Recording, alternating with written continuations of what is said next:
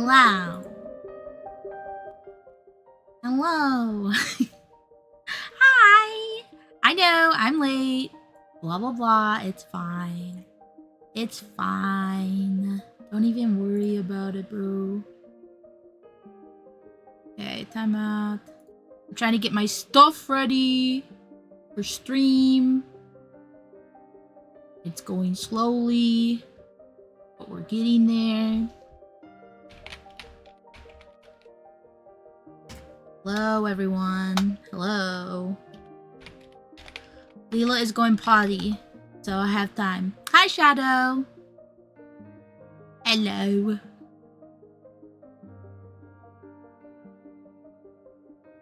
Hello.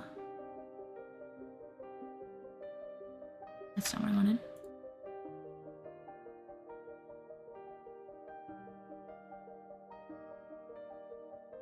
Hello, Lila. I see you. Hi.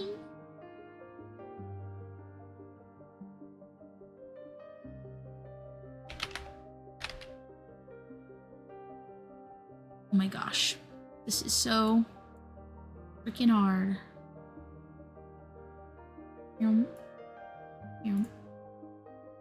Sorry, I refilled my water too. No, you're fine. I'm still adding pictures, so we're good. I'm just yapping away. Okay, let me... There we go.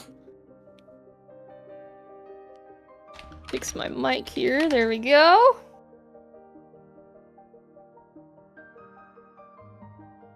Okay. Sweet. There we go.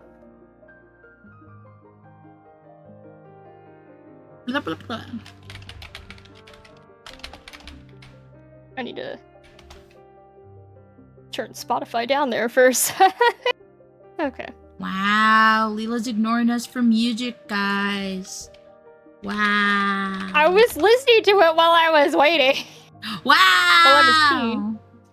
Wow. Okay, here we go. Okay.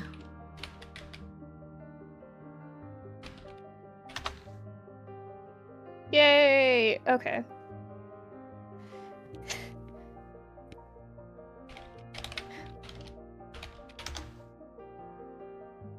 Yay! Finally! Y2K Part 2. I know.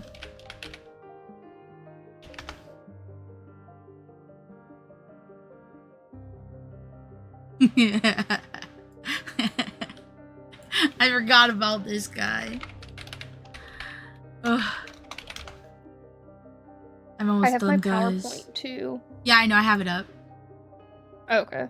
Yeah, the PowerPoint's literally just pictures, and there's no particular order or anything. It's just... mine's also gonna be just pictures and clips, because I wanted to, like, visually be able to go through things and be like, you know, easier. Yeah. I'm almost done. I realized I accidentally, like, had pictures of, like, the same thing in the background of just random slides, and I was like, that isn't supposed to be there.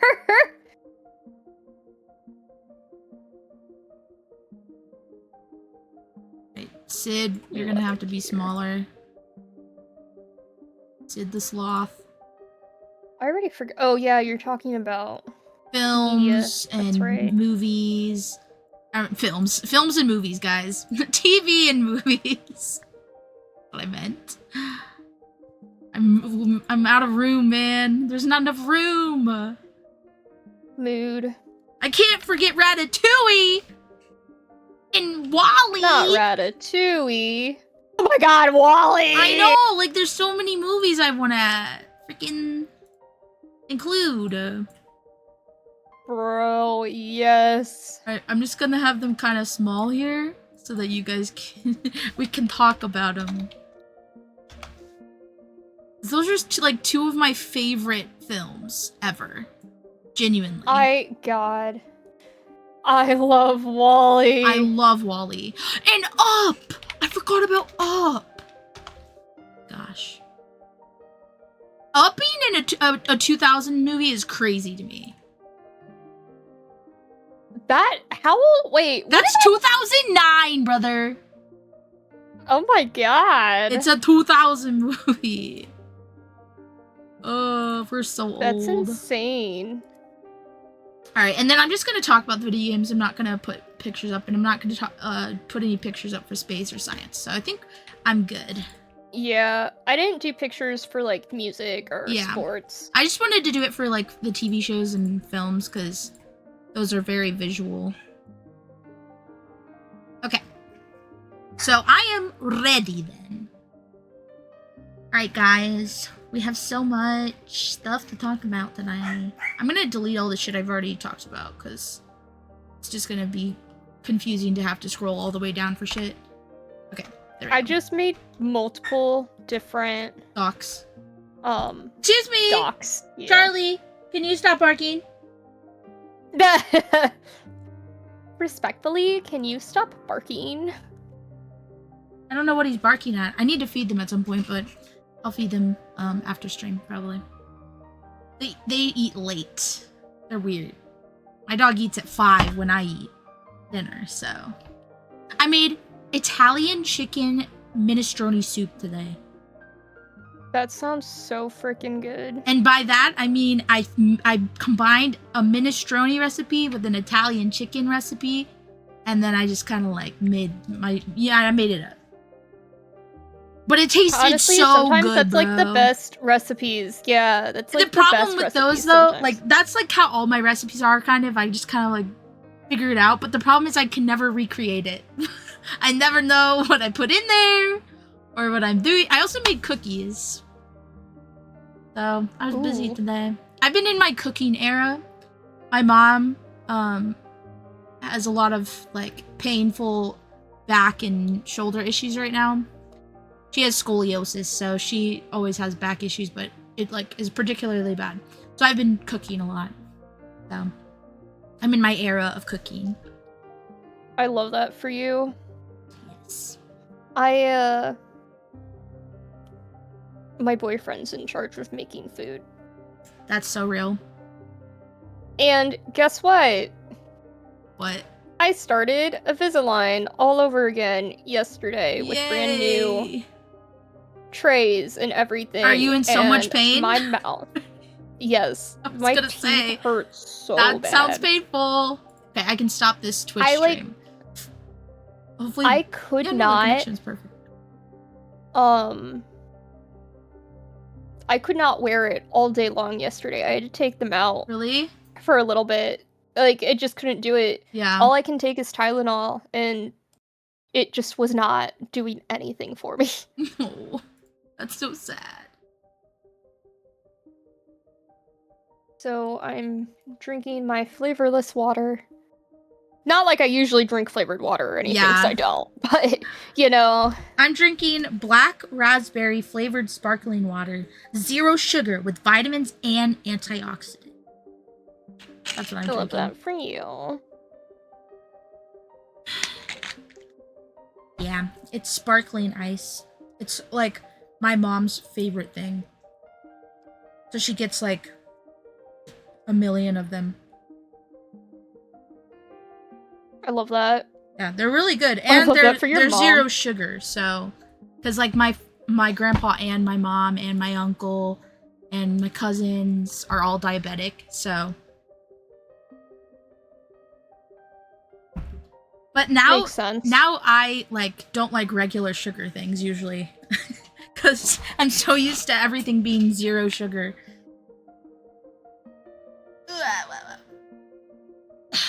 Have you? Okay, which kind of peanut butter do you get? I prefer crunchy. Okay, but do you get just regular peanut butter? Like not low sodium or low... Oh yeah, I just get regular. See, my mom has always gotten the one with like reduced something, reduced fat or reduced sodium. I don't remember what it is, but it's green. It has a green thing. It's Jif, and she accidentally bought regular once, and it was disgusting. I don't know how y'all eat that. It's like goop in your mouth. It's so heavy. Like, it's so... I don't know. I would have to, like, give you an example of my peanut butter. Like, I'd have to give you peanut butter to, like, try and see if you even notice the difference. But to me, it was drastic. It's like the difference between, like, skim milk and whole milk. Like, it's like dang. way different. Yeah. So, because during the pandemic, for whatever reason, the reduced whatever was out all the time, and we could only get regular. So for a while, we were getting regular, but no one wanted to eat it because it was gross to us in the house. So then we just didn't have peanut butter. That's my story for the episode, guys. Dang, I'll have to give you my peanut butter. Next time I see you, I'll bring you a tablespoon of peanut butter and you can try it. Tablespoon. Yeah, oh my god. Just a tablespoon. Instead of like sodas, like taste testing sodas blindly, it's taste testing peanut butter. Yes. Genuinely. Hi, Matt. Hello, Matt. Ka-chow. Okay, BRB when I get home. Love that. Okay, so we have a fun episode. The last part of our Y2K was dark and sad and depressing and like chaos and like all of that. Today we're going to be talking about some lighter topics. We're going to be talking about fashion, drama, TV, film, video games, science, sports, music, all of that fun jazz. That's what we're going to be talking about today. Yeah. So it's not going to be as heavy. We're going to have fun. We're going to do some slideshows for you guys. And yeah. We don't have an intro for this because unless we want to use the same intro that we did last time. Oh. Or that could be our intro, what I just said. Who cares, right? I mean, it's part 2. Guys, if you want to see part 1, it's uploaded on YouTube. Check it out. I'm going to be making shorts and TikToks of our episodes going forward. It's a lot of content to get through, though, so it's going to be a second. But I'm hoping that, like, because eventually, like, not this episode, obviously, but next episode will be our last episode of the season. And I would like for that month-long break to be filled with little clips from our other episodes that we've done throughout the season that you guys can watch on there, or other people can discover us from. So yeah. I'm gonna try to do that. Also, hello, Wounded Wound, mitosis. Hello. It's a lot of glorps. I love that. They're doubling. They're taking over. Love that. Yes, Shady, mitosis. All right. Who wants to start? Lila or me? What would you like today, Lila? I can... Oh god. I feel like I should probably start with music and sports first. Okay, yeah, so save fashion for the finale. Okay. Well, they're shorter, so yeah. Yeah, let me tell you guys how many. Let me see. We have. You don't want to count. We have 39 total slides, and I'm sure throughout that we're gonna have many comments and explanations. So, guys, get ready for the fashion segment. It actually is really cool, though. I love seeing all the the different styles that we got going on here. So you'll enjoy it. But yeah, let's start with the music and sports. Yeah, yeah. Yeah. I actually so FYI for the sports section, I do not know a lot about sports. So I'm hoping like timeline-wise, this is kind of accurate. So Yeah, I don't see. know if I know enough either to like tell you, so Yeah, fact checky. I feel like that's a funny Yeah. comment, Wounded Wound. He said germs when hit with a 99.99% germ killer and only one glorp is left. They all got eradicated. Very mood. funny. Very funny. I love that. Oh my gosh! Have you been keeping up with the like Dr. Fauci stuff? Yes and no. Like, I know a little bit about it, but I haven't been like He keeping pled the Fifth Amendment 106 times. Holy shit! Yeah. I mean, it's his right. Yeah, but we definitely That's will get crazy. into it off stream because there's like diaries that were released and like I know about Yeah, the yeah, diaries yeah. and stuff. Yeah. It's crazy. Crazy. Okay. Alright, Lila. Okay. Oh yeah, I don't need to be on that doc. We aren't doing an intro. Yeah, And I no, need to move we this don't have down. anything. Okay. So I have everything kind of set up like out. Oh my god, outline-ish. Okay. So, well, honestly, surprisingly, music is like my shortest. And it kind of goes a bit hand in hand with fashion. So there might be some bits of fashion lore here and there. But, you know, we'll get more into the actual fashion stuff like later. Just as a heads up. Yeah. So,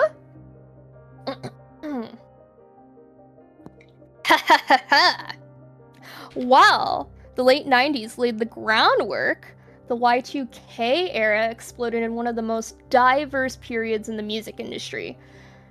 You got pop, hip-hop, rock, emo, country, electronic music, R&B, all found like mainstream success at the same time. I feel like Y2K is literally just like this hodgepodge of different cultures and subcultures all happening at the same time. If that makes sense. Yeah. For both like music and fashion. Trend-wise, I guess. But thanks to the internet, we have, thanks to the internet, MP3 players, and music sharing, people suddenly had access to more music than ever before, forever changing the industry. Did you talk about Napster last time? I can't remember. I don't think so. Okay. I couldn't remember I don't if think you I touched did. on it at all. Okay. Okay, so we gotta start with Napster here. Because it technically started in 1999, but obviously, like, it was 2000 when it really, you know. So, Napster is definitely, like, one of the biggest, turning points, I feel like, in the music industry. It did launch in 1999. And it allowed people to share MP3 files for free. Now, I feel like a lot of people our age remembers MP3s. You know? There are definitely people out there. I feel like that probably have no idea. The same with, like, MySpace. I really feel Yeah. Okay, I never It was a fever experienced dream. MySpace. Like, Really? I don't even think my I remember, like, I'm sure my sisters had them, but I don't remember, like, going on the computer and, like, watching, like, looking at their MySpace or anything. Like, I didn't do that. I remember MySpace. Oh my gosh. Do I remember MySpace? I don't think I should have been on MySpace. Yeah, but I definitely, because remember MySpace. I'm thinking, like, when did I get a Facebook? Probably when I was, like, 12 or 13. And I think that would have been my first thing. I don't think I did anything before that. I don't know. But you were also on Omegle and talking to strangers. Lila was a crazy kid. I remember at the time I definitely thought, like, when Facebook first launched versus, like, when MySpace first launched. Yeah. I definitely thought MySpace was cooler, because at the time, like, with MySpace, you got so much more customizable stuff, and, okay, getting off track, but yeah. Anyway, Napster. So, instead of buying an entire CD, which you had to do if you wanted to, you know, listen to a certain song, users could download individual songs. And millions of people used it. But record labels absolutely hated it because artists weren't getting paid. So, yeah, there was definitely people who absolutely hated it, and other people who were like, yeah, I don't really care, it's whatever. Yeah. But, like, for example, Metallica famously sued Napster in 2000 after discovering one of their unreleased songs had spread online before its official release. So I'm not saying Napster was, you know, legal, but a lot of things at the time weren't necessarily legal online. Yeah. If you think about, like, pirating was huge. Yes. I mean, it still kind of is, but it was, like, huge. I don't know if you talk about it at all, but in the anime scene, pirated websites. Yeah. Crunchyroll before it was legit. I would just like to remind everyone. Yeah.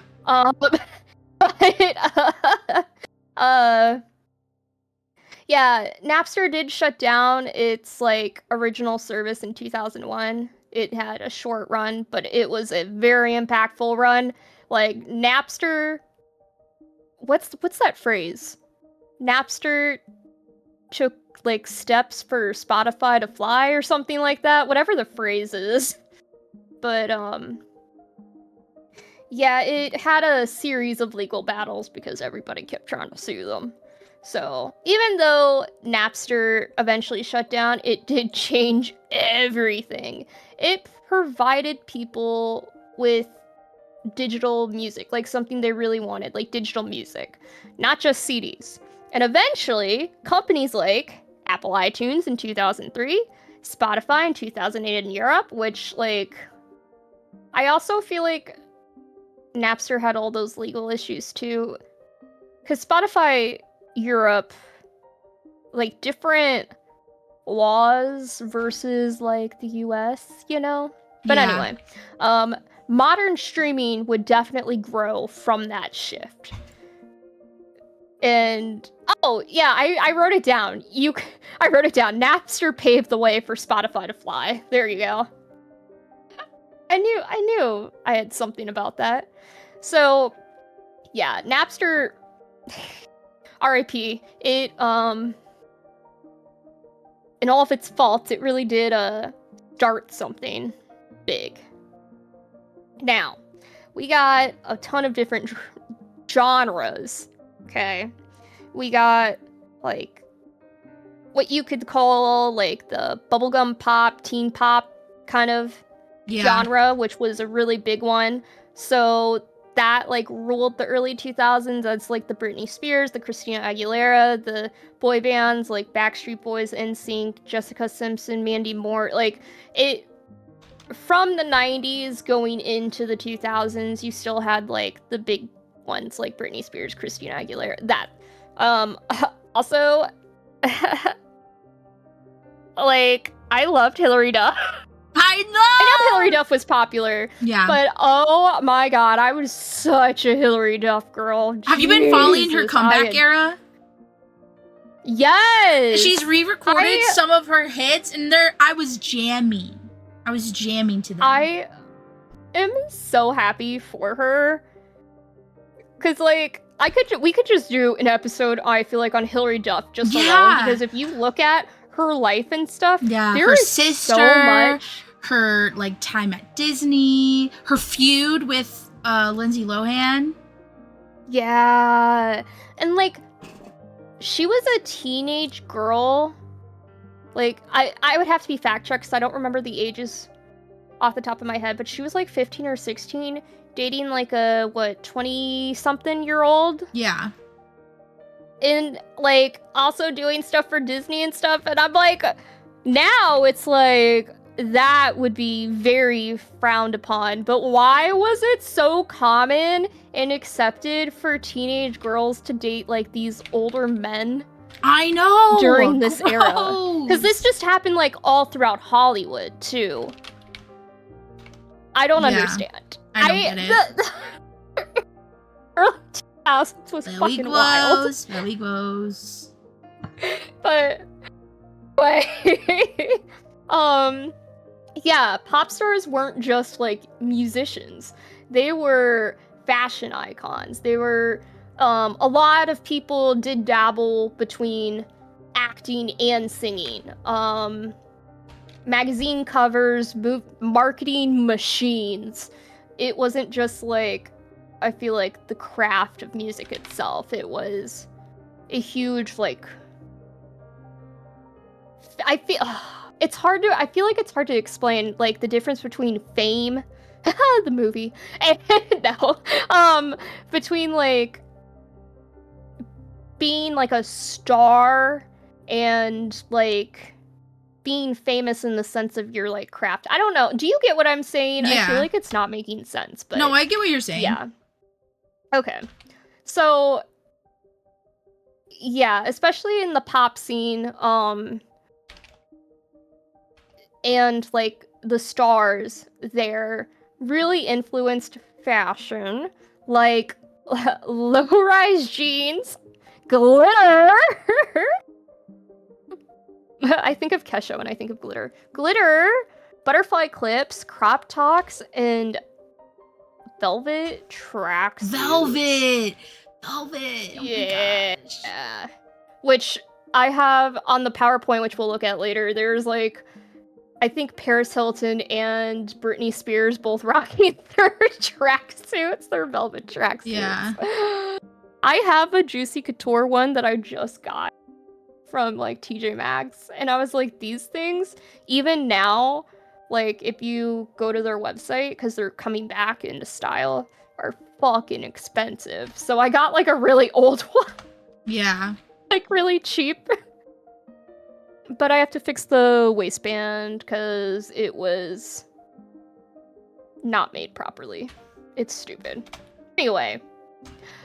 Then we got the hip-hop and, like, rap kind of scene, you know? Mm-hmm. And that... Crap, there we go. That era really helped push, like, hip-hop fully into the mainstream culture. It was huge. Artists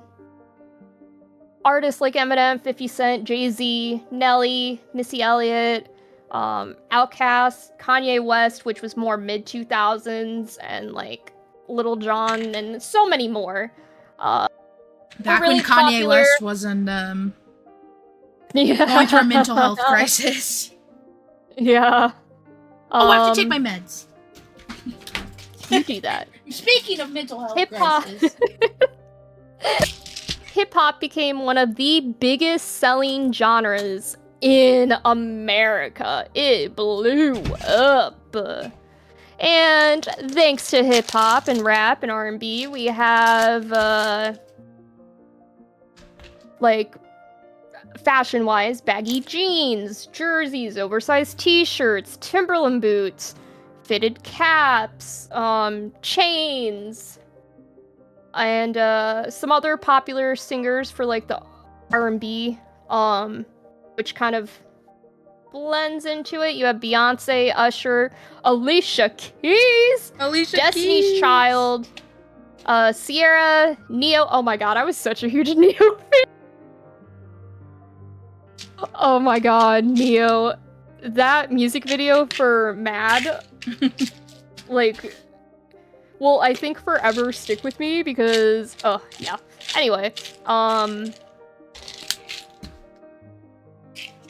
yeah, I really feel like a lot of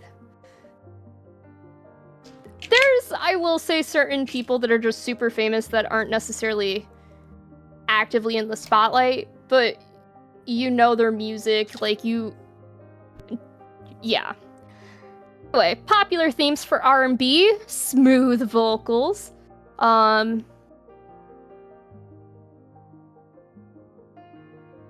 hip-hop collaborations, so that's what I meant by, like, hip-hop, rap, like, kind of flowing in and out of R&B, and then, you know, there could be, like, dance-heavy stuff, too, going on in these. I feel like dancing was, like, especially, like, hip-hop dance and stuff, like, really blew up during this time. Especially in movies. I don't know if you go into any of those movies, but like the Step It Up ones. Yeah, and like Stomp the Yard and stuff. Oh my god, I was such a huge fan of those movies growing up. Anyway, we also have like pop punk and like emo. That was definitely a big subgenre that was really popular, and that exploded around like 2003 to 2008. Oh my god, a little mixed up here. There we go. So with that, you had artists like Green Day, Blink-182, My Chemical Romance, Fall Out Boy, Paramore, Good Charlotte, Panic at the Disco. Okay, I need a drink. I'm already like...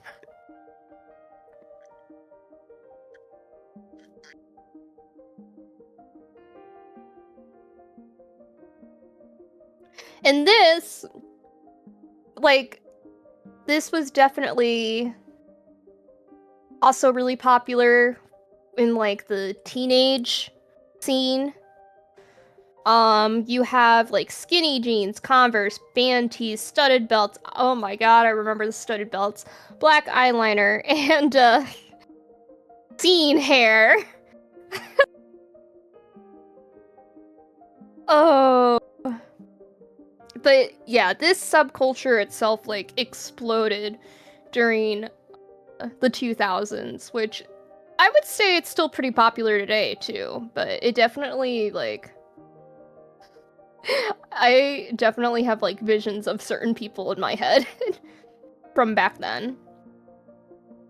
But, yeah, that takes us to a rock and alternative next, so... Groups like Linkin Park, Nickelback, 3 Days Grace, The Killers, and many more. Which, okay, do you listen to alternative at all?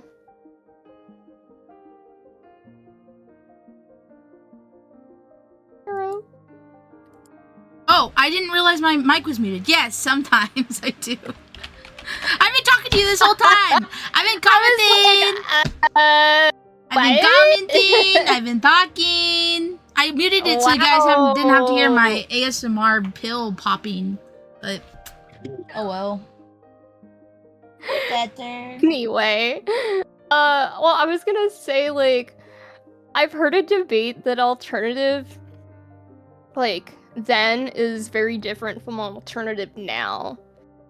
Yeah, and I would definitely agree. Do you know what really brings it home for me? There's that one TikTok alternative guy that's been trying to, like, sell his music on, like, the For You page for a while. And I'll have to send it to you for you to, like, fully understand. But it's so... Like, I feel like alternative back then, they weren't, like, trying hard to be alternative. They just were being themselves. Yeah. But now I feel like people are trying to be the old alternative, like, style, and then it comes off as they're trying too hard.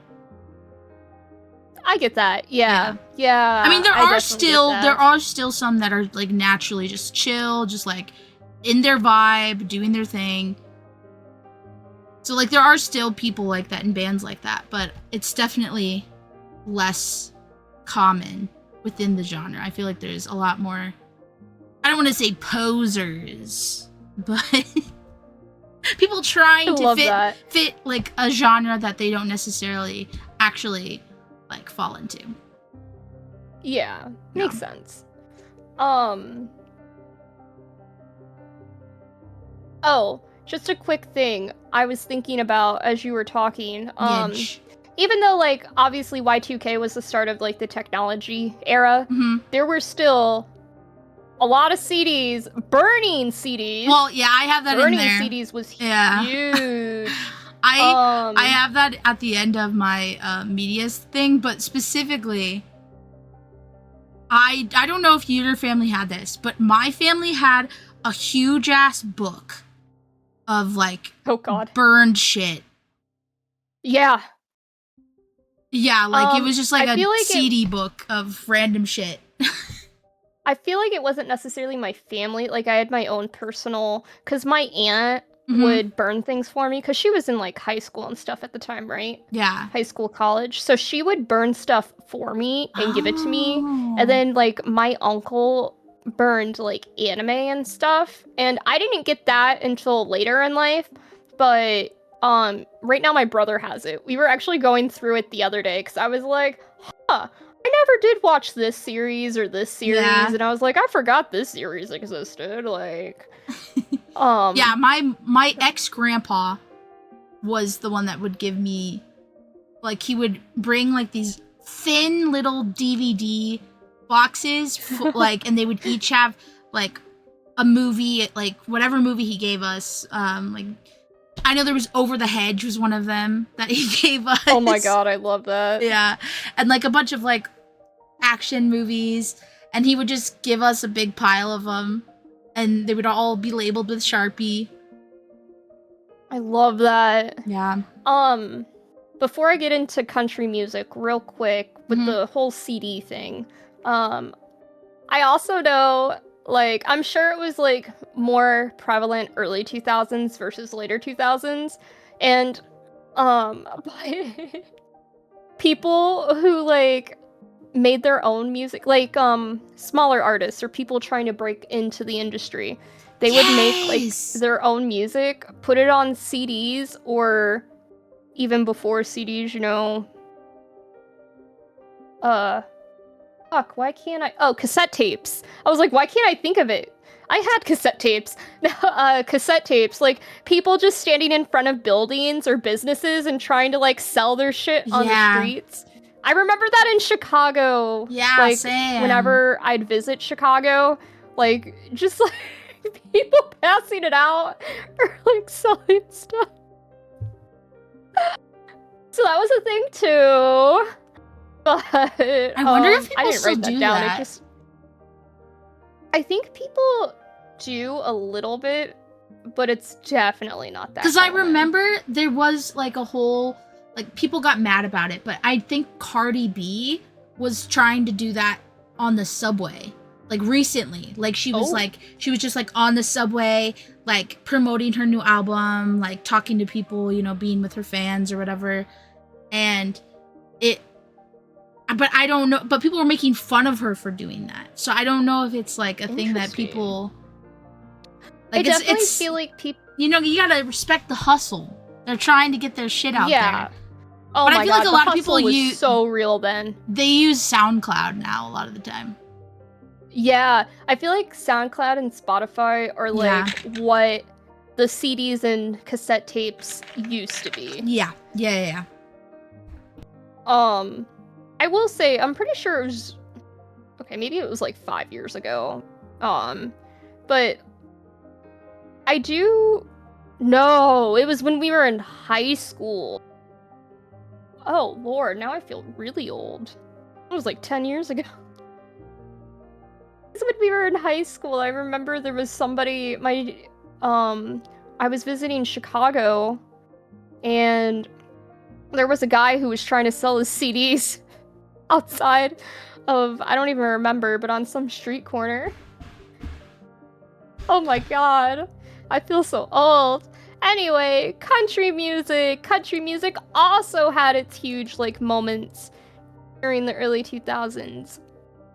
mid-2000s. You had Shania Twain, Tim McGraw, Faith Hill, Toby Keith, and we'll get into this show, but you also had Carrie Underwood after American Idol! Kelly Clarkson! Kelly Clarkson! Oh my god, Kelly Clarkson, yes. Dude. Loved her. I'm gonna when we get to that section, I'm gonna play her audition. It's so good. Yes. Yeah, I didn't really like talk about it because I didn't know if you were or not, but I did bring it up like a little bit. I'll put it. But yeah, technology changed music like we were kind of talking about earlier, and so it kind of went like this. It went CDs to MP3 players, which, oh my god, I remember, I think my first MP3 player was this like cheap little black plastic thing, and I don't even remember how many songs it held. Me neither. I'm pretty sure I got one in like a meal somewhere too, like a really cheap one that like didn't. It was yeah. God. And then it went from MP3 players to iPods, but it wasn't just like iPod touches, guys. It was, you know, you got the iPod Nano. I remember my sister had an iPod Nano, because, you know, she's younger than me. Yeah. And I was, like, so jealous of her having an iPod Nano, because I'm pretty sure I just had the MP3 player. Because I had it for a while, you know? Yeah. Her iPod Nano, and I was, like, so jealous. I don't think I told her I was jealous, but I definitely was. What was the... I didn't write it down, but now I'm curious what the iPod evolution was. What was after iPod Nanos? I don't know. I'm gonna get some... Oh my gosh, this is the exact CD player I had. This little okay, so it went shit. iPods, which were similar to MP3 players. You know, like the bigger ones. Yeah, I'm putting some on the screen while you're talking. Okay. Oh, if I can get it small enough, guys. It's covering the entire It wasn't screen. just Apple. There were so many, like, off-brand, different brand, like, iPods and MP3 players, too.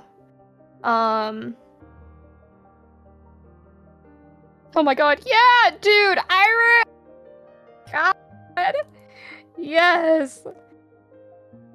So, like, you had first gen come out 2000, so you had classics and you had minis, and then you get the iPod Shuffle, okay? Oh, the Shuffle! Oh my god. Yeah, the Shuffle!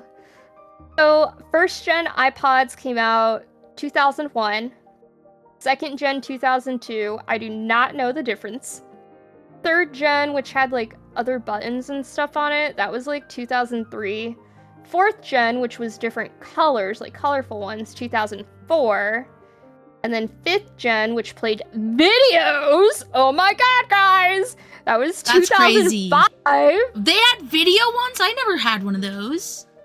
I never had one of those either. This is my first time learning that. That was 2005. 2007 was the 6th gen.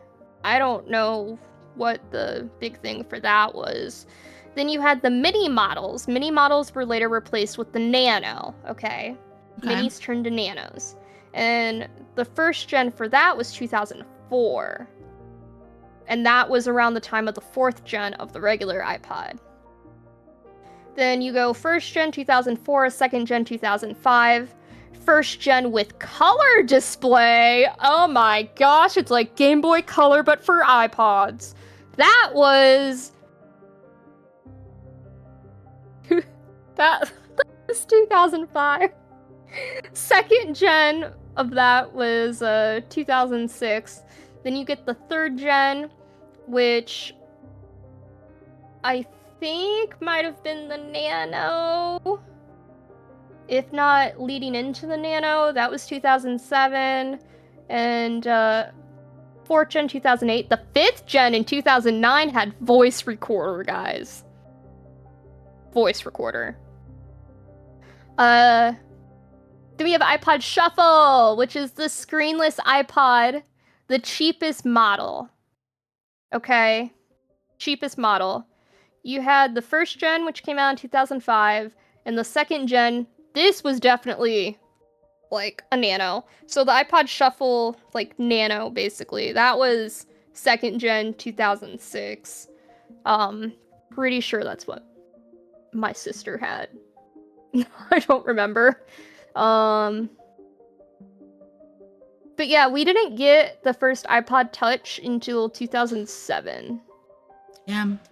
So I figured out what those like fast food MP3 players were. They were Happy Meal MP3 players, and they had singular songs that you would get in a Happy Meal, and like you plug it into the thing, and then it would play the song. And it had like songs from American Idol. It had songs from like I think the Gummy Bear song was one. So it wasn't like an actual audio player. You plugged in like a quote unquote song disc into the machine and it would play it. Yeah.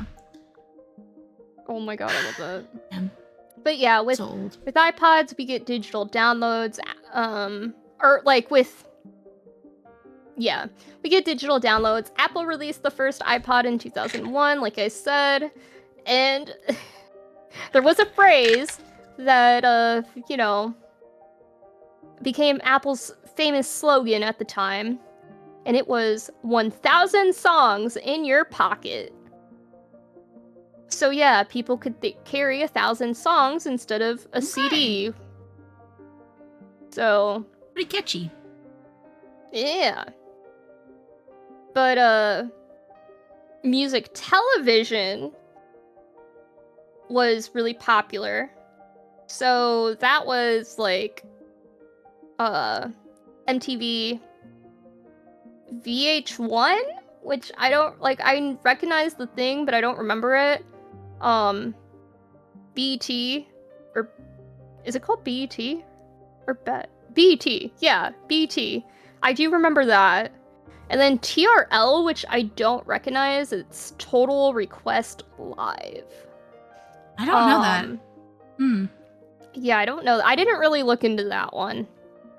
But music videos were huge. Obviously, like MTV was before it became what it is now. It just like was, music. Yeah. Artists planned entire album releases around MTV premieres, which is like insane to think about. It's insane.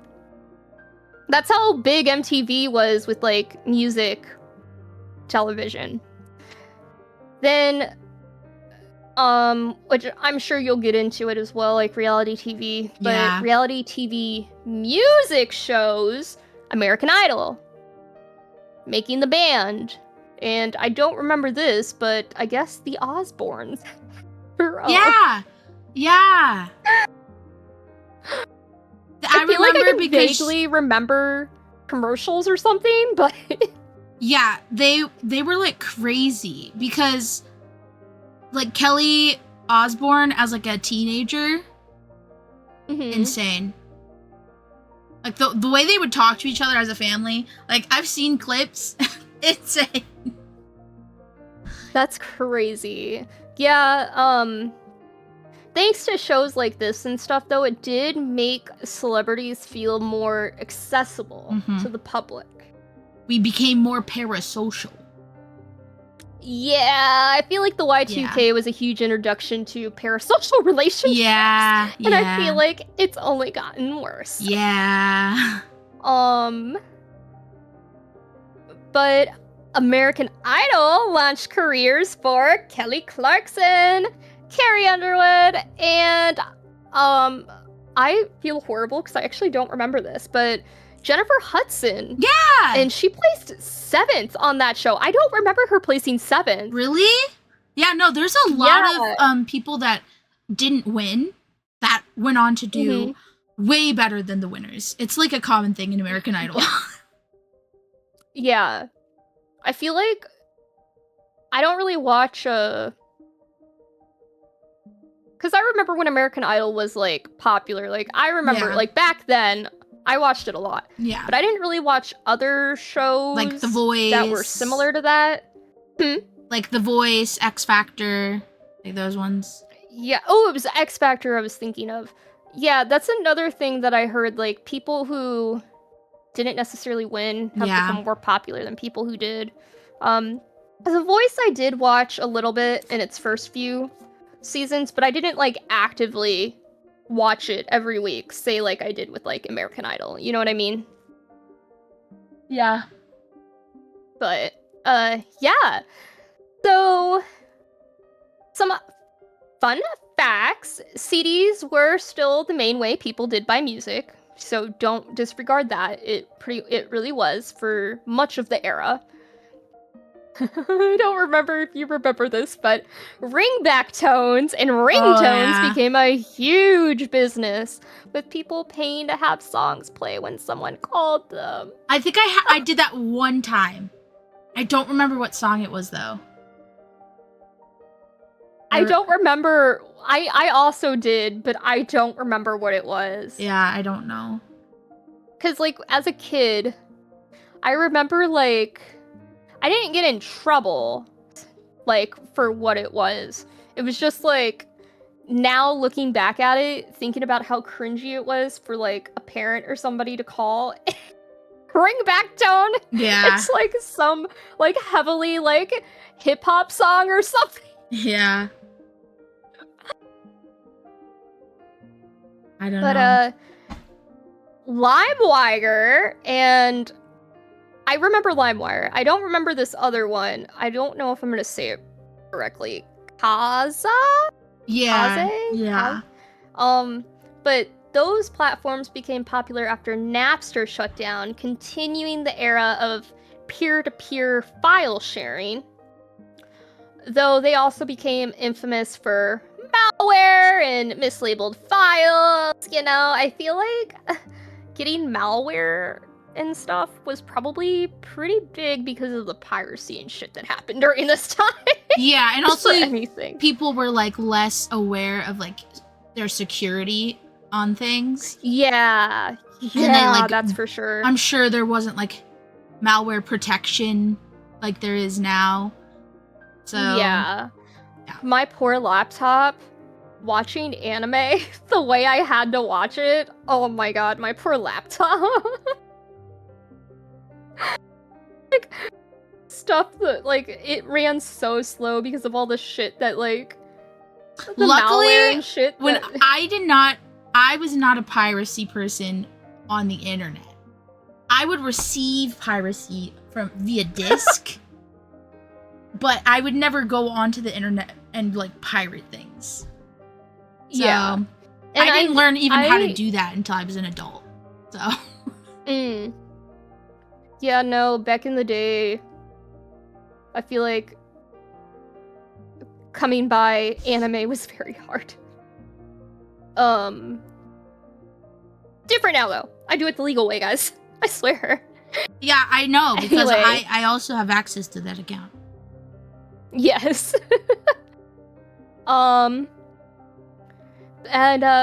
MP3 players eventually gave way to smartphones, which combined music, internet, and communication all into one device. So, yeah. When did you get your first smartphone? Smartphone? Yeah. Oh, shit. Might have not been until high school. Because I had an iPod Touch for a really long time. Yeah. And I was also, like, in middle school and stuff, I was a huge fan of, like, the slide-out keyboards on phones. So I don't think I got my first smartphone until high school.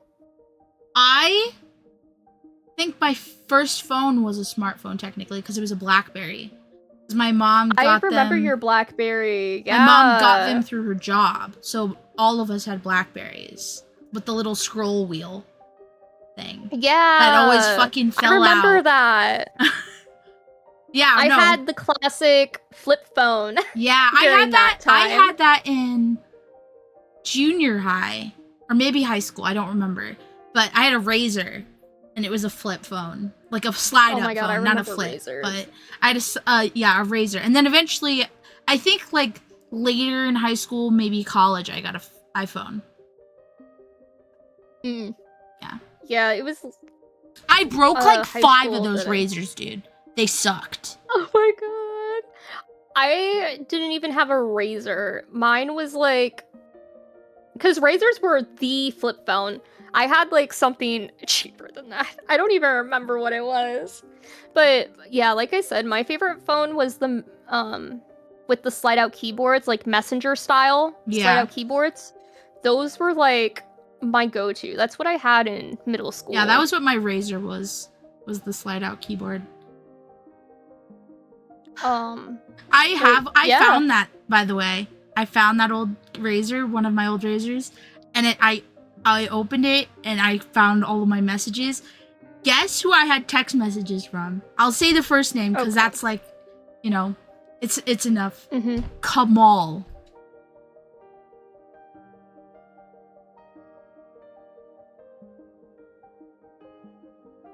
Yeah, that's it.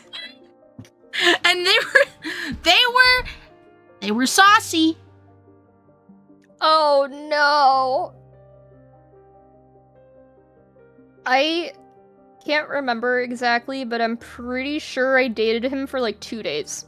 Yeah, you did. Because it was right around the time that after you stopped dating him, was around the time that I was like talking to him. I never dated him though. Yeah. He was afraid of my dad. That's so funny. Yeah. That's so funny. Oh, before I forget, one artist that we both loved that I didn't even bring up that was popular during this time, Avril Lavigne. Oh my gosh, we used to freaking put her on the karaoke machine on the CD all the time, and I feel like she was like the face of that like genre of hers. Like she really pushed into that, and like I remember she was so cool. Yes, I thought she was so cool. Her wearing like ties with like a tank top and this like studded belt and whatever, like with her like striped long sleeve undershirt. Yes, I thought she was the coolest. Yeah. Love her. But I could never be that cool. I could never do it. Right? I look at pictures of us back in the day. We were so uncool. We were. It's so cringy. Oh my god. But yeah, Y2K music wasn't just about catchy songs. It changed how we discovered artists, bought albums, even like expressed ourselves with music. Whether you were dressed in a velvet tracksuit inspired by Britney Spears or rocking skinny jeans and eyeliner thanks to My Chemical Romance, music and fashion became oh my god, I know the word, but I am having a hard time saying it. Inseparable. Yes, thank you. And while CDs eventually gave way to downloads and streaming, the Y2K era marketed the moment the music industry stepped into the digital age. Yay, that was music. Music! Now on sports. To sports. Sports time. Sports. Yeah, there was a lot more that happened with sports during this era than, like, I remember. Ooh. But yeah, Y2K sports, so this is about, like, 1999 to 2008, I think is what I'm kind of covering. But the Y2K era was one of the most dramatic periods in modern sports, guys. Oh my god. So much was going on. So much. Legendary athletes broke records. New dynasties formed. Extreme sports entered the mainstream. And The Olympics produced moments that even people who never followed sports still remember. At the same time, television, the internet, advertising, and video games changed how fans experience sports. Athletes were no longer known only for what they did during a game. They became celebrities, fashion icons, video game characters, commercial stars, and global brands. But the decade also had a darker side. Steroid investigation. Oh no. I'm sorry, there was more, but I just... Steroid investigations, doping revelations, controversial judging, and violent confrontations forced fans to question what fairness and greatness really meant. Y2K sports were not simply about who won, they were about the heroes, the scandals, the miracles, and the moments that became part of pop culture. I really do feel like, yeah, this was the time where professional sports players were no longer just professional sports players. Yeah. You did sports and everything else. Also, I don't know if you remember this movie. Do you remember the movie Stick It? Yeah. It was a gymnastics movie. Yeah. I saw a clip for that the other day, and it, like, just unlocked memories for me. That used to be one of my favorite movies, especially when I still did gymnastics. Yeah. And I totally forgot that the whole premise of that movie was about, like, the bra strap rule and how ridiculously stupid it was. And it was, like, an actual thing that happened. Like, gymnasts who got in trouble and points deducted because of their bra straps showing, like, everybody just kind of, like, protested by letting the bra straps hang out. And it's so stupid. I know it's not, like, a rule anymore, I don't think. I don't think so. But, like, that's just insane to me. It really does show inequality in sports. But yeah. I forgot, like, all about it, and I literally saw that clip, like, 2 days ago, and I was like, oh my god, I loved this movie. Anyway. Sports became 24/7 entertainment. So before social media feeds with highlights and, being able to track everything online, you had things like radio programs, televised highlight reels, newspapers and sport magazines, ESPN and sports centers. That was a big one. Online message boards, sports websites, trading cards, and video games. And of course, like I said before, athletes became full-fledged celebrities. They appeared in sneaker campaigns, Gatorade commercials, music videos, talk shows, magazine advertisements, and video game covers. I'm sorry, I know you're talking about video games, so I'm trying not to step into that territory, but I just had another memory unlock. Okay, go ahead. Do you remember Dancing with the Stars? Like the show? Yeah, the show. Yeah. Back in the day, I owned a Wii game that was Dancing with the Stars. What? I'm pretty sure it was Dancing with the Stars. It could have... There was a Wii game I had that was also this, like, sport kind of Wii game. But it had, like, celebrity... I think it was Dancing with the Stars. Celebrity guess that you could pick, but I'm pretty sure it was a dancing game. So I don't actually know if it was Dancing with the Stars, but I think it was, because that's, like, the whole premise of it. Just in that game, there was Christy Yamaguchi, and I was always... Bruh. Oh my god. Okay, sorry. Anyway,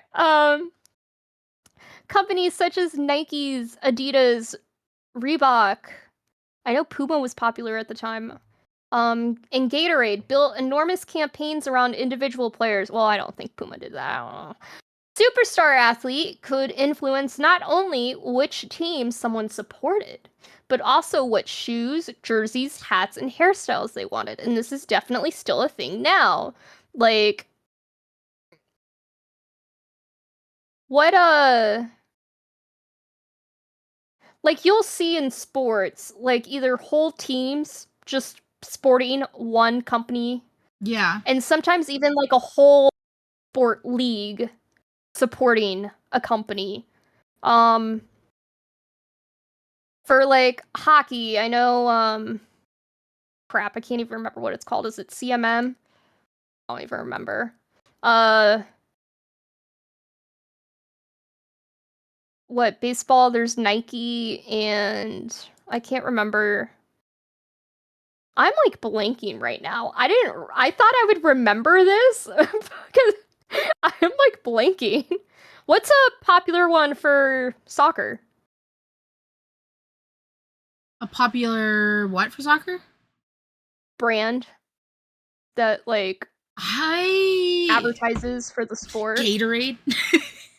Fucking Gatorade. Gatorade is huge for football too, I feel like. Yeah. There's another drink brand that is super big. I can't remember what it is, but I'm trying to think of like if there's a cleat like brand. I don't really think there is. I know Gatorade is one though. But I don't know if they are anymore. I think there was like some controversy there. Ooh. Big sponsors for football. European. So it doesn't give me American football. Spotify, Adidas, Emirates, a lot of like European brands because it's not. Oh, Nike and Puma.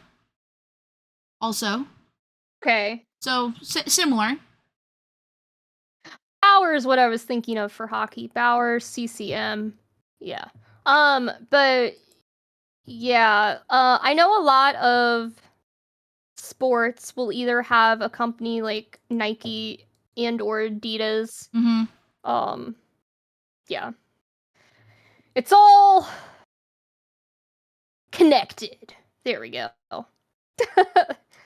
But yeah, a superstar athlete could influence not only which team someone supported, but also what shoes, jerseys, hat, and hairstyle they wanted. And the Y2K era had no shortage of larger-than-life superstars. Also, I'm really sorry if, like, I can't think of the word. As I talk, if, like, certain sounds, letters, or words are, like... It's okay. Invisalign. We get it. Yeah, exactly. I'll get used to it again eventually, but I, like, literally gave up on it and restarted from scratch. Yeah. Anyway. Athletes who defined the era. We're going to start with basketball. You have Kobe Bryant, Shaquille O'Neal, LeBron James, Michael Jordan's lasting influence. That's what it's written down. Golf, Okay. basketball. Yeah. Yeah, Kobe Bryant and Shaquille O'Neal led the Los Angeles Lakers to 3 consecutive NBA championships from 2000 through 2002. Shaq was known for his overwhelming size, power, humor, commercials, and enormous personality. The commercials. Like, can't remember a specific commercial, but I can just see his face. I know he does doesn't he do the Old Spice ones? He might. I don't remember, but like, yeah. Let me see. Kobe became known for his determination, scoring ability, and intense approach to the game. Together, they created one of basketball's most famous dynasties, even though tensions between them eventually helped bring their partnership to an end. Then you have LeBron James. LeBron James entered the NBA Gold directly from high Bond. school.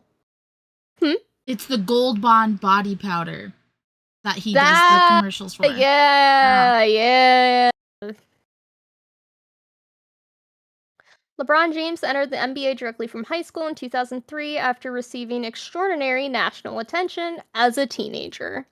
He had already appeared on the cover of Sports Illustrated with the nickname The Chosen One, and he entered professional basketball carrying expectations rarely placed on such a young player. By the end of the decade, he had become one of the league's most recognizable stars. Then you have Michael Jordan's lasting influence. Michael Jordan's championship belonged primarily to the 1990s, but his influence remained everywhere during Y2K. Air Jordans continued shaping sneaker culture, and Jordan briefly returned to play for the Washington Wizards from 2001 through 2003. Then, now we're going from basketball to American football. Hold on, sorry. I'm trying to like mark stuff certain ways so I know what I read. We have Tom Brady. Tom Brady was selected the 100. Oh my god, okay, hold on. He was selected the 199th overall in the 2000s NFL draft, meaning almost every team passed on him multiple times. Damn. When the Patriots quarterback Drew Beldosi, I don't know, was injured in 2001, Brady took over as a starter. New England went on to win the Super Bowl, beginning one of the most successful dynasties in professional sports. The Patriots won 3 Super Bowls within 4 seasons, and Brady transformed from overlooked draft pick to one of football's biggest stars. So, yeah, kind of has a bit of a Cinderella story there, I feel like, you know? Oh, what is it? The underdog story. There we go. The underdog. Yep. Then we have Peyton Manning. I really like Peyton Manning. I think all the stuff he does now is funny, like his commercials and stuff like that. Yeah. Anyway, Peyton Manning became one of the decade's defining quarterbacks and one of Brady's biggest rivals. Known for studying defenses and changing plays before the snap, which I don't understand what that means. Manning led the Indianapolis Colts to the Super Bowl championship during the 2006 season. Now, I'm gonna be so for real. I didn't, like, my dad watched American football all the time, and it just kind of went over my head. Yeah. But my dad is from Jersey, so he was a Giants fan. So the name that was always brought up, like, I feel like I grew up hearing was Eli Manning, his younger brother. But the Mannings in general were talked about a lot together, and they, like, did stuff together and stuff too, so, yeah. But other major football stars, oh god. I don't know any of these people. Randy Moss, Terrell Never heard of him. Owens, Never heard of him. Ray Lewis, Brett Favre,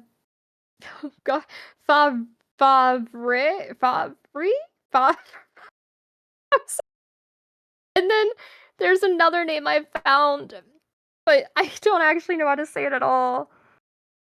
I really don't want to mess it up. Oh god, I feel so bad. Last name Tolmanson. Anyway, baseball! Baseball entered the Y2K era with enormous stars, record-breaking home runs, intense rivalries, and one enormous problem. Performance-enhancing drugs.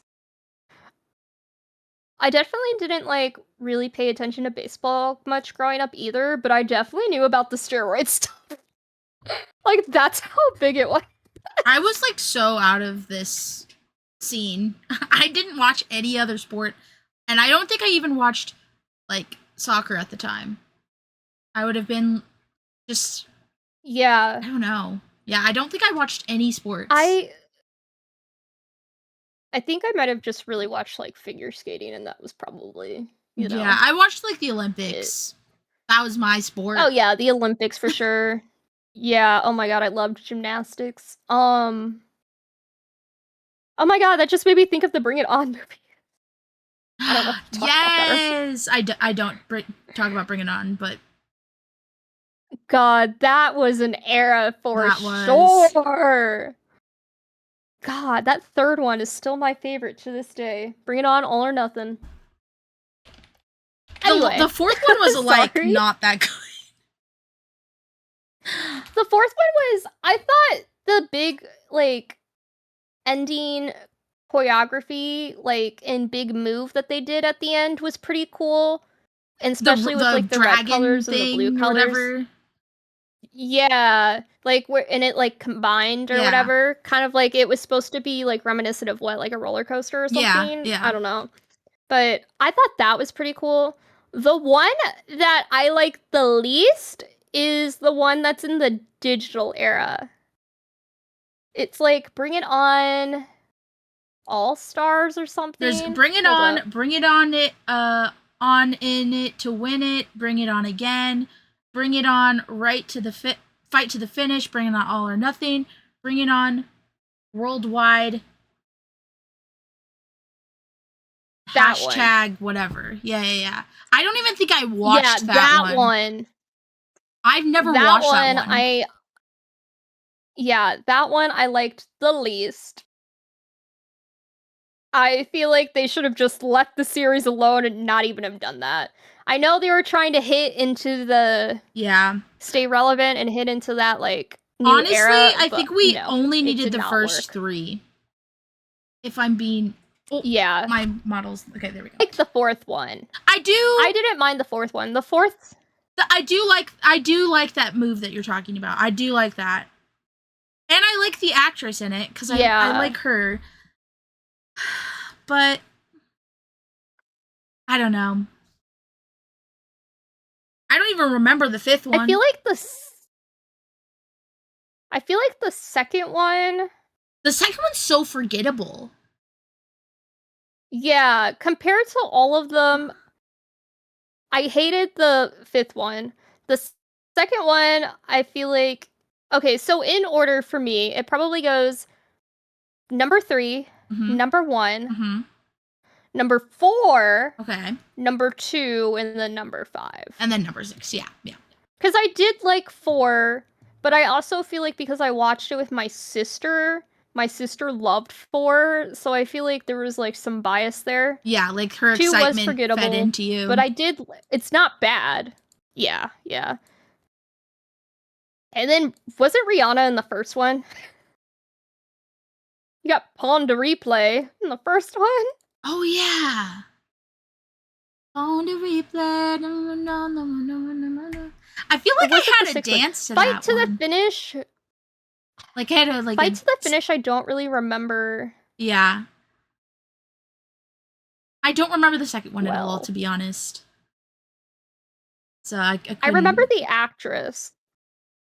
I can see the actress's face in my head, but I don't know who it was. No clue. Who is it? I remember the blonde girl pretty well. Bring It On to... Oh my god, the Monica character. I loved her. Yeah, I remember Monica. I don't remember the other girl. Bree Turner was like the main character. Oh my gosh! So was the girl from One Tree Hill. And the guy from Pretty Little Liars. What the heck? There's so many people in this that I just don't... I don't remember the second one. I need to rewatch it, I guess. Bring It On, the original, came out in 2000. Yeah. Second one came out in 2004. Fight to the Finish, I vaguely remember. It's not bad. Fight to the Finish isn't bad. I vaguely remember that. Wasn't my favorite. It is definitely better than the worldwide one, which I hated the worldwide one.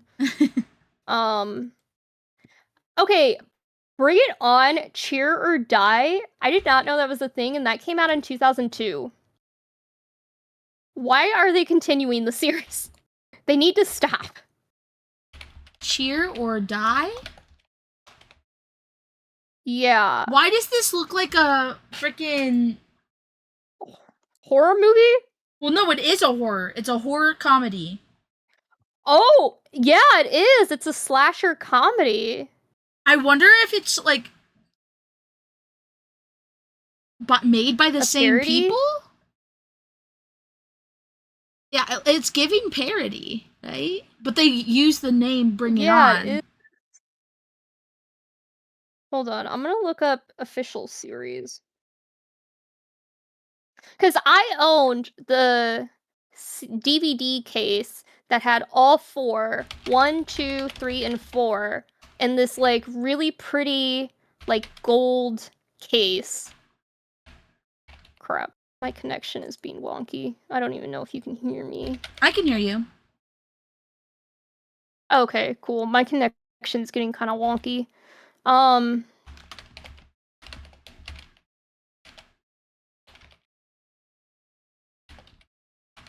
Okay, this is not... Oh, I should do movie series.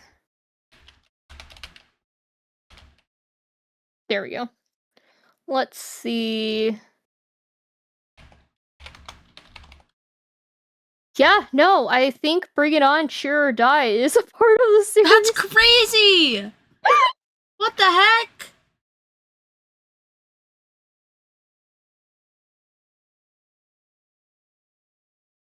Yeah, final installment of the Bring It On series. It's the 7th and final installment. That's insane, dude. I kind of want to watch it now. I know! I kind of want to do like a Bring It On marathon. Yes. I do, now that I'm looking at the pictures, I do remember Fight to the Finish a little bit, and I do think I liked that one. Obviously, like, it wasn't my favorite. Okay, I got my, now looking at this. I only remember the girl. Cheer or Die, I don't remember. Like, I remember the main character, but... Yeah. Number 3 was my favorite, then it goes number 1. Then it goes number 4, In It to Win It. Then number 2, Bring It On Again. Then Fight to the Finish. And then at the very bottom, it would be the worldwide one. Okay. Okay, we got off. I'm sorry. At least it was cheer related. Baseball! Some of the decade's biggest names included Sammy Sosa, Barry Bonds, Alex Rodriguez, Roger Clemens. As you can see, I don't really know any of these names besides one. Yeah. Derek Jeter? Baseball's most celebrated accomplishments would eventually become tangled in one of the biggest scandals in sports history, which we will come back to. Golf! We have Tiger Woods! Your dad was like the only one I knew who watched golf growing up. Yeah, yeah. I don't even, like... He golfs all the time, but I don't ever see him watch it anymore. He used to, though. Really? Yeah. Well, he used to, like, watch Tiger Woods specifically, but... Yeah, I remember that. Like, I that was, like, the only sport my dad has... Well, other than, like, UFC, MMA, but... Yeah, that's, like, the only shit my dad would watch, like, sports-wise. Unless he, like, was forced to watch soccer. Tiger Wood. Oh, okay. Yeah. And I know Tiger Wood has, like, a series of his own controversy, like, scandals and shit. Yeah. Lots of controversy. But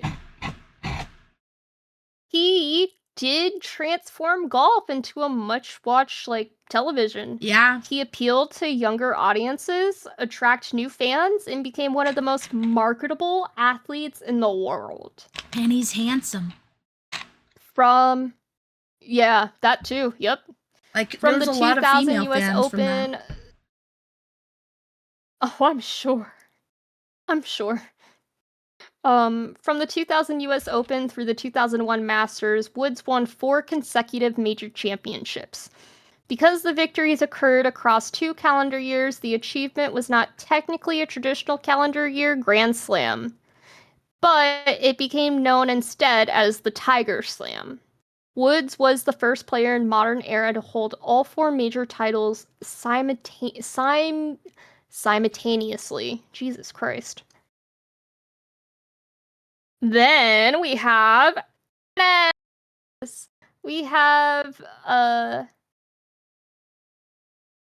why am I blanking on her name?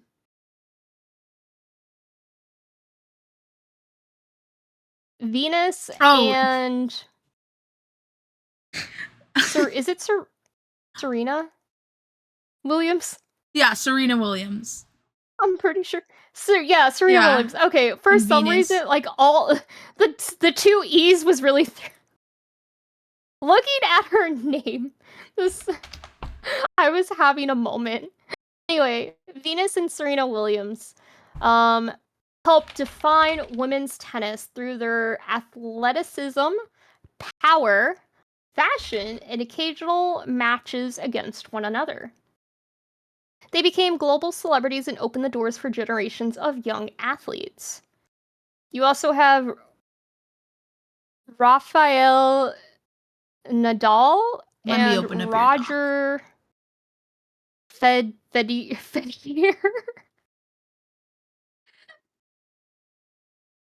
Yeah, I see the slam. Where are we? Okay, there we go. Roger Federer and Rafael Nadal. Federer? Yeah, okay. Federer or Federer. Roger. Yeah, I don't know how to say his last name. Federer, Federer. That's how I would say it. Yeah. Well, he dominated much of men's tennis during the middle of the decade with his elegant and controlled style.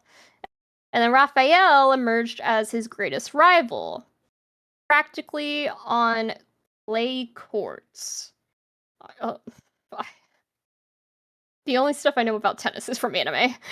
Her rivalry became one of the defining stories of international tennis. Then we have soccer or football.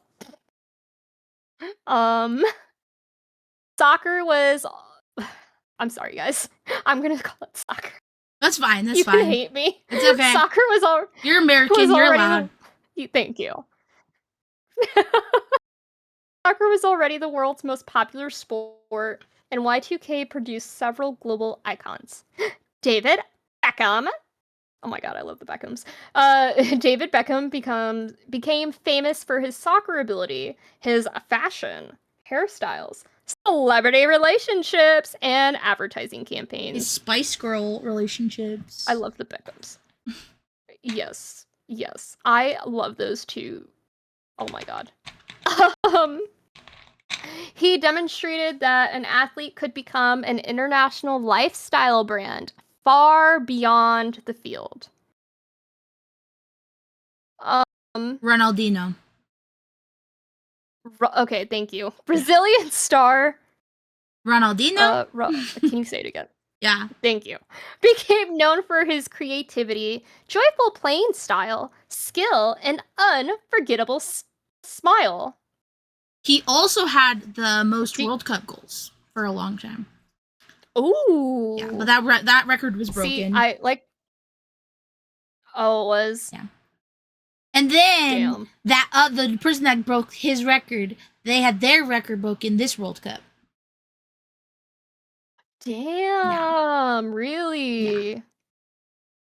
By Lionel Messi, who you're going to talk about in a second. And then someone else broke Lionel Messi in the same time, so. God! Yeah. A French Jeez, soccer that was player, short-lived. Mbappe, broke it. So Mbappe is the one that holds the record now. But Ronaldinho did have the record for a hot second. That's cool. See, guys, I did have the PSA of I don't know much about sports. So, This is the only information I can add.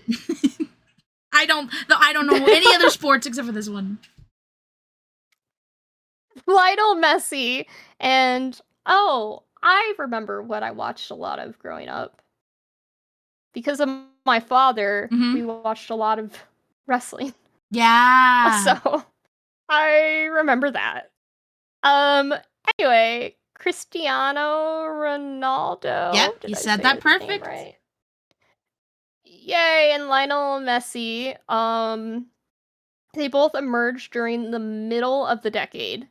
Neither had yet completed the legendary careers they would later build, but fans were already watching the beginning of a rivalry that would define world soccer for years. Yeah. Do you have anything to add about their rivalry? Well, it's really been like up until this year because Cristiano Ronaldo is retiring. Lionel Messi is probably going to retire before the next World Cup. Or he just won't be in the World Cup. He'll just play like league soccer. But we talked a lot about this. Are they? They're in their 40s, I think.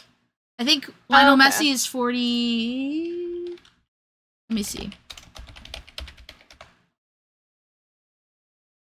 39. He's about to be 40.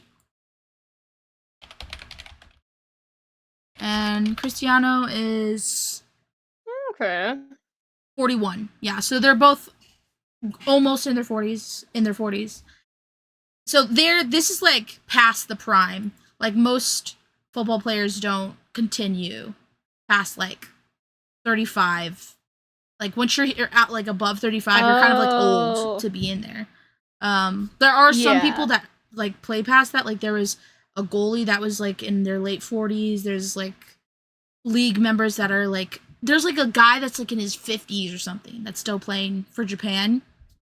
But yeah, their rivalry is like been until like basically this year.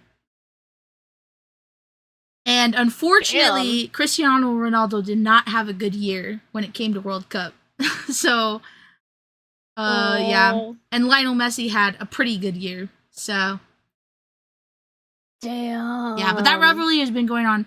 It's not really them that are rivals, it's the fans. Their fans are so obnoxious. I was just about to ask, is it actually them or is it the fans? No, it's the fans. Because, they're so obnoxious. They're like, they dog on the other person, call them like names. Argentinian fans are like freaking racist and crazy sometimes. Insane people. Yeah. Yeah. So, yeah, it's not really them as much as it is the fans. Okay. But like other like big football players, former football players, like pro players have talked about the feud and like talked about like who they think is the better player. So it's like it's a whole sport thing. Like everybody in the sport knows about it. So it's definitely like one of the biggest feuds. As of yet. I'm sure we'll get bigger ones in time to come, but in the last 2 decades, this was the biggest. Damn. Yeah. Well, next we have racing. NASCAR. I only know. Yeah, I only know just a little bit of this because my boyfriend loves NASCAR, and I've seen a documentary here and there. But NASCAR reached enormous popularity during this period. Major drivers included Dale. Oh God, I know his name. I watched a documentary about this guy. Earnhardt? Yeah, thank you. Dale Earnhardt and Dale Earnhardt Jr. Dale Earnhardt, oh my God. He sucks how he died. Hydrate Jeff and stretch, Gordon. Lila. Okay. Thank you, Shadow. Thank you. Jeff Gordon, I've heard of. I guess there's Tony Stewart and Jimmy Johnson. But Dale Earnhardt's death during the 2001 Daytona 500 shocked the sports world and helped accelerate safety improvements within NASCAR. There was a lot, I feel like, safety-wise, that is so different then compared to now. Formula One also had a dominant global star in Michael Schumacher,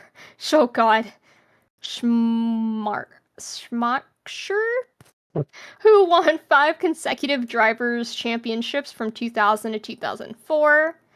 Then we got the Olympics.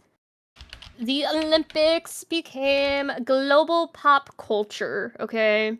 The Olympics produced some of the biggest Y2K sports stars because viewers did not need to follow an entire season to become invested. Of course, there were swimmers, gymnasts, skaters, sprinters, and snowboarders became household names. We have the famous Michael Phelps. Michael Phelps competed in his first Olympics in 2000 at 15 years old. I didn't realize he was that young when he started. And then at 2004 Athens Olympics, he won 6 gold medals and 2 bronze medals. Then came Beijing in 2008. I kind of remember this one. Phelps entered 8 events and won gold in all 8, surpassing the record of 7 gold medals at one Olympic Games. It remains one of the most celebrated individual performances in Olympic history. He became the face of swimming, that's for damn sure, and one of the most famous Olympians in the world. Then we have Usain Bolt at the 2008 Beijing Olympics. There was a lot going on, okay? A lot popped off. But at the 2008 Beijing Olympics, Jamaican sprinter Usain Bolt burst into global stardom. He broke the world record in both the 100-meter and 200-meter races and won gold in each event. His speed, relaxed confidence, and habit of celebrating made him instantly recognizable. He didn't simply win races, he made the sprinting look theatrical. He made it look easy. Definitely not. Then we have gymnastics. Gymnastics remained one of the most watched Olympic sports. At the 2008 Beijing Olympics, we had Shawn Johnson, who won the Shawn Johnson, who won the balance beam gold medal, and oh my god, I know her name, Nasita Luikin. Oh my god, I don't know her name. Won the women's all-around gold medal. Nastia. Both became major. Natstia. Do you know how to say the last name? Lukin? Lukin? I have no idea. That's how I would say it. Yeah. But... yeah. She won the women's all-around gold medal. Both of them became major American celebrities at the time. I was right. Nastia Lukin. Oh. Good job. Thanks. I'm not great with my names. phonetics class in college really helped me, man. Damn. That, honestly, that was back when I was gonna major in linguistics. Yeah. That sounds like a really helpful class, though. It was really cool.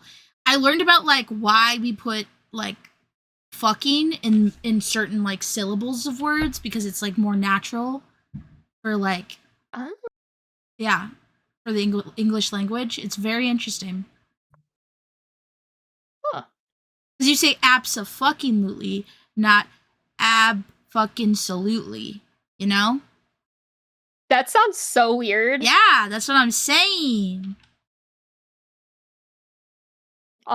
Next we got my favorite, figure skating.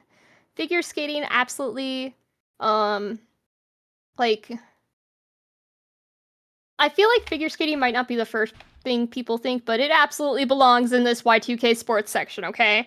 Because its athletes, its artistry, costumes, and controversies drew viewers who might not normally follow the sport. You have Michelle Kwan. Kwan was one of the most beloved figure skaters of her generation. She won multiple world and national championships and earned an Olympic bronze medal in 2002 after previously winning the silver in 1998.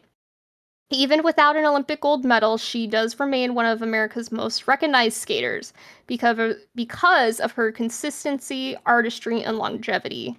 Also, I remember in 5th grade, you know how like 5th grade was when they kind of separated, you like went from classroom to classroom depending on like your reading level and stuff. I remember in my group, we read a book about Michelle Kwan.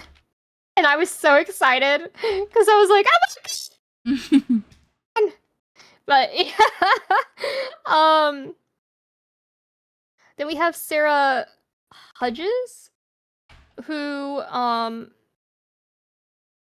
which like I can't believe I didn't know this, or maybe I just didn't remember this, but at the 2002 Salt Lake City Olympics, Sarah entered the free skate in 4th place. She delivered an outstanding performance while several favorites made mistakes, allowing her to unexpectedly win the gold medal. So, you know, underdog story. It became one of the decade's greatest Olympics upsets. Sasha Cohen, oh my god, I remember her, love her. She became known for her flexibility, spiral positions, dramatic presentation, and artistic style. I really liked her. She won the Olympic silver medal in 2006. Now, this next one is a Russian skater. I do not know how to say this individual's name at all, whatsoever. Give me a second. Let me see. I'm glad it's not just me. But this individual became one of the decade's most Evgeny Plushenko. Evgeny Plushenko. That's how you say it. Yeah. He became one of the decade's most dominant men competitors, combining difficult jumps with theatrical performances.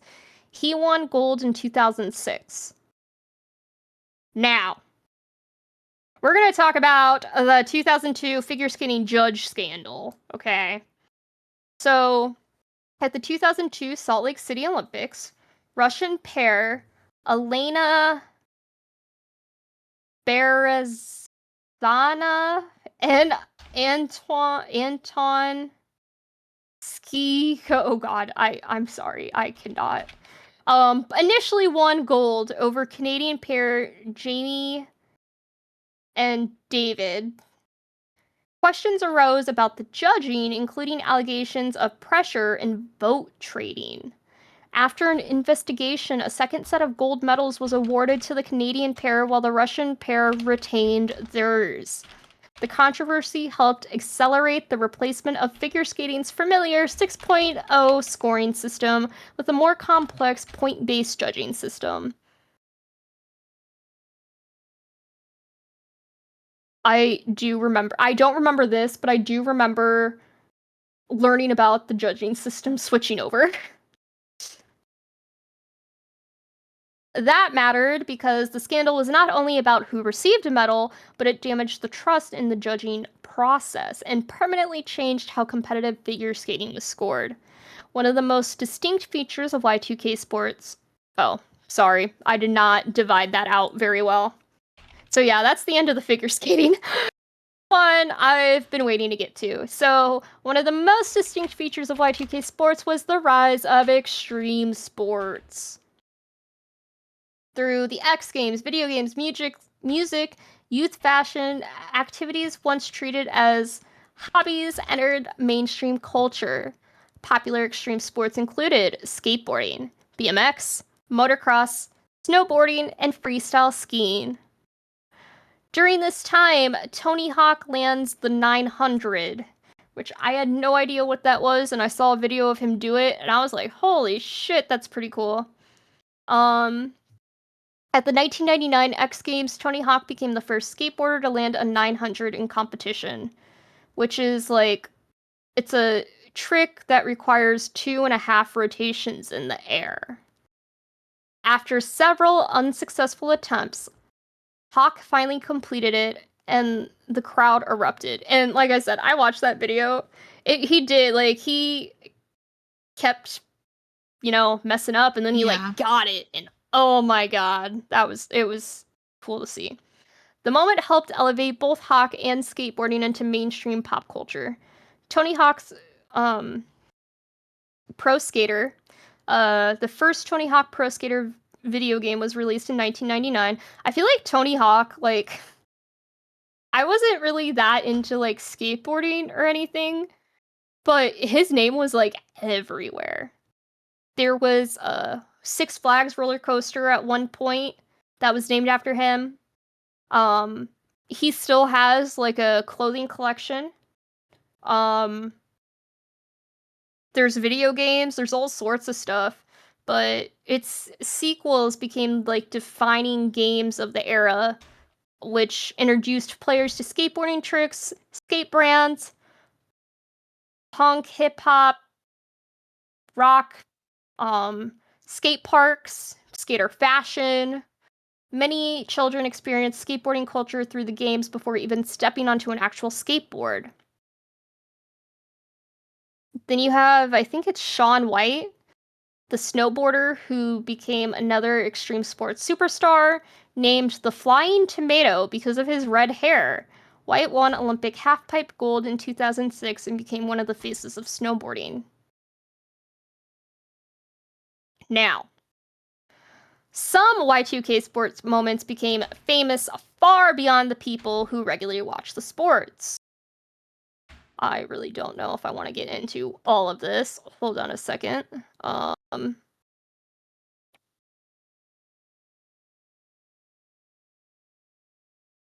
Okay, let's see. I did promise the steroid stuff, so maybe I'll do that. There's a lot here.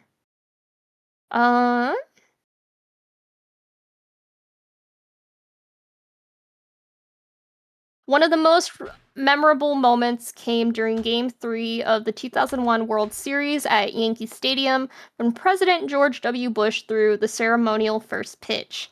The New York Yankees ultimately lost the series to the Arizona Diamondbacks, but the game became closely connected to the country's emotional response following the 9/11 attacks. Why it mattered, sports offered people a temporary sense of normalcy and collective experience during a period of grief and uncertainty. Also in 2001, Barry Bonds hit 73 home runs. In 2001, continue with that, breaking Mark McGwire's record of 70 from 1998. The record remains the highest single season total in a Major League Baseball. At the time, it appeared to be one of baseball's greatest achievements. Later, steroid allegations would cast a long shadow over both Bonds and the record. Then you have the Boston Red Sox break the curse, 2004. Before 2004, the Boston Red Sox had not won a World Series since 1918. Their decades of heartbreak became associated with the curse of Bambino, named after the team, sold Babe Ruth to the New York Yankees. During 2004 American League Championship Series, Boston fell beyond the Yankees 3-0. No Major League Baseball team had ever come back to win a best-of-7 postseason series after trailing 3-0. The Red Sox won 4 consecutive games, eliminated the Yankees, and then swept the St. Louis Cardinals in the World Series. And the championship ended an 86-year drought. Let me see. Oh, here's a soccer one. oh god, I don't know his name. Zidane? World Cup headbutt, 2006. In the 2006 FIFA... What? I said okay. I don't know who that is. Oh, yeah. I don't know if I said his name right. But in the 2006 FIFA World Cup final between France and Italy, French captain Zinedine... oh god. Zidane headbutted Italian player Marco Ma... God, I don't know these guys' names. I'm so sorry. Following an exchange between them, he did receive a red card and was removed from the final match of his career. Italy later won the championship through a penalty shootout. Damn. It wasn't worth it for the French captain to do that. Red carded on his final match of his career because he headbutted the Italian player, and then Italy won. That's crazy. Damn. Another baseball one. Let's see. There was a football one. Oh, sir. Crap, how far down did I just go? Okay, hold on. I'm lost. Give me a second. I'm so sorry. Take your time.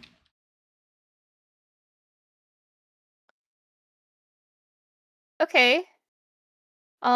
Music City Miracle 2000s. In an NFL playoff game between Tennessee Titans and Buffalo Bills, Buffalo kicked a field goal to take a 1-point lead with only seconds remaining. On the following kickoff, the Titans used a lateral across the field to Kevin Dyson, who ran for the game-winning touchdown. Officials reviewed whether the ball had traveled backwards as a legal lateral or forward as an illegal pass. The ruling stood and Tennessee won 22-16. The play became known as Music City Miracle.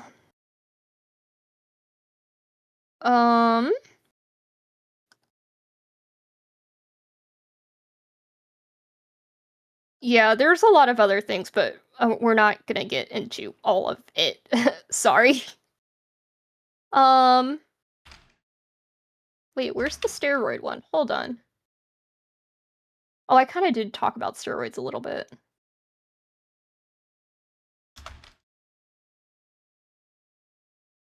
Oh, okay. Sorry. I got it. I found it. Okay. The 1998 home run chase. In 1961, Roger Morris set baseball's single season record with 61 home runs. That record stood for 37 years. In 1998, Mark McGwire of the St. Louis Cardinals and Sammy Sosa of the Chicago Cubs spent the summer chasing it. Fans followed every home run. New programs updated the totals. Ballparks filled with spectators hoping to witness history. McGwire finished with 70 home runs while Sosa hit 66. The chase helped renew enthusiasm for baseball following the damaging 1994 players' strike. At the time, McGwire and Sosa were treated like heroes. Then we have Barry Bonds breaks the record. Only 3 years later, Barry Bonds hit 73 runs in 2001, passing McGwire's total. His combination of, power, patience, intimidation, yada, yada, yada, made him one of baseball's most dominant hitters. But the questions about how players were producing such extraordinary numbers were becoming harder to ignore because of performance-enhancing drugs, commonly called PEDs, PDS, including substances that may help athletes build muscle, increase strength, recover faster, train more intensely, maintain performance over a long season. They do not automatically give someone the coordination, timing, or skill required to become a professional athlete. However, they create an unfair physical advantage and carry serious health risks. The scandals grew because rumors of steroid use had circulated around baseball for years. As investigations expanded, several major players were connected to steroids through positive tests, admissions, testimony, investigative reports, federal investigations, and the Balco laboratory case. Names connected, Mark McGuire. Names connected to the broader controversy. Ooh. Barry Bonds, Mark McGuire, Sammy Sosa, Alex Rodriguez, Roger Clemens, Rafael Palmier. Precise evidence and Precise evidence and admissions differed from player to player, so the entire group should not be described as having, like, identical cases. And there was a 2005 Congress hearing. Several prominent baseball figures appeared before Congress to discuss steroid use. The hearing became a major television event. McGuire repeatedly avoided discussing his own past, using language that widely summarized as him not being there to talk about the past. Rafael Palmiero empathetically denied using steroids, but months later he received a suspension after testing positive under MLB's drug policy. The hearings intensified public pressure on Major League Baseball to strengthen testing and penalties. And of course, steroids have lasting effects. The steroid era permanently changed how baseball records are discussed. Some fans believe players connected to the era should still receive Hall of Fame recognition, because steroid use was widespread and MLB leadership was slow to intervene. Others believe that performance-enhancing drugs undermined fair competition and invalidate their historical achievements. But the debate continues because there is no simple way to separate natural ability, performance enhancement, and weak enforcement of the culture of that era. So, oh my god. We also have Lance Armstrong, who was one of the most celebrated athletes of Y2K. He survived testicular cancer and returned to cycling and was credited with winning 7 consecutive Tour de France titles from 1999 through 2005.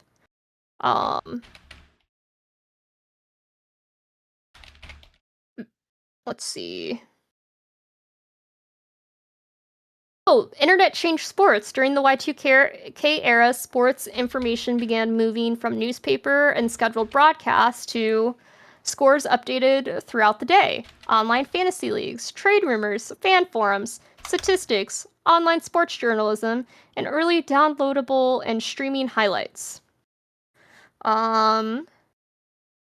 Sports and fashion kind of combined. I kind of talked about it before, like Air Jordans, basketball jerseys and stuff, high top sneakers. It definitely overlapped with hip hop, for sure. I always wanted high tops. I never got them until I was in college, when I bought them myself. Really? Yeah. Yeah, high tops, oversized jerseys, fitted caps, team jackets, varsity jackets. Let's see. Sport merchandise became everyday streetwear. David Beckham's hairstyles, tattoos, tailored suits, and advertising campaigns influenced fashion well beyond soccer. Tiger Woods helped make Nike golf apparel, fitted polos, caps, and athletic golf wear feel younger and more modern. And then extreme sports, you had Vans, DC shoes, baggy jeans, graphic tees, hoodies, beanies, trucker hats, chain wallets. The easiest way to understand Y2K sports is through contrast. On one side were extraordinary achievements, like we kind of went through some, like Michael Phelps winning 8 gold medals, Usain Bolt breaking records, Tiger Woods with the Tiger Slam, yada yada yada. On the other side, there were controversies like steroid use in baseball. Lance Armstrong's doping. Didn't really get into that. The 2000, I kind of like skimmed through Lance Armstrong. I was trying to hurry up. Right. The 2002 figure skating we'll judging do a scandal. part 3, guys. The decade celebrated athletes as almost superhuman figures, with simultaneously discovering how complicated those heroes could be. A few fun facts before finishing this off. Tiger Woods' 4 controversial, oh my god, not controversial, consecutive major victories. I already said that. The tuck rule game belonged to the 2001 NFL season, but was played in January 2002. That's interesting. See, in basketball, the tuck rule is not a good name because that just makes me think of tucking and drag. Yeah, I also think of tucking and drag. Okay. I did skip over I did have stuff written about the tuck rule, but I skipped over it. In basketball, 9 players received suspensions, totaling 146 games following malice at the Palace, which I also wrote about but did not talk about. Yeah, so looking back, Y2K sports were about far more than scores and championships. This was the era when athletes became global brands. Sports became 24-hour entertainment, and video games introduced millions of children to teams and players they might have never watched otherwise. It was a decade of seemingly impossible achievements. The Tiger Slam, the Red Sox comeback, Michael Phelps' 8 gold medals, Usain Bolt's record-breaking speed, and Tony Hawk's 900. But it was also a decade where audiences began looking more critically at athletic greatness. Baseball steroid era, Lance Armstrong's doping revelations, controversial Olympic judging, malice at the Palace, exposed pressure, corruption, and chaos that existed beneath. Whether people were wearing Air Jordans, playing Madden, watching Olympic figure skating, arguing over the tuck rule, or buying a yellow Livestrong bracelet, sports became deeply intertwined with fashion, technology, music, and celebrity culture of the era. Y2K sports gave world heroes, villains, dynasties, miracles, and scandals. And just like the rest of Y2K culture, they were almost impossible to look away from. I totally forgot to include this, but like WWE specifically, like yeah, I was surprised you didn't 2000s, mention WWE. I know. I just realized I didn't. It was really popping off during this era. Like they really did an amazing job intertwining the athleticism of it with the like kind of acting of like playing into the stories, like heels, like villains and like non-villains and stuff. Like they did a really good job at like the story and stuff too. And there was a ton of really famous wrestlers during that time as well that also influenced like fashion and stuff. I remember Jeff Hardy and his oh my god, and his brother Matt Hardy. Oh my god, there were so many people I knew that would wear like Jeff Hardy's necklace and like really like tried to dress like him and stuff. But there was a lot of well, I haven't looked back on it since then, but at the time, it was like good story, like what I thought was good storytelling and stuff. I mean, it was really popular, so it had to be something. Like then there's John Cena, who was like the face of the WWE, I feel like at the time, because he also did a lot with like, and he still does a lot with charities and stuff. And then he like eventually did a couple movies here and there. There was The Rock, of course, who went into acting. There was a lot of people, so both women and female and male wrestlers who definitely helped create that like peak era, I feel like, of WWE. So they were really popular during that time as well. Because it's like, I remember I used to get upset when people were like, oh, it's just all acting. Because, yeah, like the story and stuff, it's acting, but it's like, they're not, like, the moves they're doing isn't acting. So many people have, like, gotten severe injuries or have died in the WWE because it's real pain, I guess. Like, real, like, you can easily mess something up. It kind of reminds me of like acting in movies and stuff, how like stunt stunts, doubles can still get severely hurt. Like you're still like blood's real, like there was a lot of blood and stuff. Yeah, like maybe some of the props and stuff were not as like you know, more like breakable tables or something, but it's like you're still falling through it. Like it's not like it doesn't hurt, you know what I mean? Yeah. So but yeah, that was also really popular. I really have to pee. Okay. Go potty then. That's my sports and music. Okay. I really have to pee. I think I'm gonna do my TV, film, video games first, and then I'll do the science stuff after. After you do the fashion, yeah. So go pee. Okay. Go pee. Okay. Okay, guys. Y2K in media, TV, film, and video games. So I'm not going to talk about video games in the slideshow, but I will talk about video games at the end of the slideshow.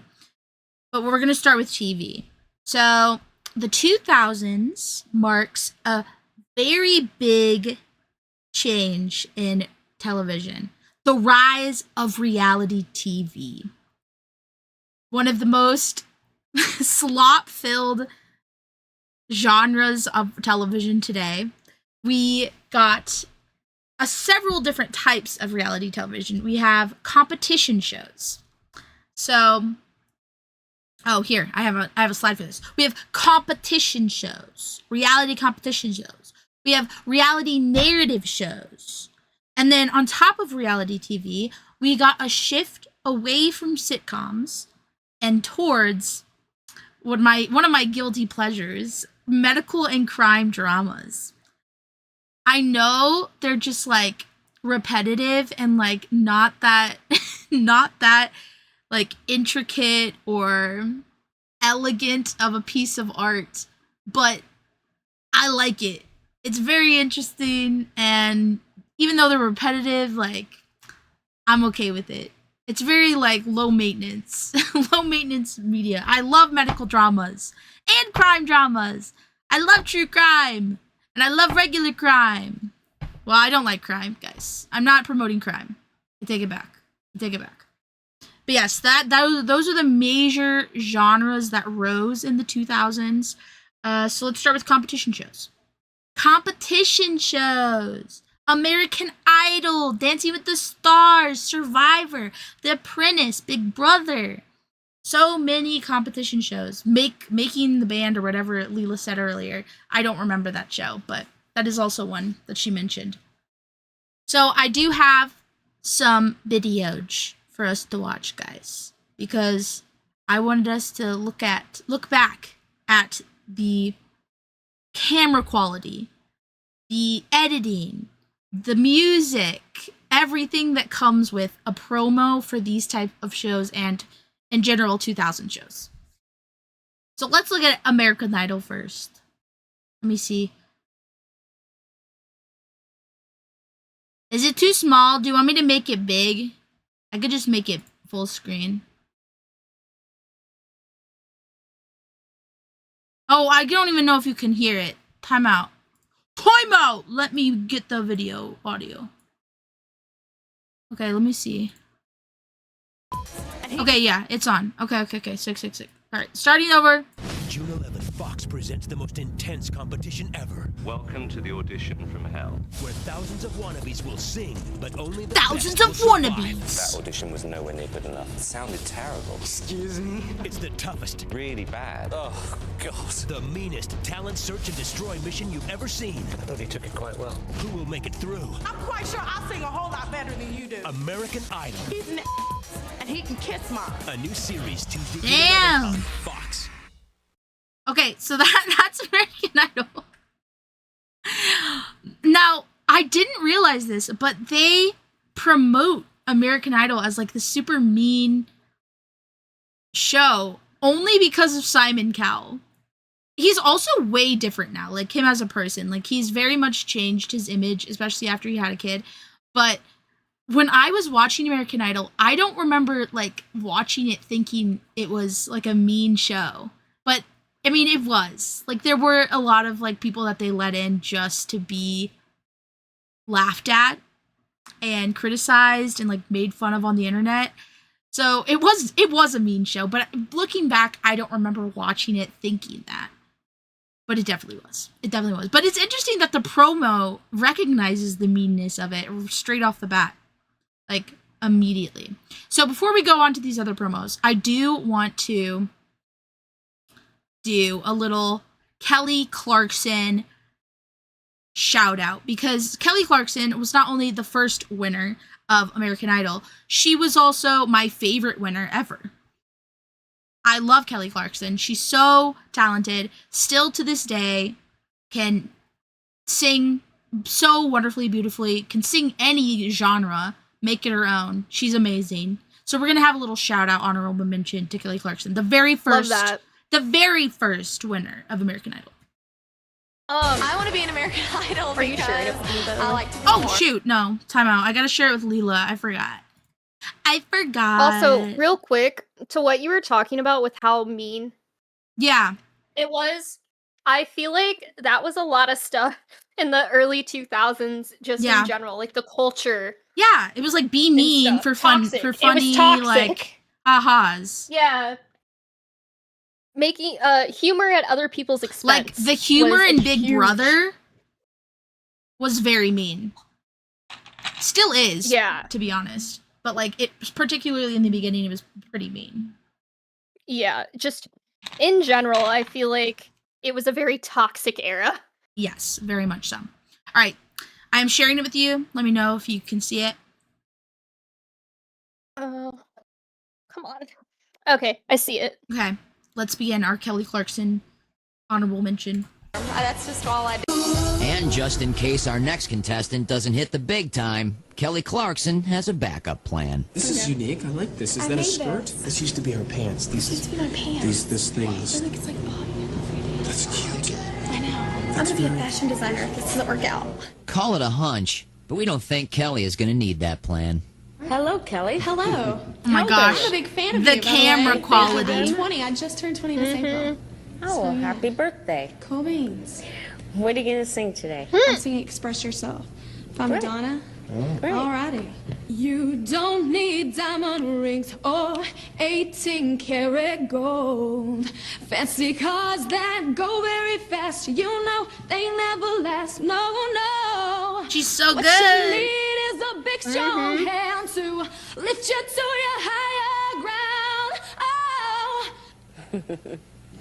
Oh my gosh. Good job. cool beans. These are the Randy. OG judges. I love that song. I worked on that Yeah. song with Madonna. You did a very good job. It went nice Oh, come on. See, in they love this, between right? mean. I can't help it if Yeah. I'm so famous, man. I know you are. I love me. That's cool. You should be a star. Yeah, these are You the really think I could like do I it? think that these you should three try were out. so I'll take mean. Your place. Let's get it. You sit down. You sit down. Very good. Pull it up. Like even ready. Paula was mean. Like she would laugh Now I at need some them. stage presence too, man. Let's do it. I'll be Randy, Yeah. you can be me. You have Can to I be start here? Are you gonna do? Okay, modern I dance while you're I doing don't it, or- care about Randy. Okay, but yeah, that is He was the nice one. yeah, he was nice most of the time, but sometimes he was mean too. Yeah. They were all a bit mean. But I remember like Mean sold. laughing along with like some of the auditions. Yeah, and it's like looking back at it, it's like, I'm oh just my like, god, wow, that was horrible. That was horrible. Why did they let that person go through to be humiliated in front of millions of people? Mm-hmm. Insane.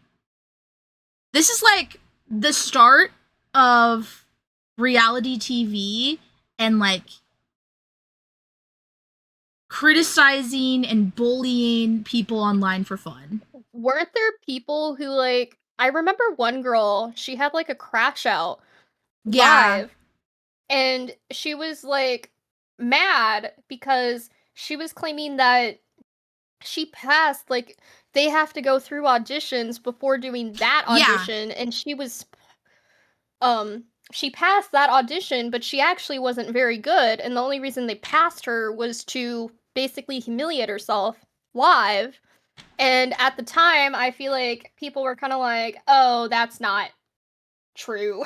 Yeah.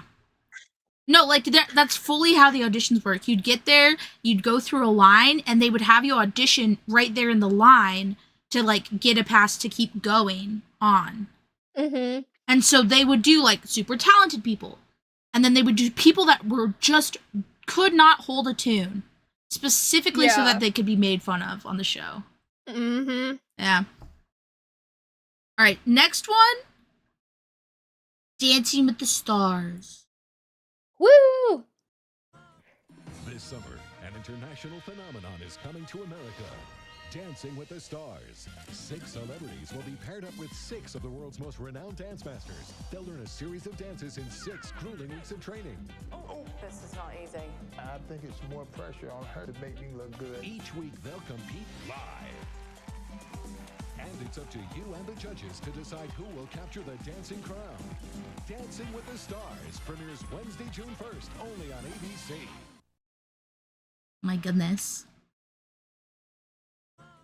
Stop. Stop. Stop. Okay, so that was Dancing with the Stars.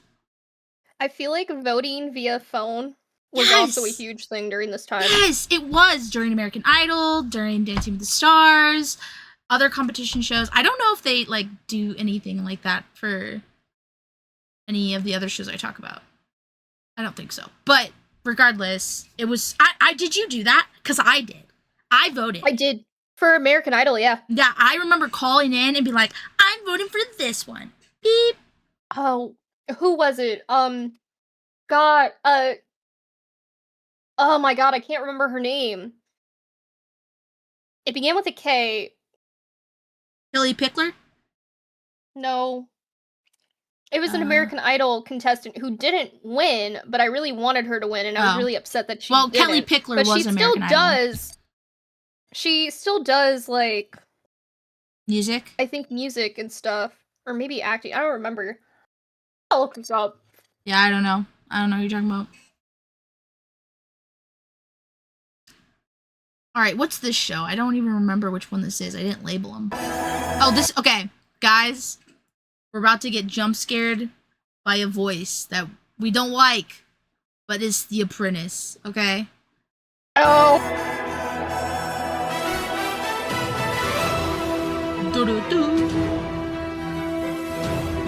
This music is so New York, 2000s. My city, where the wheels of the global economy never stop turning. A concrete metropolis of unparalleled strength and purpose that drives the business world. Have you ever watched the show? This island is the real jungle. If you're not careful, it can chew you up. Let me turn it down a bit. But if you work hard, it seemed boring to me. I don't think I ever had any interest, yeah. But it was big, and it started in the 2000s. My name's Donald Trump, and I'm the largest real estate developer in New York. I own buildings all over the place, model all over the place. Universe pageant, jetliners, golf courses, casinos, and private resorts like Mar-a-Lago. No, not the Mar-a-Lago plug. Not the Mar-a-Lago. Oh God. This in the context of today is so funny. Yeah. In like the most terrifying way, it's funny. Like if we're laughing at our pain, right? One of the most spectacular states anywhere in the world. But it wasn't always so easy. About 13 years ago, I was seriously in trouble. I was billions of dollars in debt. But I fought back, and I won. Big league. I used my brain. I used my negotiating skills. And I worked Did you, it all though? out. Bro, you went bankrupt like 4 times or some shit. You claimed bankruptcy. Oh, this is just a laugh. Now my company's bigger than it ever was. It's stronger than it ever was. And I'm Bigger having more than fun ever than I ever had. was. Damn, he talked like that then, too. I know. I've mastered Bigger the art than of it the ever deal, And have was. turned the name Trump into the highest quality brand. And as the master, I want to pass along my knowledge to somebody else. I'm looking for the apprentice. Blah. Okay, that's all we're gonna Because he watch, doesn't like his guys. own kids. Yeah, I know. That's so. Except his daughter, he likes her a little too much sometimes. Yep. Catherine McPhee. That's who I was thinking of. Catherine McPhee. I don't know who that is. She is a singer and actress. She did American Idol in 2002. Oh, I know her. Yeah, she was in Stars. The show. Stars. Oh, okay. Yeah, like she's Or Smash, been in a Smash, lot of stuff. Smash. That's what it was called, Smash. No, she's been in a lot of she's very stuff. talented. I was really upset when she got eliminated. Yeah, she's talented. Actor, singer. She was in Carrie? I didn't know that. Interesting. Yeah. Yeah, no, love her. Yeah, no, he talks exact same. Yeah, he does. Crazy. Yeah, so that's The Apprentice, another big reality show of the 2000s. And then our last competition show I'm going to talk about promo-wise is Big Brother. Oh, I forgot. I have to put this one on YouTube. Because they control I said the wrong... It definitely was not 2002, but yeah. Can you just let me play it, please? Excuse me. Watch on YouTube. Thank you. Live on camera 24 hours a day with nowhere to hide. 10 people completely at your mercy because each week you decide who stays and who goes. Big Brother kicks off on Channel 4 on Tuesday night, but if you can't wait till then, it's live on the web right now at channel4.com/Big Brother. Big Brother on TV, Tuesday at 9 on 4 and on the web right now. This, I think, is one of the most impactful types of competition show because it also kind of feeds into watching someone's life like 24/7 on camera, like the whole like putting your life on the internet thing, that kind of be fed into eventually, like in 2005, into like content creation and other types of reality shows, like the Kardashians and all that shit. I just can't imagine. Like I've watched seasons of Big Brother, and the like live video is crazy to me. Like being watched 24/7. Yeah. Very I never watched Big dystopian. Brother. I did watch trash TV like Bad Girls Club. Yeah. I probably should not have been watching that. No. But I did.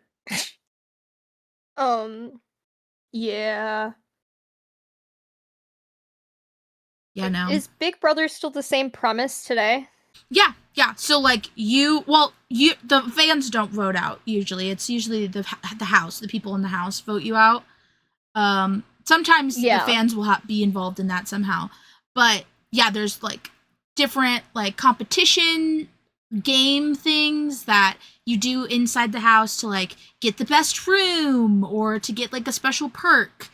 And it's basically the exact same. That was the British version. So the British version is what started, and then America took it over eventually. But it started in Britain. And yeah, so Channel 4 hosted a website for Big Brother, 24/7 video footage going. Obviously, no bathroom stuff, but it was like everywhere. So like when people had like romantic relationships with other contestants, you knew. Jersey People Shore. knew. Yeah, very Jersey Shore of them. And Celebrity Big Brother, fucking what's her face was cheating on her girlfriend with Jojo that guy. Siwa. Yeah, Jojo Siwa. Mm-hmm. Yeah, like people know everything about you. Celebrity Big Brother is interesting because that's like even like that didn't happen for a while after this, but that brings like another element of parasocial to reality television that like we were talking about before. These shows that I'm about to get into narrative shows, these types of reality shows is what's really pushed the parasocialism of like getting to know a celebrity, thinking you're like a part of their life, that you know them as a person. Because people watch these shows, a lot of them watch these shows thinking this is their life, this is their real life. There's nothing produced, there's nothing scripted. A lot of this is produced and scripted, guys. There is a lot that is a narrative that is written to be more dramatic, to be more interesting, because most of them are just normal people most of the time, and that would be boring to watch. Yeah. I've also heard that like typically even if like stuff isn't necessarily scripted, production will set things up. Yeah, unknowingly. To get reactions. Yeah, to get reactions out of people. Yeah, I heard that's a big thing. Or like editing itself, because I mean this has kind of happened. I like Survivor, so this has kind of happened in Survivor too. Sometimes like editing can make people seem the villain edit way worse. Yeah, the villain edit. Yeah. Yeah, that's in like every reality. Like even RuPaul's Drag Race has a villain edit. Like any reality show that has that type of dynamic in their show, like a villain, a bad guy that, you know, they want all the fans to root against, they're gonna edit someone, produce their persona, like take things out of context, make interviews, like they'll do like an interview for like some random thing that happened, and then they'll take that and move it like 3 episodes in the future and make it so shady. As if they said that, like, for one particular thing. Yeah, no. The villain edit, the production of reality shows is insane, and it's only gotten, like, more produced. More... And it's hard to always know. I feel like in these earlier seasons of these shows, it was very obvious when things were being manipulated by, like, production or scripted or stuff. But it's a lot harder to know now. They're tricky. They're tricky these days. Yeah, for sure. So the narrative shows I'm going to talk about, we have, I think, well, The Hills. This is a clip of The Hills, though. I don't know if we'll watch it. We'll see. I never watched The Hills, but Keeping Up with the Kardashians was a huge one, and then The Real Housewives. The Real Housewives of Orange County, specifically, the very first one. Now there's like Real Housewives of Beverly Hills, Real Housewives of New Orleans. There's the Salt Lake City, the Real Little Wives or something. Like they're like people that have like disabilities that make them like all different kinds of disabilities. I don't think they're all just one disability, but they're like the Real Housewife version of them. It's very weird. My dad watches it. Of like, you know, like or like Little People Big World, that show? Oh, yeah. Yeah. It's that, but Real Housewives. Because that's also a reality show, but it's the Real Housewives version of that. Very strange. Very chaotic. I'm not really a Real Housewives person, but nonetheless, it was very big. So let's do that one, I guess, first. Again, the quality is so beautiful. I don't want to get old. A lot of these are like footage that people recorded on VHS tapes, man. That's so funny. Oh my gosh, this is such a like 2000s thing. Intro with like the person right there with their name and then their like family in the background. This is so That gives me Disney vibes. Yeah, right? 85% of the women around here have had breast implants.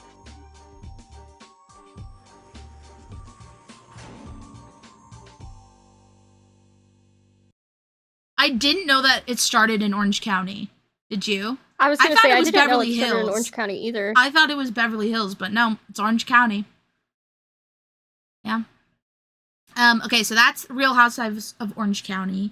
I don't know what this clip is. We'll see. I just looked for the best clip of the Hills because I couldn't find promo.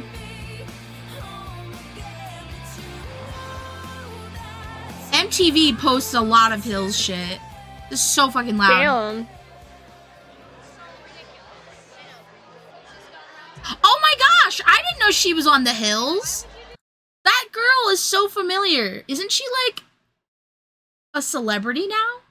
The one on the right? I have no idea. I think the one on the right is Probably. like a regular celebrity. I didn't know she was from this though. Another one, Vanderpump Rules. Did you ever watch that at all? No. It's actually so... Actually, no. It was entertaining for like 10 episodes and then I got bored. But it was like pretty okay. Jersey Shore is better, honestly. More chaotic. I loved Jersey Shore. I recently watched it all because my aunt, my tia, loves Jersey Shore. Oh, God. And her and my cousin, they watched it all. And I was like, okay, I guess I'll have to start over and watch it. So I started watching it from the beginning. Bro, crazy, crazy times. Yeah. I never accused you, Lauren. You did. I asked you. You asked me several times, and I told you no. Is there gonna be a bar fight? Someone made this up and told you. That's such a reality show thing. How would you feel if someone told you this? It is. Detail? What am I supposed to do? I'm so like insulted and hurt at the same time. How do you think I felt when I heard that? You don't think I was hurt? Do you understand what you're accusing me of? What was I supposed to do? I asked. Another thing is a lot of these reality shows, especially the ones like centered around women and like girlfriends, a lot of them are clubs. Like they're in the club. Oh, yeah. Yup. It's like the club scene is crazy in the early 2000s. You're supposed to believe me because I'm a friend and I've never been anything but to you. Okay. Tell me what I've done to you to make you think I'm capable of doing this. You want me to yeah, I do. You guys have been flirting before, but I'm not flirting. Oh, she cheated! She's accusing her of cheating! I'm here to talk, not yell and get in a huge fight, Lauren. I didn't do anything. Do you swear to God you didn't do that? Oh my God. You needed to ask me and you did, and I told you I didn't, and that's where it ended. Okay, so that's the Hills, guys. It's yelling about cheating. It's very Vanderpump Rules, actually. And kind of Jersey Shore. I was gonna say, it just reminds me a lot of women-based reality shows like, during that time.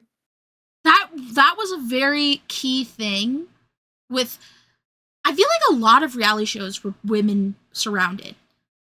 For sure. Well, I don't remember I feel like a lot of reality show. I feel like a whole, like, because even now, like, women against women is an issue. Yeah, I feel like it all stemmed from early 2000s. Yes. Pinning the women against women. cattiness, the drama, the like exposés. Yeah. Yeah, no, for sure. Like this is very reminiscent of a lot of reality shows in the 2000s based around women and them hanging out with their friends / frenemies, because a lot of them were getting into fights. Yeah. And then we have the Kardashians. I'll be right back. Go for it. Alright, we're ready. No. You're right here. The wind, you guys? Is this necessary? No change. Awful. No. They're so young. I need someone to make me laugh. Where's Kim? Kim is always late. Come here. Get out of our way. Stop. Jealous? That's it. We're done. Wow, the Kardashians. They were so young when this started. That's another thing that I think is like this type of show where it's like a family doing a reality show together definitely fed into family vlogging. Like that parasocial, like you're a part of the family kind of vibe, I think definitely led to what we have now, which is family vlogging, like the content creation version of that, which highly against, both Lila and I are highly against family vlogging. So it's interesting to see like where it started. I mean, we had like Lila said the Osborne show, like with the Osborne family, like they were also doing like this reality TV family show. You also have 19 Kids and Counting. You have yes. 8+8. Yeah, John like and that was 8+8. so many of these like family-centered reality shows. Even Honey Boo Boo, I feel like. Yeah, no, Honey Boo Boo was definitely. Or even like 1,000-Pound Sisters. Like that was not just those two. It was their whole family was involved in this.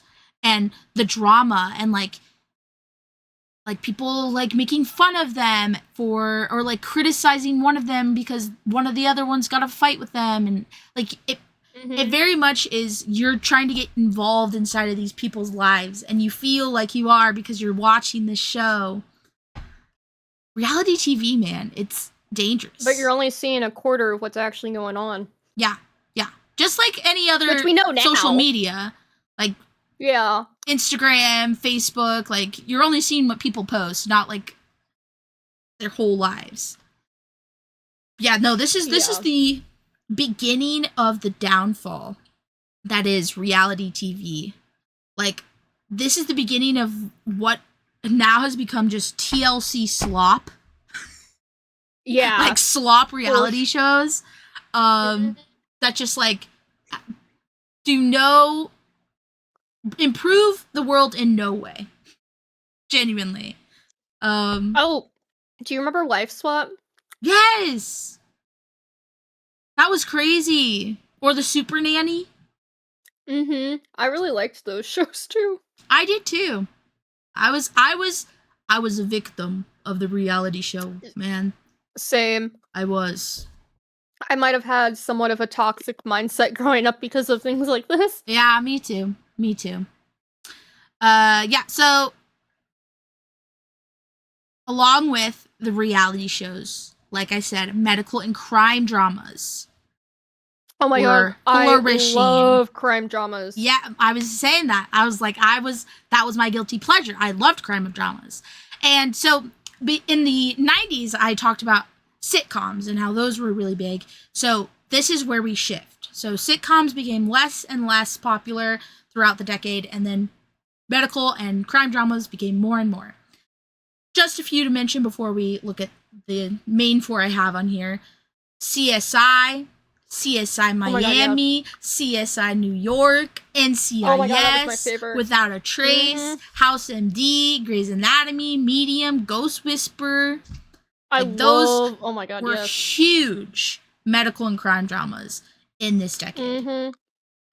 I freaking loved House. I loved Grey's Anatomy. I loved Ghost Whisperer. Ghost Whisperer is so good. It's so good. I'm actually rewatching House. So that's funny because we just got done rewatching it. Really? Oh my gosh! Yeah, I just started rewatching. I'm on season 2. I'm trying to think. Oh, well, wait, hold on. I need to see what year the show I'm thinking of came out. Which one? What year did Castle come out? I don't know. You might have to look that up. 2009. Oh, okay. I loved Castle Go. Like a crime mystery novelist. Yeah. Partnering up with an NYPD detective. Yeah. Yeah. I totally forgot about this show, man. Oh, Bones. Bones. Was that 2000? I don't know. Probably not. No, it was 2005. I freaking loved Bones. Damn, I love Bones. I oh my loved god. Bones. Bones is so good. Y'all should watch Bones. I'm telling you. So good. I like almost wanted to become her. Like I was like, I should go to school and become her. She was so cool. Yeah, she was. She was so smart and yeah, no, fully wanted to be pretty good role her. model for women. Great role model. Great, and also a great role model. Geez, for anyone that's like neurodivergent, because she was definitely neurodivergent. Mm-hmm. Very much so. In what way was never confirmed, but like she definitely was. And along with her team, a lot of her team was also. Yeah. So, like, oh my gosh, I can't spoil, but I won't spoil it for you guys in chat. So good. It's so good. It's so good. Yeah. So Bones, another great mention. Thank you for remembering that, Lila. But yeah, let's take a look at this one. What is this one? Who are you? CSI Miami. The show is in the middle Oh god. of a interesting transformation. Material that we were allowed to explore as we went into season 6. And so Season 6? Mutate. We're digging into all our characters. Dude, it's hard to find 2000s media, man. What they're gonna come up with in the writers' room, and it's always kind of something to look forward to. But it's still the same characters, so we're fine. All their characters, and that's that's incredible. That's the reason you do this. That's the reason you wake up in the morning. Man, they really dove deep into CSI Miami. Analyzing season 6. Okay, frick you. You gave me the wrong video, mister. You only have 120 so many people were in subscribers. love with him. Yeah. He was handsome. Mm-hmm. Alright, what is this? I already forgot what I put in here. Oh, Medium! Yes, another good one, guys. Another good one is Medium. I don't know if you ever watched this, but she's a medium. I didn't. And she helps solve crimes using her gift. I see the deceased. They seem to seek me out. My mom just rewatched this. I'm just a girl who wants to be a lawyer. Wants to do her job, be a good wife, a good mother, be like everybody else. But you're not like everybody else, and you know that. Based on the true life story of Allison something. I see it. It's like a freaking television show. And the dreams. Dreams are dreams. Everybody dreams. I see it all from here. I see everything. I'm sorry I haunted your dreams. I wouldn't wish the way I see the world on anybody. Least of all, my own daughter. Hello, is Bobby home? This is Bridget. Aren't you tired? You know you didn't walk into this room alone. I would like to go now. Wait! Don't you want to know where the body is? Why are you at war with who you are?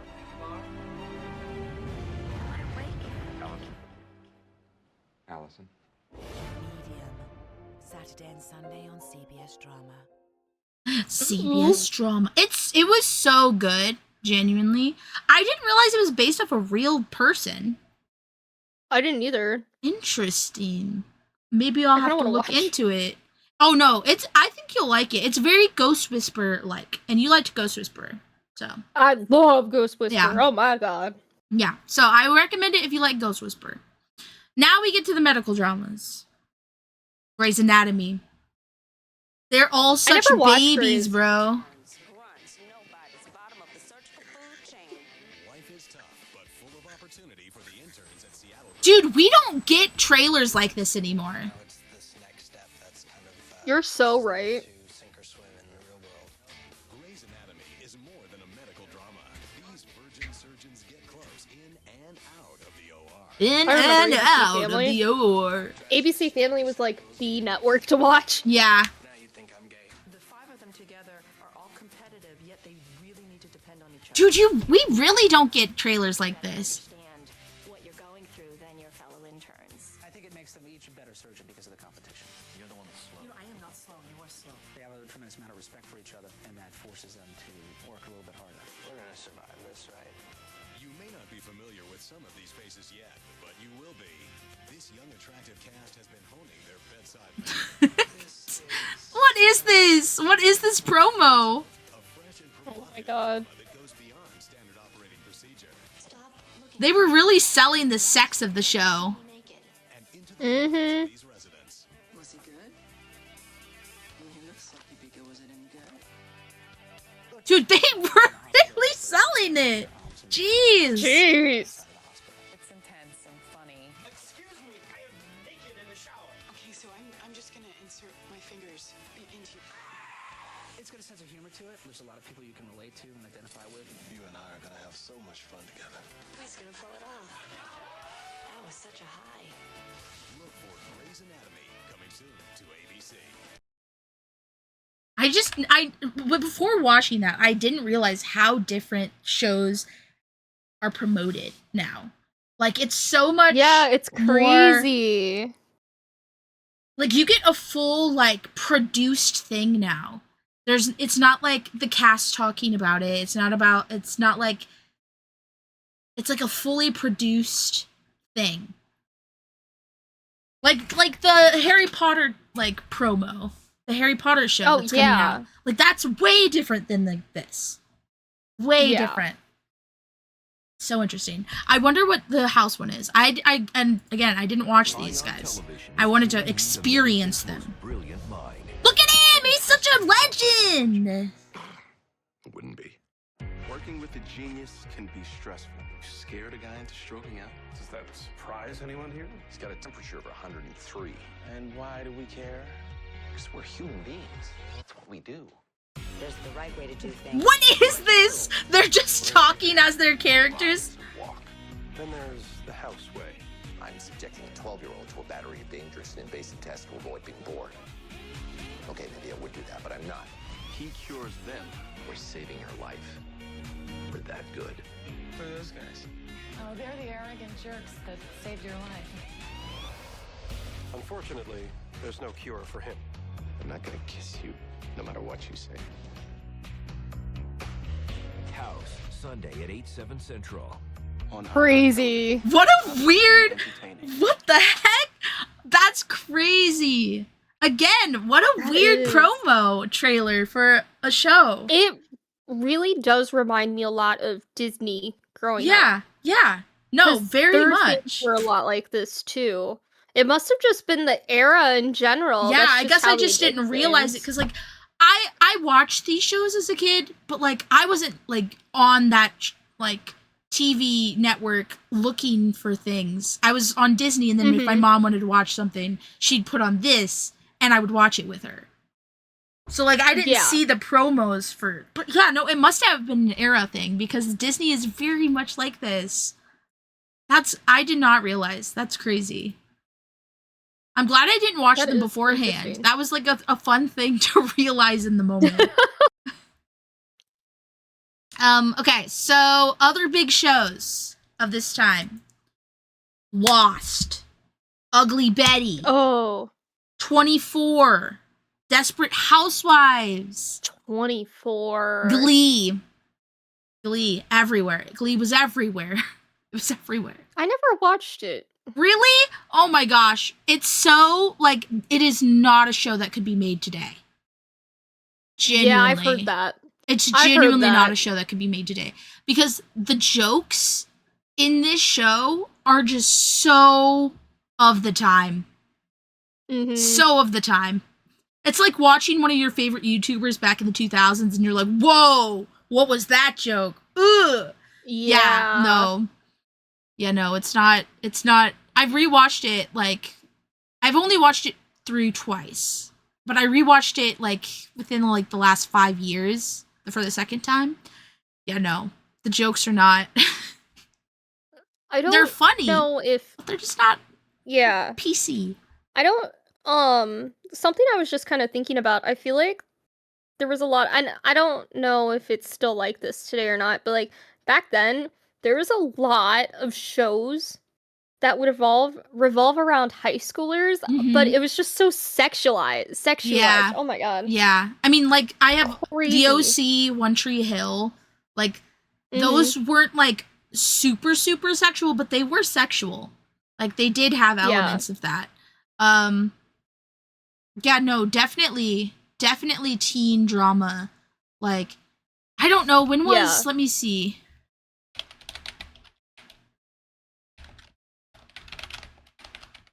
When did this come out? Yeah, The Secret Life of the American Teenager came out in 2008.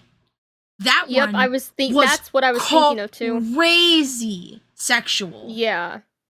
Yeah. Also, what an awful show. I rewatched that shit. It's so bad. It is so Back bad, in the day, dude. though, Back in the day, it was so everything. And then you rewatch it and you're like, damn, these people, the writers were not it. Like, some of the characters are so fucking annoying. Like, the main character, Amy, I hated her the whole time I watched that fucking show. She was such a, but she was a teenager. She was a snooty teenager that had no element of maturity. She wasn't an adult. She was like a child pretending to be an adult because she had a teenage pregnancy. And so, like, she was supposed to be annoying. But, like, watching it back now as an adult, I'm like, damn, she's annoying. 16 and Pregnant. Yes! Yes! Another show that was huge during the 2000s. Teen pregnancy in general was on the rise. Yeah. It was well, huge. like, this was also the time where they had daycares in high schools. Because teen pregnancy was so prevalent. Because when I was a kid, my sisters were in high school. Because my sisters are much older than me.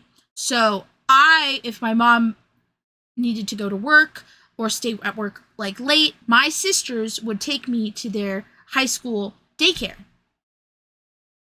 And I would like hang out at the daycare at my sister's high school. Like, whether that was like if they needed to babysit me and they had extracurriculars, they would bring me to the high school daycare and I would stay there with whoever was running that. I would make like arts and crafts and shit. Yeah, no, that was a time. Like, fully daycares in a high school because teen pregnancy was so high. Yeah. Yeah. Yeah.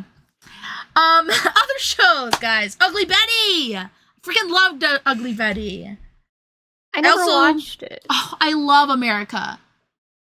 She's so talented in everything that she does. I do love America. Yeah. I do love Did you ever watch The Sisterhood of the Traveling Pants?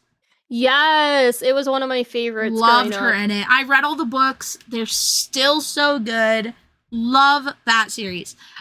Especially America. Lost. I don't know if I mentioned that already. Ghost Whisperer.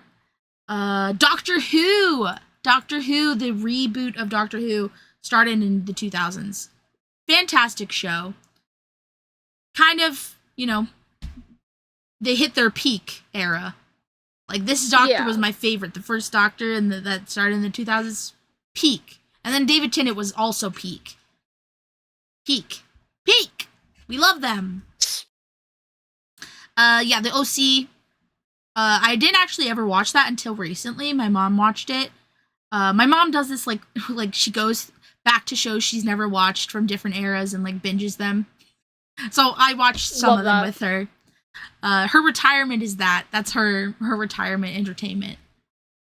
But yeah, so these are other big shows that came out during the 2000s that are still pretty relevant today. Still, I see so many Desperate Housewife clips on YouTube Shorts, man.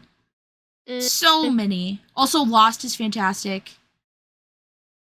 Glee is something else. I remember my parents watching it, but I never really watched it, but I know it's really good. Yeah, no, it's really, I like 24? 24 is good, and then it's bad. I only saw bits and pieces, like episodes here and there, but I liked it, but I didn't watch the whole thing. Yeah. Okay, so kids TV. Let's jump in. I'll be right back. No, you're fine.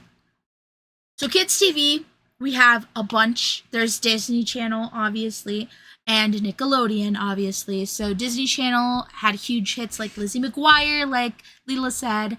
That's So Raven, Hannah Montana, Even Stevens, The Sweet Life of Zack and Cody, Wizards of Waverly Place. And then we had like other ones like The Proud Family, which I particularly loved. The Proud Family. I watched that one a lot. Kim Possible. Watched that one a lot. I wasn't really a Cory in the House girl. Wasn't a Phil of the Future girl. Phineas and Ferb sometimes. Didn't watch Sweet Life on Deck, really. But Wizards of Waverly Place? Yes. Loved Wizards of Waverly Place. The Proud Family? Yes. Loved Proud Family. And then Nickelodeon, we already obviously talked about that in our Nickelodeon episode. But Drake and Josh, Zoe 101, Ned's Declassified, iCarly, animated shows like Rugrats, Hey Arnold, SpongeBob, The Wild Thornberrys, which I loved that show, Fairly Odd Parents, Jimmy Neutron, Danny Phantom, the Avatar series, yeah, tons and tons. The Penguins Madagascar show, I forgot about that. I forgot about a lot of these. Cat and Dog. Yeah, there was a lot of kids' TV that came out in the 2000s. It just was peak. It was like peak television for us. I'm sure, like, actually no. I think that even if I went back and watched like Lizzie McGuire, I would still think it's better than like Dog with a Blog or some shit. Like whatever they're showing kids these days. But yeah, no. Kids TV, a lot of iconic stuff for me and Lila because we are 2000s kids. We're 90s kids, but we're really 2000s kids because we were born too late in the 90s to be 90s kids. So, let's see. Before we move into film, other big things for TV are animated shows. So, South Park, Family Guy, Futurama, they all premiered in the late 90s, but their popularity really grew and surpassed in the 2000s. Like, they were, like, fully popular within the 2000s and beyond. Still are, obviously. The Boondocks. The Boondocks was 2000s, and that is very popular still. American Dad. Adult Swim, that we've already done an episode on, so if you missed that, you can catch it on YouTube. Anime. Naruto. Bleach. Death Note. Full Metal Alchemist. Inuyasha. Yu-Gi-Oh! Beyblade. Tons of anime came out in the 2000s and are iconic. Now, within this time, like Lila talked about, anime wasn't super popular in the West, or popular enough for it to be easily accessible, so a lot of these shows would have had to have been pirated at the time. But they did start eventually releasing anime and anime movies specifically in the 2000s. I'll talk about the films later, but that was like they really started with the films first, which is interesting. So let's talk about some controversies for TV shows before we move on to film. In May 2005, UK viewers inundated the Advertising Standards Authority with complaints regarding the continuous airing of the latest Crazy Frog advertisements. So there was Crazy Frog ads that were running on British television that were insanely like put in there. Like they Jamster bought like 73,000 spots across all TV channels in May alone, and on average 2,378 slots were there daily for them at a cost of 8 million euro, I think, which is just under half of which was spent on ITV. So 85% of the population saw the Crazy Frog adverts an average of 26 times. 26 times. 15% of the adverts appeared twice during the same advertising breaks, and 66% were in consecutive ad breaks. So imagine you're watching a show, you get a Crazy Frog ad. All right? You're watching the show, you get another Crazy Frog ad and a back-to-back Crazy Frog ad. It was too much. People were just, they couldn't. An estimated 10% of the population saw the advert more than 60 times. And this led to... I don't know this ad. Yeah, I'm gonna pull up some... It's not the same ad, but it's like all Crazy Frog.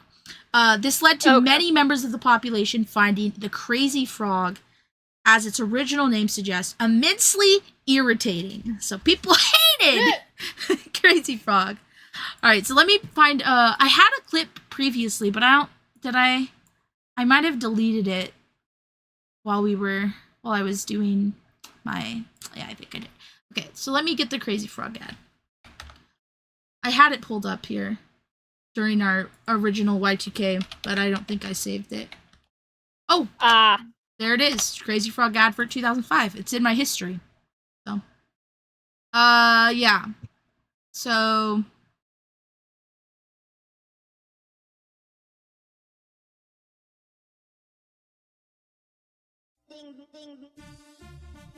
okay. Here it is, guys.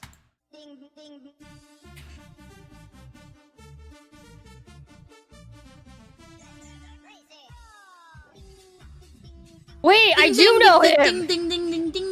Oh my god.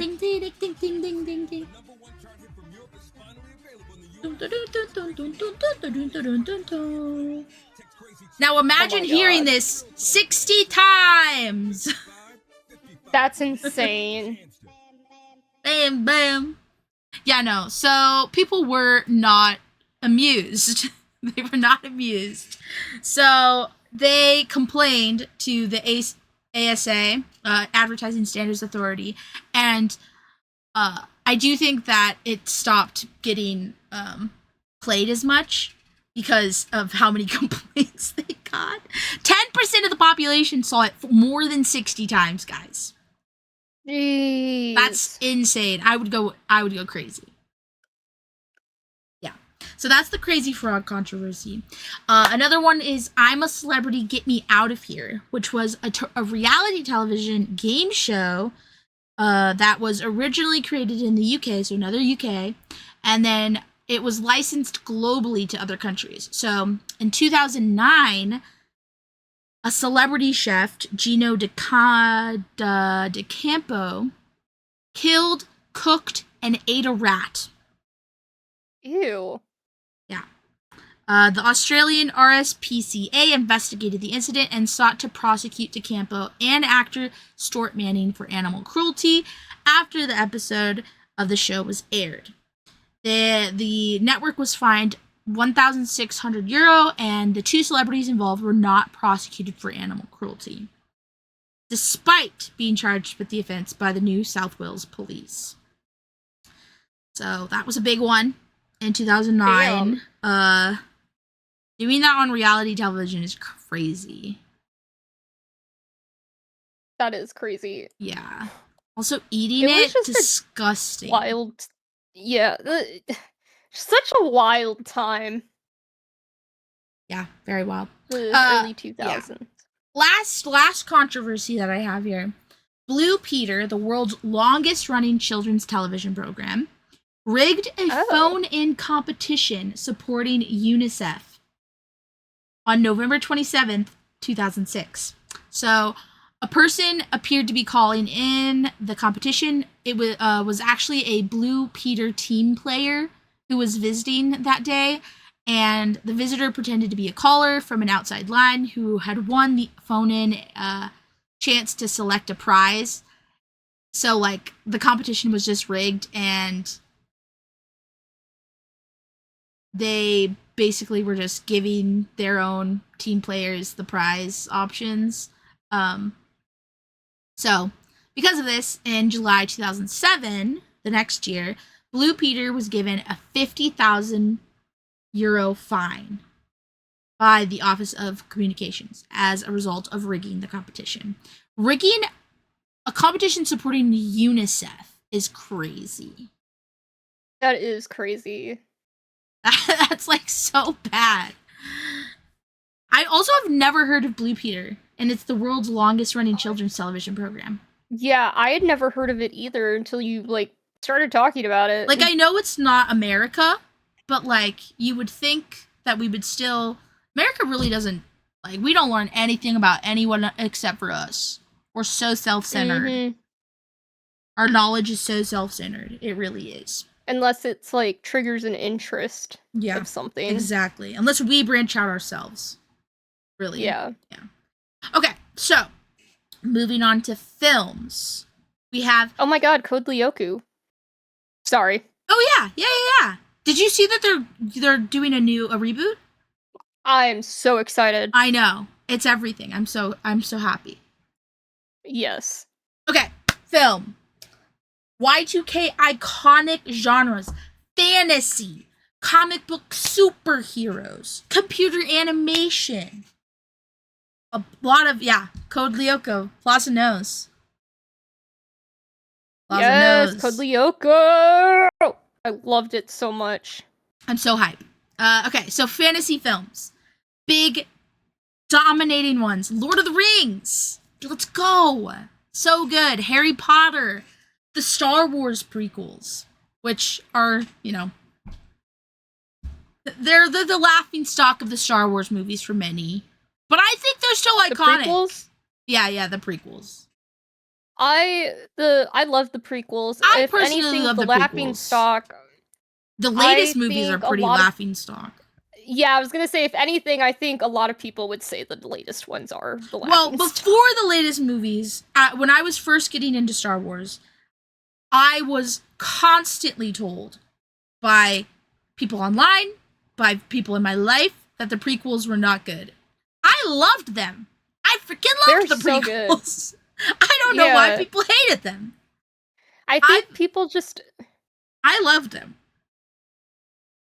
I feel like in general, a lot of people don't like prequels or sequels because they just want their original. Yeah, but like, I thought it was really interesting to like see an origin story for a villain. Yeah, and there's so many now. Like, there's the Clone Wars and stuff too. Like, that's really good. There's Yeah, but like when I was first watching Star Wars for the first time, because I didn't watch Star Wars until college, guys. So it was a long time before I watched Star Wars. Anakin made me watch all of it in college as well. Yeah. I saw like my friends the made me watch really them. Young, but I didn't remember them. Yeah, I might have watched one really young. I don't know. My dad was more of a Star Trek guy than a Star Wars guy, so I didn't really watch Star Wars. But yeah, Star Wars prequels, 2000s. Narnia, The Chronicles of Narnia. Also iconic. Pirates of the Caribbean. Also iconic. Yes. And Harry Potter. I think I mentioned it already, but Harry Potter. How iconic did that become? Unfortunately, the creator of Harry Potter is, not the best person. But she did create an iconic franchise. That is for sure. Yeah. That is for sure. And it did begin in the 2000s. So fantasy films were huge. They were really like on the rise. We love fantasy eras. I'm a huge fantasy girly. I love sci-fi, but I am very much fantasy. Like if I had to choose between the two, fantasy is me. I'm the same way. Yeah. I'm a huge fan. I guess I should have put fantasy and sci-fi because one of them was sci-fi, but who cares? Anyways, superhero films. Iconic series like the original Spider-Man movies. So good. I freaking love Tom Holland, and I think that technically I believe that he is gonna be the best Spider-Man in terms of like his filmography of Spider-Man movies and like how he portrays it. But the iconic original Spider-Man movies were so good. And I loved Spider-Man. I was a huge Spider-Man girly. That was the only superhero that I really liked when I was a kid. Same. That was mainly because of these movies. So, shout out to Spider-Man. Shout out to Spider-Man. Also, The Dark Knight. Iconic Batman portrayal. I know some don't love it, but I think he did one of the best portrayals that we could. I never saw it. It's so good. It's so good. The whole thing is so good. So yeah, Dark Knight we got. I've never seen this, but Unbreakable. I've never seen this movie. Never heard of it. It's apparently a superhero movie, but I didn't even look up to see what superhero it is. Let me see.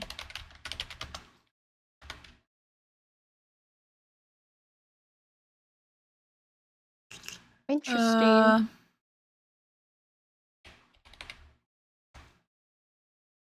Huh. What's his name? The Aegis, Yeah. Everlast, the Immovable, Bulwark, or Ironclad? What the? No, that's not. What the heck? No. So it's a security guard who was the sole survivor of a high fatality train crash. Oh. And and he survived because of a superpower, like physical superpower that he has that he didn't know about. Interesting. I've never seen this, and I think I would like it because I like Bruce Willis. So sad what he is going through, or what he has gone through. And his family, what his family has gone through. I don't know if you know, but he I think he has, it's either dementia or something that like leads to dementia. He's forgetting like everything. And like one of his last movies he did, he like constantly had to re-go over his lines because he couldn't remember them in the moment. So yeah, he's basically at this point unable to, he has frontal temporal dementia. Yeah. So his cognitive abilities are going to continue to decline. Communication is going to decline. He's going to eventually have physical mobility problems. And so that he filmed like movies still dealing with that, but of course like you could tell that they were impacting his performance. But he's in this movie, so I would love to see it because I do really like Bruce Willis. And also Samuel L. Jackson's in this movie, and I love Samuel L. Jackson. He's iconic. He's freaking iconic. Okay, yeah, and then the X-Men! The X-Men movie! That is like one of the most iconic superhero movies. I never saw that either. You gotta see it. I love X-Men. I wish they did more with X-Men genuinely, because like they could do so much with X-Men. It could be so good, but I don't think they ever will. Unfortunately. Maybe after they do like Doomsday and all of the other shit that they're doing with Marvel. So superhero films. Huge in the 2000s. They really started in the 2000s because this led to what we now have seen. All of the Marvel movies, all of the DC movies. Unfortunately, some of them were not very good in recent years, so hopefully we can break that chain and get back to the really good stuff. Because I really did like superhero movies growing up. It was a big part of me because my brother liked superheroes and my nephews liked superheroes. So, what is it called? Sorry, I'm like. You're lagging in real life. Oh, Transformers! Oh, I loved Transformers. I freaking loved Transformers. I also had a Wii game that was Transformers. I never freaking finished it because it was so fucking hard. But it was so good. I love Transformers. Now, the later movies I don't really like. But the first, like, two, I thought were really good. And I liked the third one, too. I would say, like, I haven't watched Bumblebee, though. I might like Bumblebee because I love Bumblebee. Bumblebee is my favorite. I actually haven't seen that one either. I love Haley Steinfeld, and I think she's in it. So I might like Bumblebee. We'll see. But yeah, no, I loved Transformers. They are kind of superhero movies in a way. Okay. Yeah. So another big thing that happens in the 2000s with the increase of technology and the use of technology is computer animation, replacing traditional animation in many ways as the dominant technique for animated films in specifically American cinema. So this is the American view, right? So some iconic examples of this are Polar Express, one of the best Christmas movies in my opinion. I freaking love that movie. It's so wholesome. It always gives me very good Christmassy vibes when I watch it. A Christmas Carol, also very good in my opinion. Isn't there a movie coming out soon that kind of has to deal with that with Johnny Depp? I don't know. I'm gonna look this up. Yeah, look it up. But the last big one that I wanted to talk about is Shrek, because Shrek, like, took over our generation. I feel like in this category at least. I remember so many people quoting Shrek. I remember so many people singing All Stars. I remember so much. I could probably quote like a good chunk of this movie as I'm watching it. Like, it was that iconic. And I hope that this new movie is good. I don't know. I don't really like the styling of it, but I can look past it. Also, the Puss in Boots movies, man. Like, it led to the Puss in Boots movies, and those were so good. I just watched them for the first time. They're so good. I haven't seen them yet, but I want to. Dude, they're so... Like, this last one that they made, I watched with my boyfriend, and it is so... I cried. It was so good. It genuinely was such a good movie. And, like, the animation was sick. It was so sick. Very much recommend Puss in Boots. Johnny Depp stars as Ebenezer Scrooge in Ebenezer, a dark fantasy reimagining of Charles Dickens' A Christmas Carol. The movie is scheduled for release in the U.S. November 3rd of this year. Yeah. Okay, Christmas Carol. Interesting. I did not know But yes, Shrek, yeah.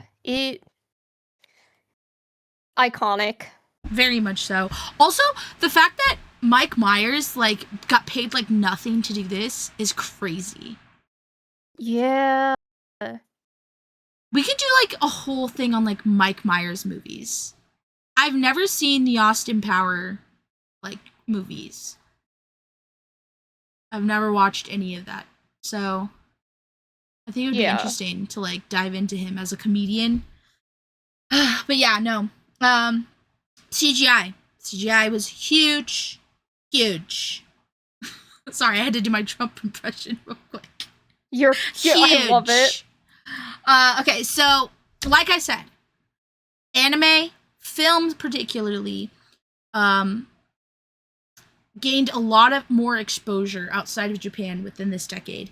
And that led to many, not many, a good chunk of specifically one creator's movies being shown.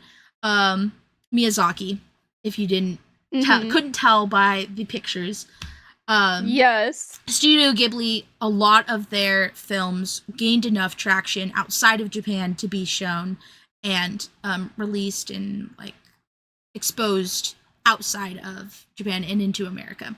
So Howl's Moving Castle, Ponyo, Spirited Away, those were big iconic moments for anime fans in the 2000s and the Americas especially. You know who did the voice for Howl, right? The English one? Yeah. Yeah. I love it. I freaking love Ponyo. Ponyo's, I think, still one of my... I mean, I like Princess Mononoke. So that's my favorite one, like, for sure. I have my little tree spirit guy on my bookshelf. He's so cute. The 4K remastered is gonna play... Yeah, you said that last time. In theater. Yeah. Yeah. I've been watching all of the Miyazaki movies in the theater. Oh, have you? Yeah. We've been going to my siblings and I have been going to them. Oh, cute. One of them I'm gonna have to go to myself, though, because it's only in theater for 2 days and my work schedule does not work with my siblings' schedules. Yeah. But yeah, God, I love Miyazaki. Okay, Coraline scared the shit out of me as a kid. I know. It was so good, though. I loved it. I liked being scared. We are very different people in that sense, guys. Lila is not super gung-ho about horror.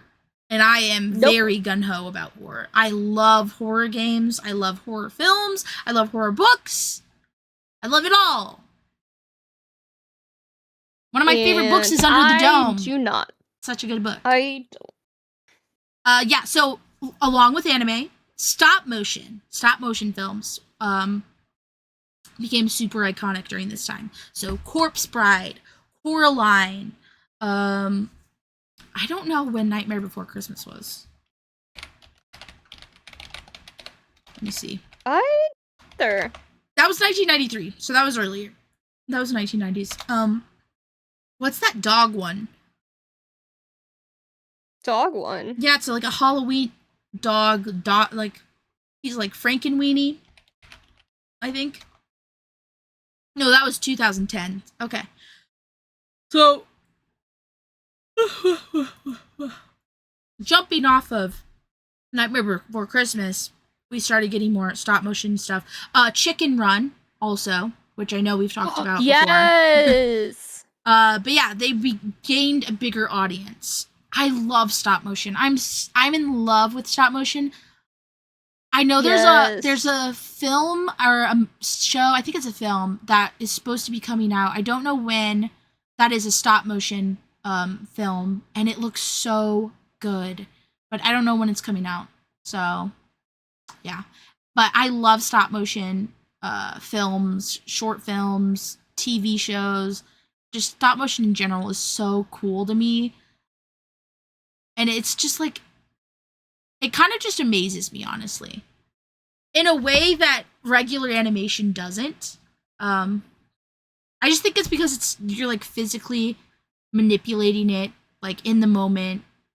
I guess it's like the same thing as animating via digitally or like drawing it, but it just so, like 3D modeling animation is so cool to me.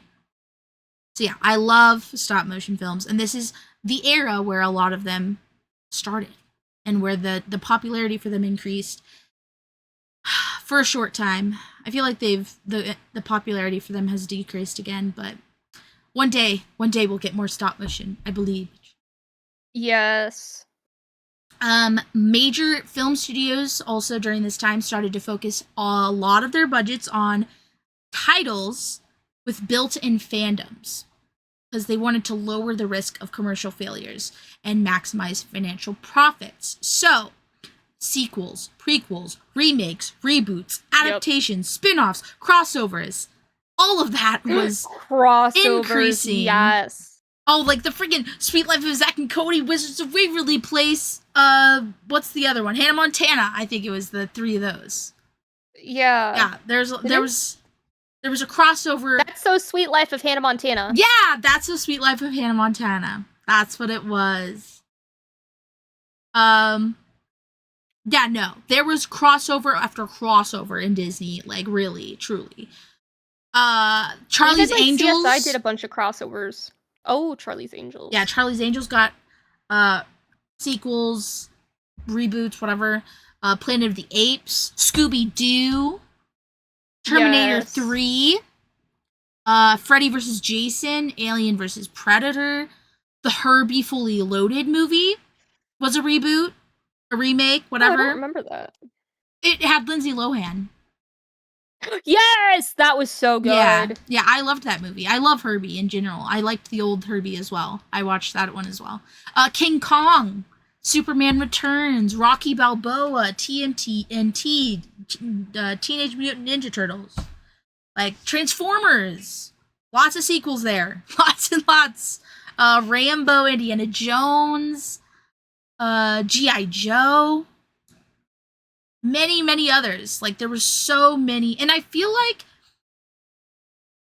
this era is very reminiscent of what we are in now. I feel like all we're getting these days is reboots, remakes, spin-offs, sequels, prequels. Yeah, but people are actually getting pissed off about it, unlike well, yeah, because they're awful, man. A lot of them are so bad. Like, don't mess with the good thing. But, like, it's so interesting because a lot of the reboots they made in the 2000s, I really enjoyed. And a lot of, like, the prequels and sequels and, like, spin-offs and all of that. I really enjoyed those movies. I just don't know. I know maybe it's just like nostalgia. Maybe I don't recognize that they're actually not good. I don't know. But I don't remember people being mad about them. I genuinely don't. But people get so mad about the reboots and remakes, especially, and the sequels, spin-offs, all of those things today. But I kind of get it because a lot of them are really bad. Like there's a lot of sequels that have a bad rap. Like sequels have been like a scary thing now because like a lot of sequels have just been like god awful compared to the original movie. But yeah, that was like a very similar thing that we have going on, but very different reaction. Very different reaction to I'm still waiting for a live action for Atlantis. Dude, okay. Have you seen Cole Sprouse? Yes. I think he would be so perfect. Yes. I think it would be perfect. Yup. If he could embody him enough, I think it would be perfect. Yeah. So that is one live action that I would be stoked for. Or like Treasure Planet. I really want Treasure Planet too. Yes. Like if they could make Treasure Planet iconically live action. I just like, why are we doing Moana live action? Like I don't really care about that. I want like something like cut deep, man, you know? Yeah. They're like dropping the ball. They really are. Okay, so another big 2000s thing that we have to talk about is Avatar, the Blue People movie. Avatar. Honestly, the first movie, it made me like, you know, like when you finish a movie or you finish a book and it like touches your soul and like after it ends, like you feel like empty inside a little bit. Yes. Watching that movie for the first time in the theaters, when I first watched it, I left that theater feeling like I'm missing out on a world, because not necessarily the story, but the world that he built was amazing and is amazing. And honestly, if I could just get like the world building stuff by itself, I did like the characters, I did like the story and stuff enough, but the world is what really drew me in, and like the creatures that inhabit it and like all of that, like that was what really drew me in, and it drew a lot of people in. It grossed over $4 billion. That's insane. Yeah, and it's the second highest grossing film of all time, behind Gone with the Wind, that was released 1939. I do remember like that it was breaking records. Oh, thank you, Shadow. Have a great rest of your night. I hope you sleep well. Oh, thank you. Good night. Yeah, so Gone with the Wind is still number one, but $4 billion. And then it took like over a decade, I think, for the next movie to come out. And again, I think I liked the world more than the actual story, but what are you gonna do? And they came out with a game, and again, I don't really care about the story. I just want to explore the world. I really don't care about the story. I just like the world. Yeah, so that's a big, huge thing that we had to talk about, because $4 billion, that's a lot of money. So let's talk about some kids' films.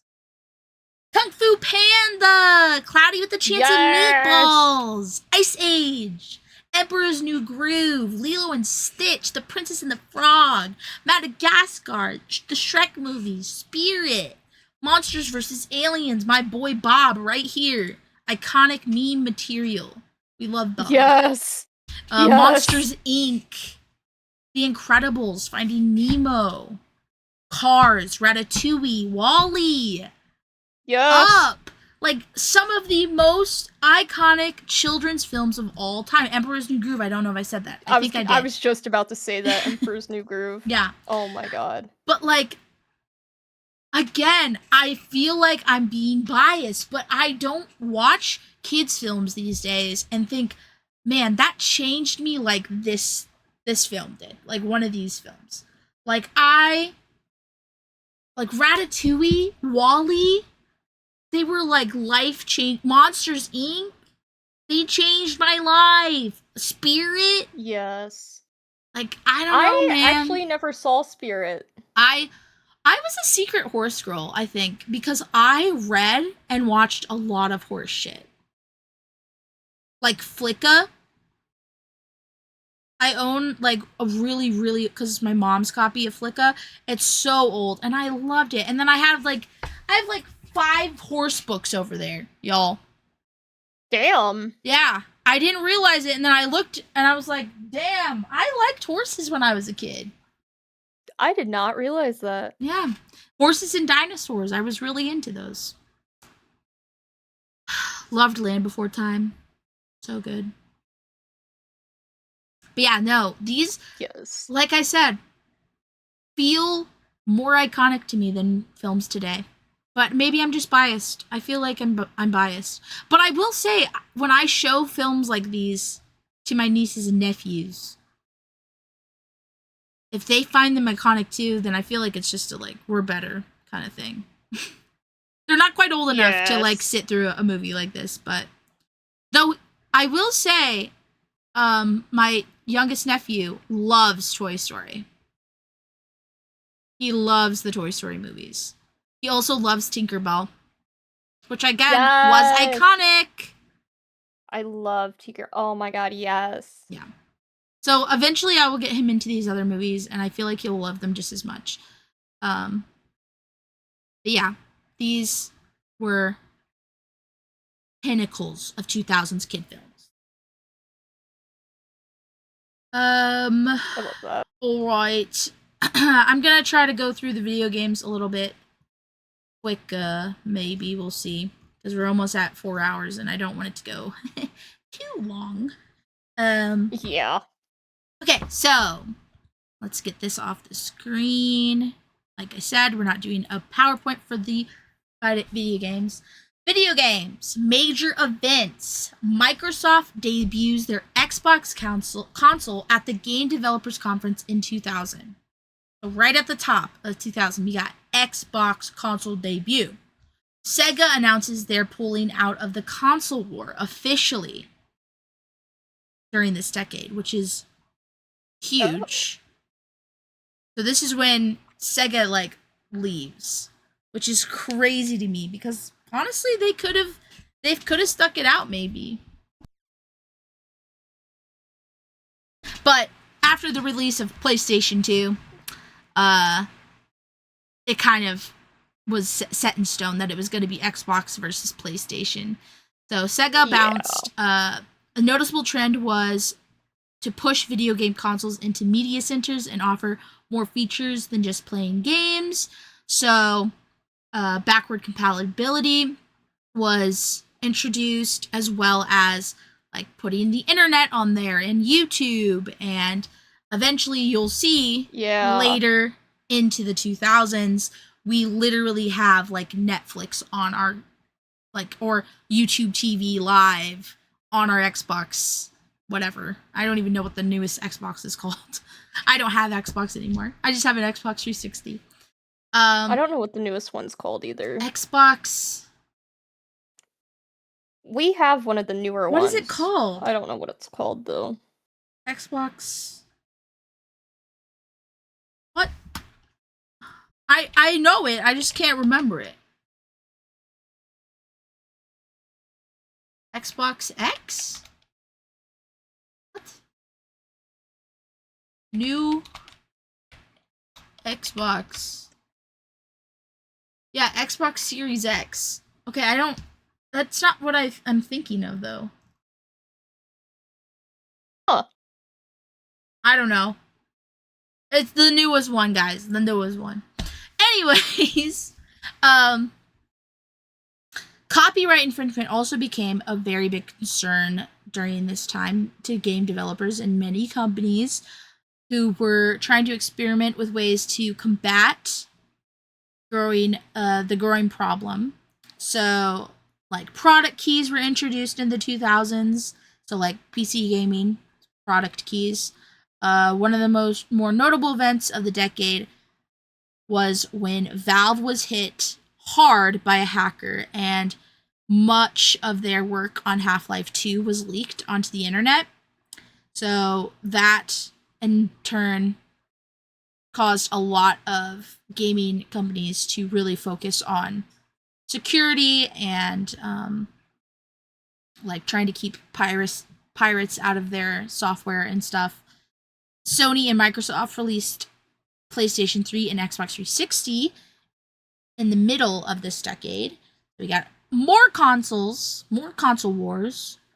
And as the decade progressed, more and more features were added to consoles, including, like I said, internet connectivity, and HD DVD and Blu-ray format was also added to consoles, so you could watch movies on your Xbox or your PlayStation. There was a war between DVD and Blu-ray, but ultimately Blu-ray won out, so a lot of consoles started having Blu-ray specifically, though Microsoft kind of accidentally fully sent their HD DVD compatibility into things, so they kind of wasted their time there. Nintendo unveiled the Wii. And revolutionized the industry with interactive gameplay with its brand new controller provided. We love the Wii. I was such a Wii girl. Same. The Wii's like the best. Specifically PC games now, guys. The Sims. A spin-off project of the popular SimCity franchise, also became a popular game of the era. Combining all of its sequels and expansions, The Sims easily becomes one of the best-selling PC games in history. We love The Sims. I love The Sims. If you watch me on YouTube, I obviously love The Sims. My cousin had all of The Sims games. Like, all of them. Love that. Yeah, he was such a Sims guy.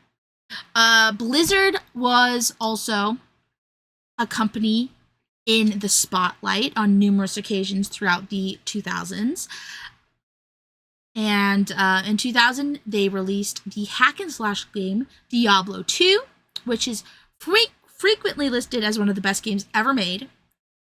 The game continues to have a wide following many years after its release, and was listed as NPD Group's top 10 PC games sales list as recently as 2010. They also released World of Warcraft in 2004 specifically. And that is one of the world's most subscribed MMORPGs at the time, with over 10 million subscribers. Jesus. Yeah, World of Warcraft was huge in the 2000s. Huge. Rhythm games like Rock Band, DJ Hero, Dance Dance Revolution. We love Dance Dance Revolution. They got released in 2000 and became very popular. Some controversies. Let's get into some controversies. So, debates continued throughout the decade about profanity, violence, pornography, or whether or not video games had an addictive effect. So that's where this debate continues. I mean, it started as early as video games have become a thing, but it continues throughout this decade and into the next decade. Now, two big ones. GTA. Oh. So, GTA, in and of itself, is pretty profane in a lot of ways. But particularly a mod called the Hot Coffee mod which was an unofficial name for a mini game in GTA San Andreas, which is the 2004 GTA. The modding community discovered hidden code in the game.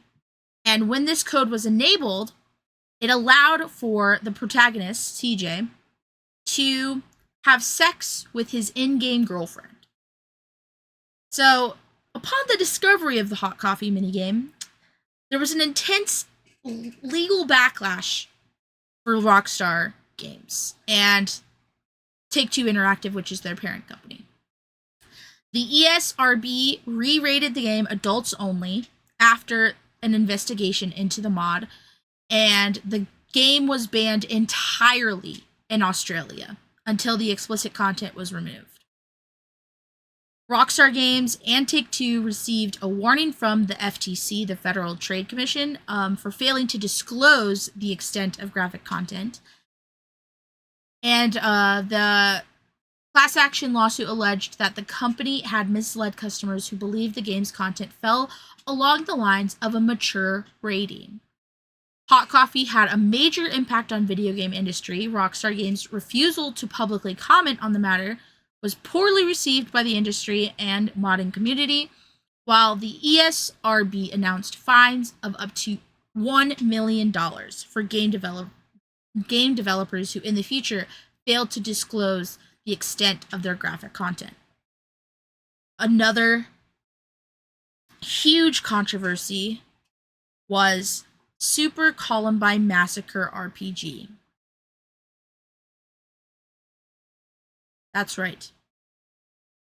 There was a game where a player would carry out the 1999 Columbine school shooting. It became the first finalist to ever be rejected at the 2007 Slam Dance Film Festival Guerrilla Games competition. And in protest of the rejection, many of the finalists withdrew from the competition, and in the end, no awards were handed out that year. And the competition has not been held since this 2007 incident.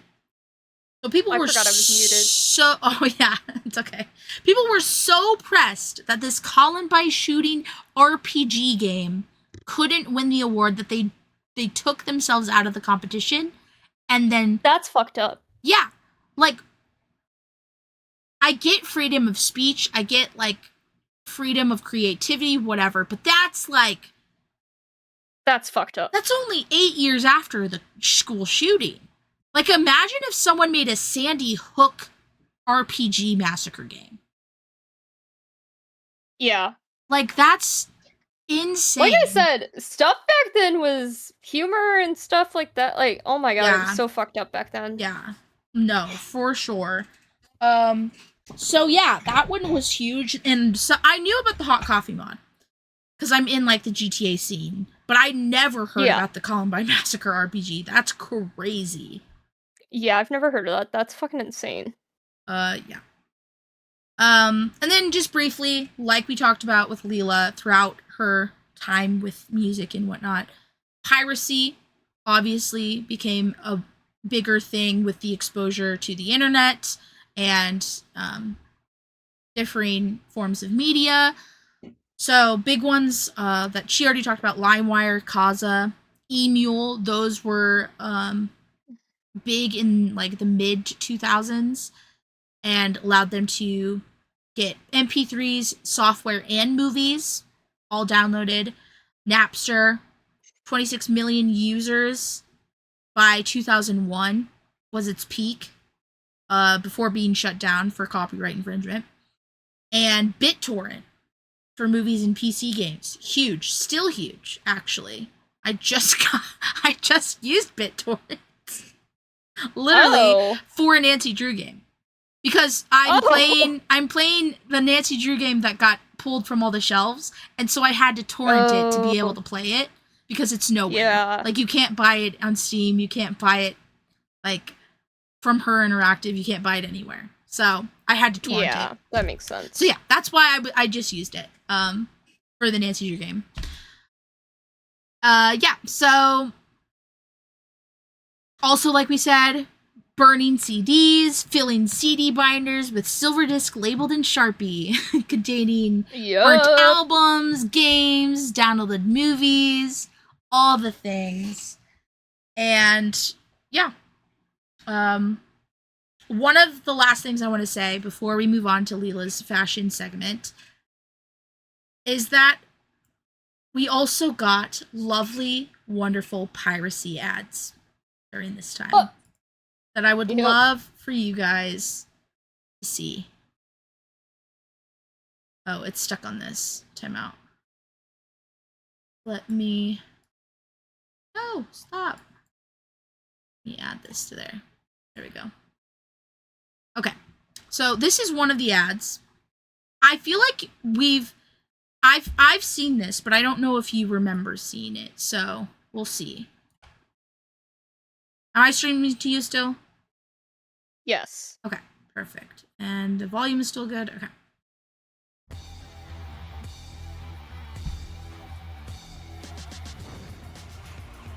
You wouldn't steal a car. You wouldn't steal a handbag. You wouldn't steal a television. You wouldn't steal a DVD? Oh man. I feel like some people would though. Yeah. Downloading pirated films is stealing. I remember this too. Yeah, I remember these. Stealing is against the law. Piracy is a crime. They had a bunch of these. They were... I remember watching these, like, fully. I don't know what program they had to have been on or if they showed them in school or something, but I fully watched these. So, piracy really was so big in the 2000s that they started advertising against it. It's very much akin to the... When you say things are gay, do you know what you're saying? Stop. Yep. Don't say that. Thank you. Mm-hmm. Thank you, Hillary Duff. I will stop saying that. I love it. Yes. Yeah, no. The Hillary Duff Don't Say Gay campaign, also iconic. Also iconic. A lot of campaigns during the 2000s. But yeah, anti-piracy. Big one. Big one. And that is my end of my TV, film, and video game segment. I kind of rushed through it because we have a lot left to do, guys. We have quite a bit, so. Yeah. But we're still good. You can just, like, have the PowerPoint, like, on rotation, because I don't specifically, like... Okay. Let me see how to do that. How do I do that? Present? Probably.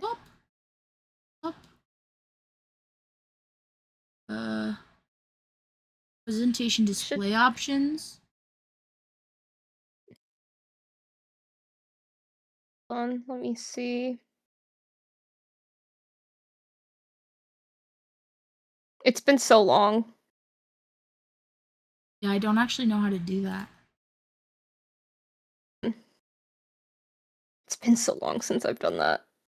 Here, I'll look it up. How to... Oh, hold on.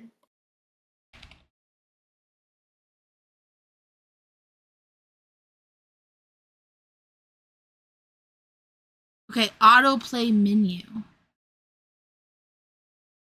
And presentation mode.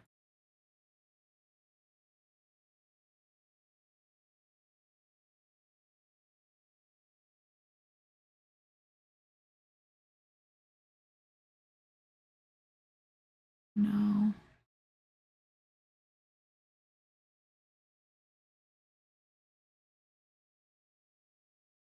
I don't know how to work this, guys.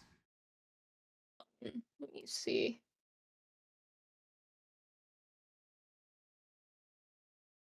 There should be a button.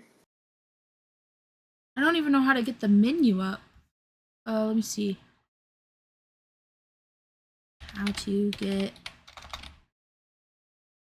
Menu up and presentation. Google Slides.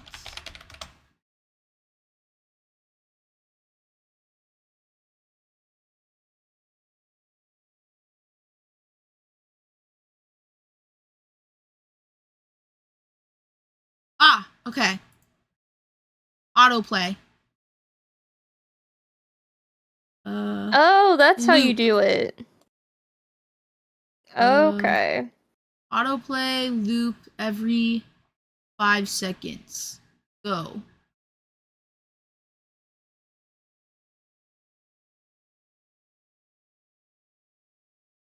Okay. I want to wait to see if it works. Yeah, I don't think it is. I just exited out of my thing to see if it... Play. There we go. There we go. There we go. Okay. Just leave that on. Oh, I did not mean to do that, guys. I accidentally put the BRB back screen on. I was trying to tap back into the OBS. My gosh. Alright, it's gonna just keep looping now. Love that. Okay. While this is looping, I'm gonna go to the bathroom. Okay. So, I will... Oh boy. Might jump around, because there's a lot here. Okay, so I really wanted to set the scene. Fashion during the Y2K era, it reflected a very rapidly changing world. Of course, like we've talked about, it was shaped by technology, globalization, celebrity culture, economic uncertainty, retail competition, and the growing influence of the internet. Y2K fashion was not one single style. It was futurism, McBling, boho, hip-hop, pop-punk, skater, emo, scene, preppy, and luxurious fashion all existed during overlapping periods. Which, is part of the reason I love Y2K so much, is because there's so many different, genres and groups of fashion at one time, and I feel like it intermixes a lot, and it's also a time where, things that we might look back on as weird or cringy today, it was just, a very open, experimentational time with clothing, and I really like that artisticness about it. So, but yeah, the clothing people wore was influenced not only by designers, but also by, musicians, actors, socialites, talked about athletes earlier, magazines, television, shopping malls, and new technology. Shopping malls is a dying industry, but oh my god, were they popping off back then. But yeah,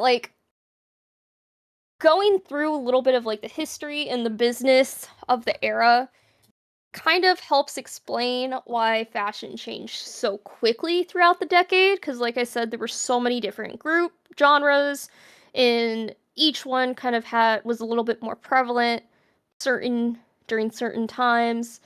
But yeah, technology, like we've talked about before, the arrival of the new millennium created widespread excitement about technology. The dot-com bomb and the increasing presence of computers and the internet influenced a lot of visual culture.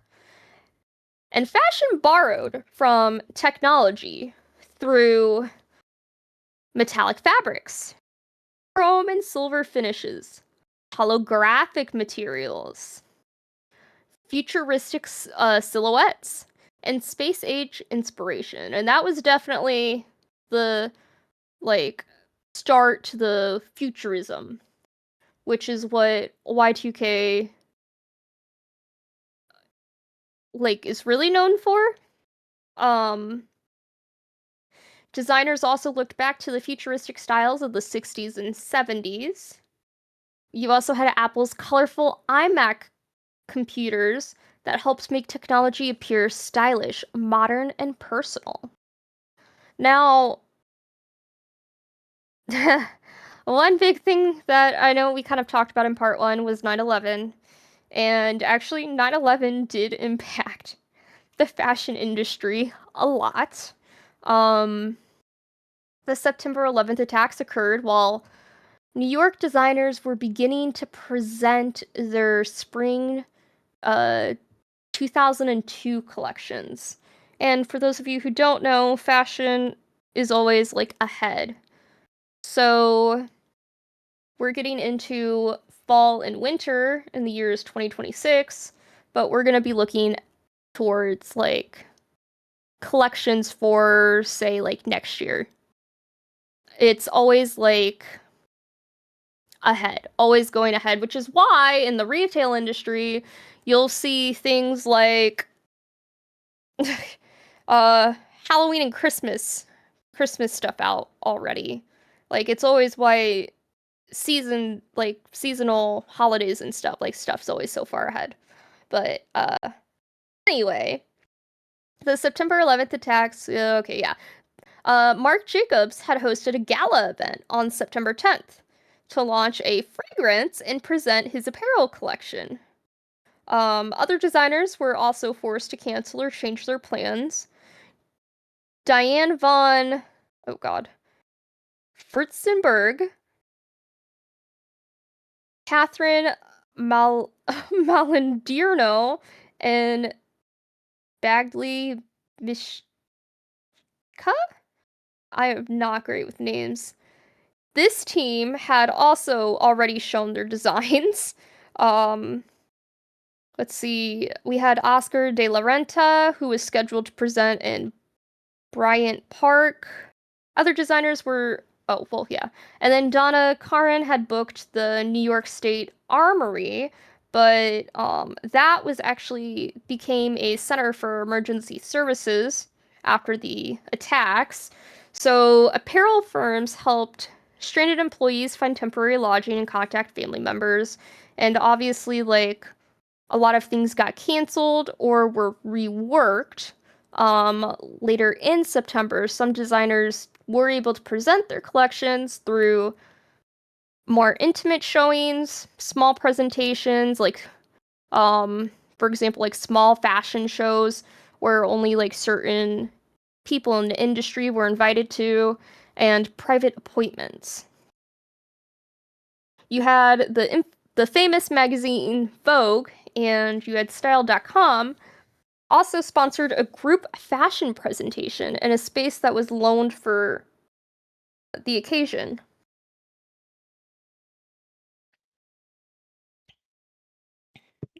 The fashion industry also temporarily moved away from its usual competitive atmosphere, especially during this time.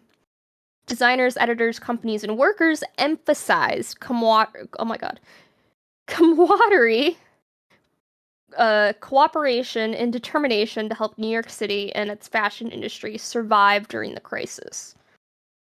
Another thing that really hit during this time was the economic situation during the time in consumer spending.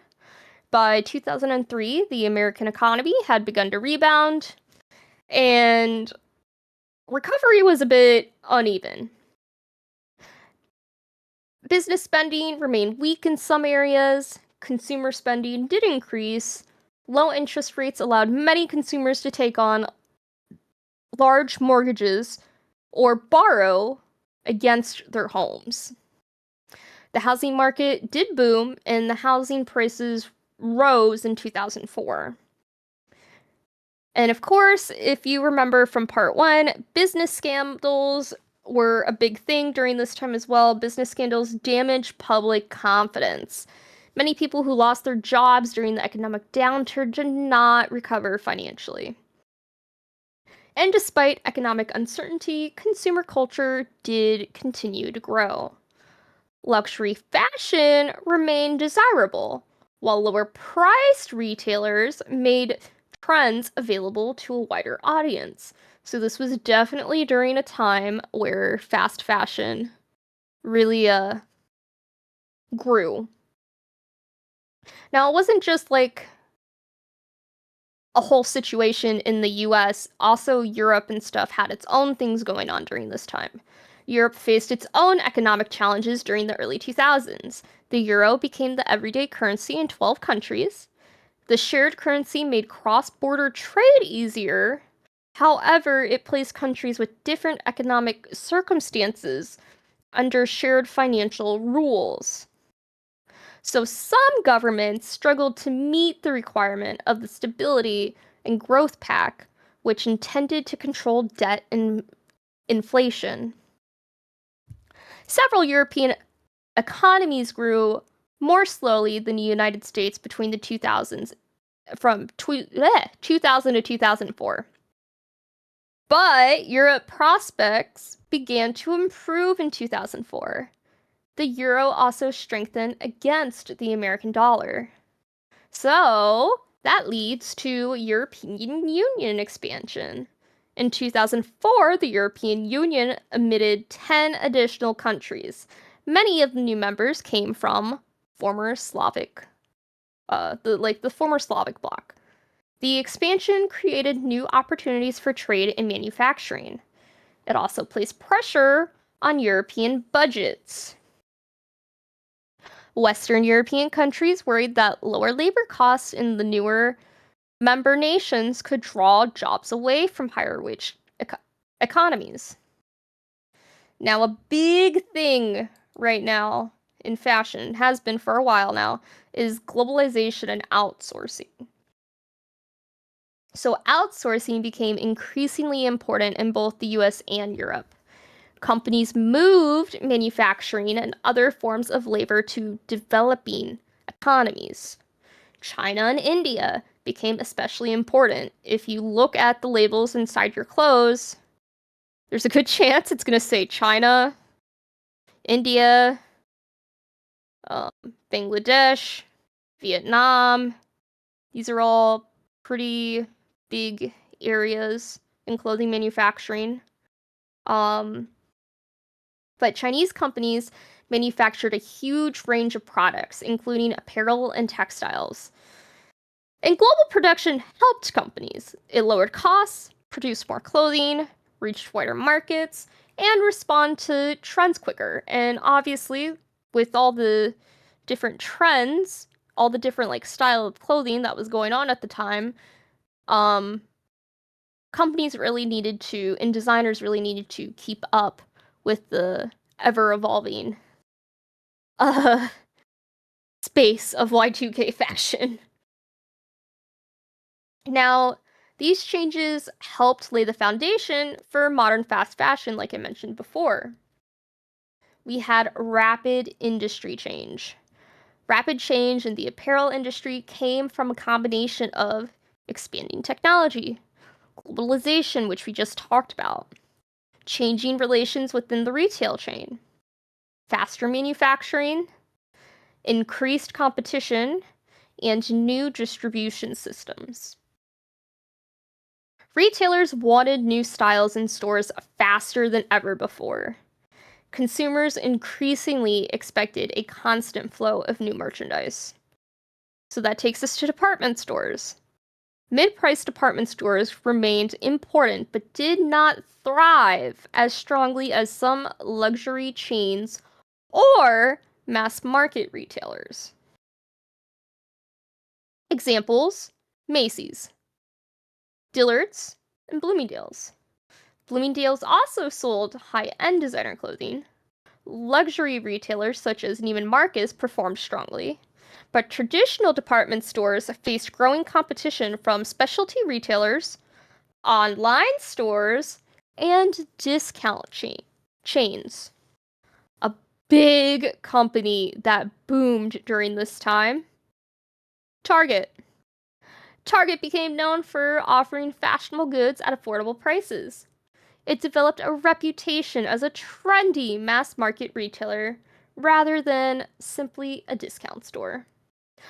A large percentage of Target's clothes were sold under private labels, and private labels allowed stores to control design, pricing, production, marketing, and profit margins.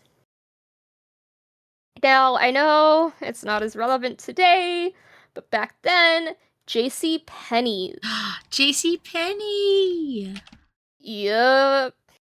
JCPenney's revived parts of his business with fashion brands such as Nicole by Nicole Miller. Private label merchandise generated a significant portion of JCPenney's revenue. Retailers increasingly created exclusive clothing lines rather than relying on outside brands. Private labels help stores offer lower prices and respond more quickly to trends. Specialty stores for adult women, we had Chico's, focused on women between approximately 35 and 55 years old. By 2003, Chico's operated more than 400 stores. We also have Christopher & Banks, which avoided highly fashion-forward merchandise. It focused on comfort clothing for women in their 40s. These stores reflected growing segmentation of the retail industry. Retailers increasingly target specific age groups, lifestyles, and fashion preferences. Now, I'm going to be straight up with you right now. A lot of what I'm saying, or a lot of what I'm talking about, was in some of my textbooks, which is probably why I'm using certain words more so than others. But, yeah, teen retailers, what we definitely grew up with, teen-focused retailers experienced major growth. Example, Hot Topic. Abercrombie & Fitch. Hollister. American Eagle. I remember those. Aeropostale. Claire. Limited 2 later turned to Justice. Gap. Victoria's Secret. Man, did that just send me down Yeah. roller coaster of things I used to wear. Now, Victoria's Secret, it also reached younger shoppers while continuing to offer products for adult customers. But let's be so for real, some of that like adult stuff, teens were definitely buying. Yeah. Because again, sexualization of teen girls was very high at the time, which we could talk about the Jeffrey Epstein influence of things, but I'm not going to get into that right now. So, teen retailers often sold more than clothing. They sold a complete identity, lifestyle, or subculture. Oh my god, I remember Hollister had like the dim stores. It was They had the so heavy perfume, gross in the there, surfer bro. vibe.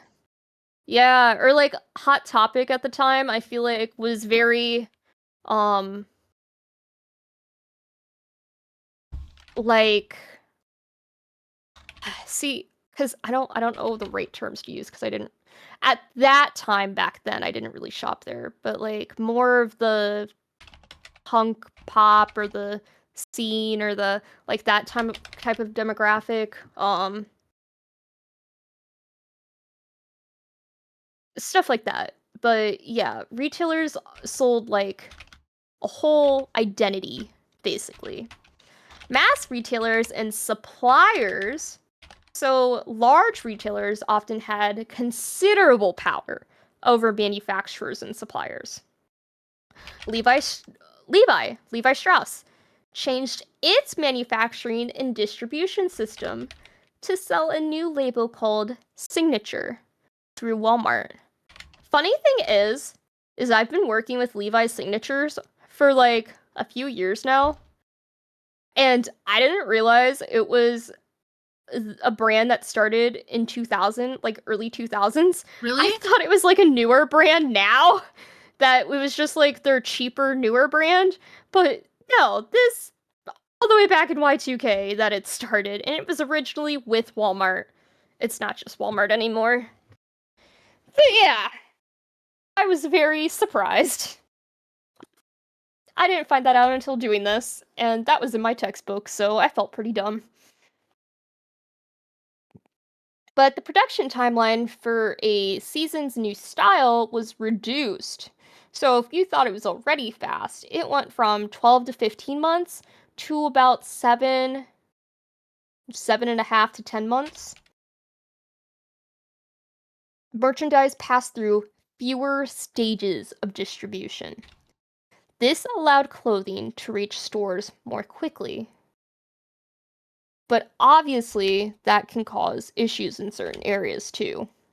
Quality might not be as good, more mistakes, just a bunch of different things. It's not necessarily all bad, but yeah. Now, specifically with Levi's Signature, the Signature line began producing credible business for the company. So, technology, business and technology, like we were talking about before.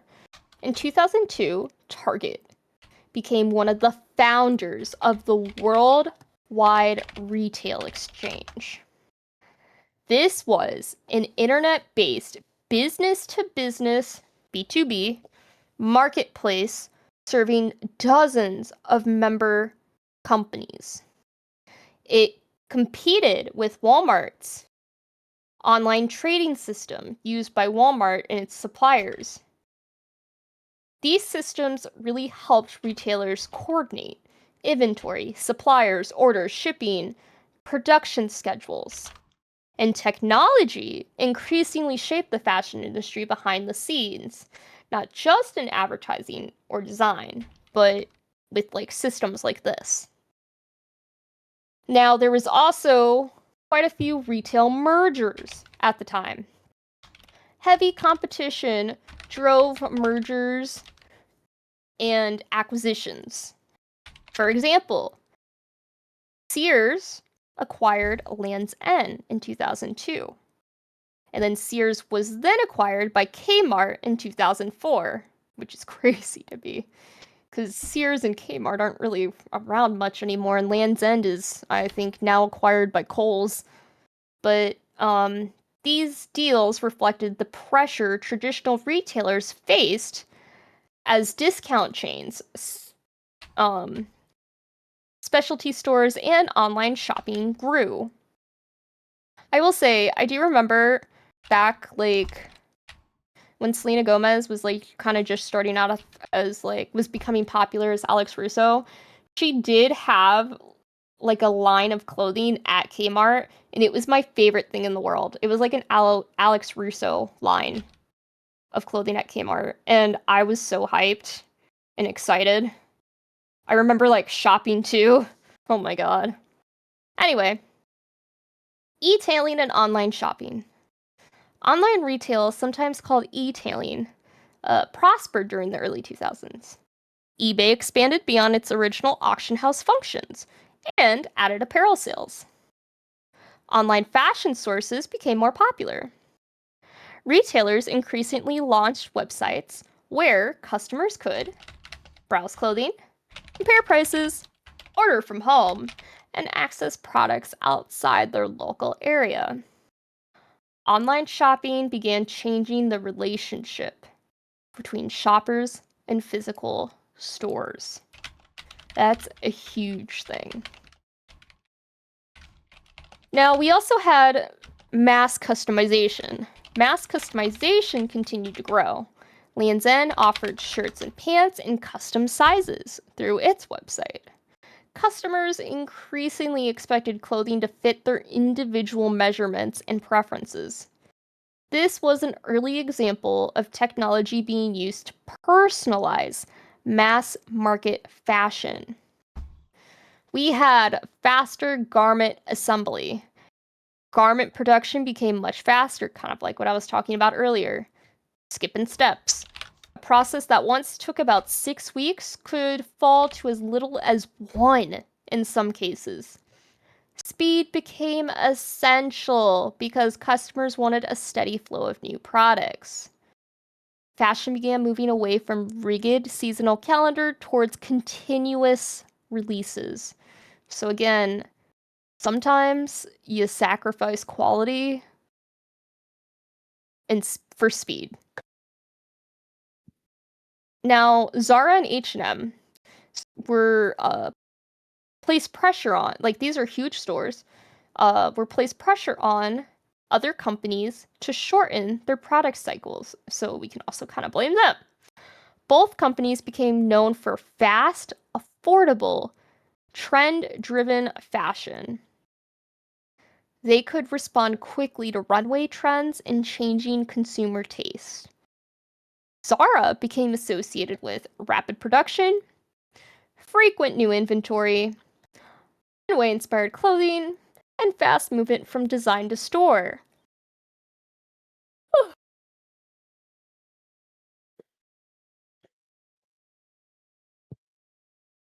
H&M became associated with affordable fashion, frequent trend updates, international expansion, designer collaborations.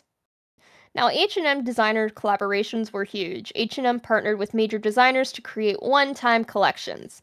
These collections include Stella McCartney and yeah, Karl. I always fuck up his last name. Karl Lagerfeld. Lagerfeld.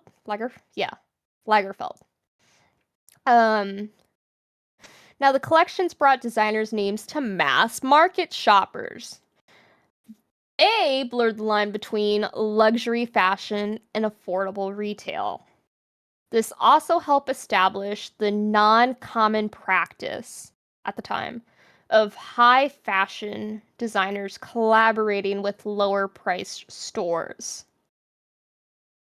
Now, domestic manufacturing, despite the growth of apparel manufacturing in Asia and the Americas, some clothing consumed in the United States was still produced domestically in the early 2000s, so it wasn't completely overseas yet. Import domestic manufacturing were places like, surprise, surprise, LA, surprise, surprise, New York City, and San Francisco.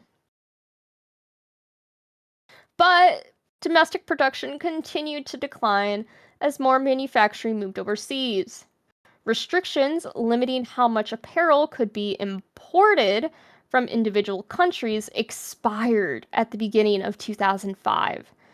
So, like, the limits for how much could come in from other countries, those limits expired in 2005. The further increased competition from international manufacturing was very high. So, luxury conglomerates. Conglomerates that controlled multiple luxury brands remained prominent. These groups could provide fashion houses with financial support, advertising, international distribution, retail expansion, and business infrastructure. However, luxury houses could also face pressure to increase profit from quarter to quarter. Designers had to balance creative experimentation with financial expectations. Privately held companies also struggled with the tension between financial stability and fashion's constant need for change, especially during Y2K. Now, there were a lot of designers at the time that moved around a bit. So, designers who led major brands sometimes became unhappy with corporate management. Some left to start independent firms, others moved to different fashion houses. Some entered different areas of the luxury market, and yes, this did happen way more than you probably think.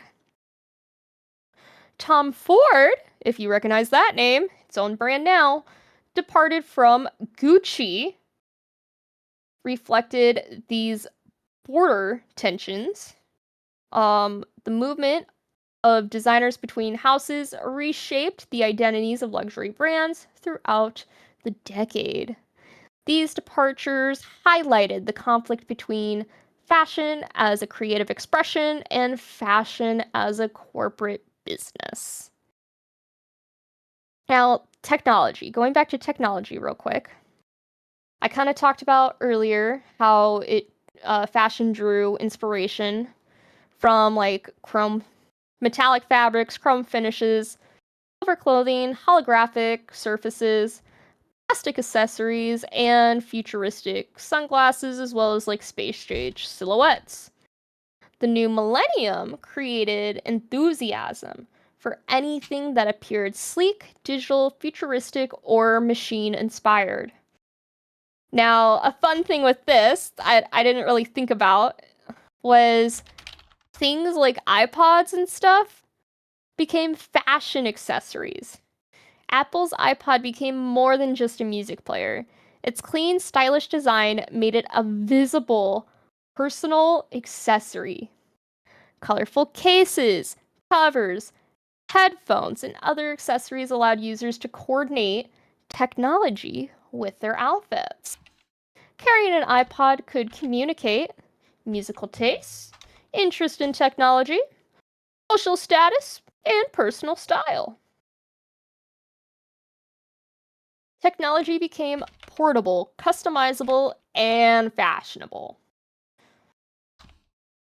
And we can't forget about the internet.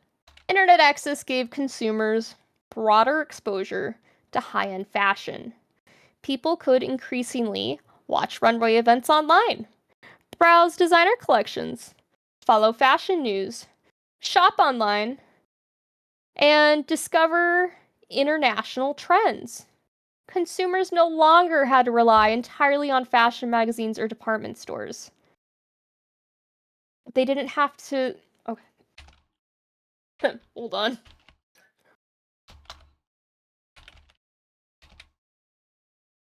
No problem.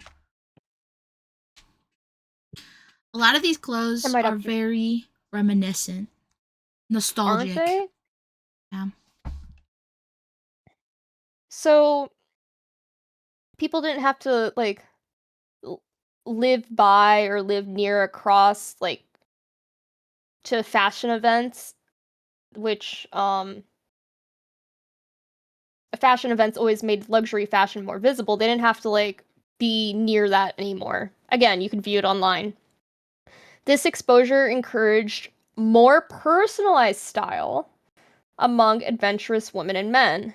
So again, what I love about Y2K fashion that we were kind of talking about earlier, yeah, there's so many different genres, different groups, but you also, within that genre and style, personalized it to yourself. We saw Kelly Clarkson earlier during the American Idol clip wearing a shirt she made out of her own denim. Yeah.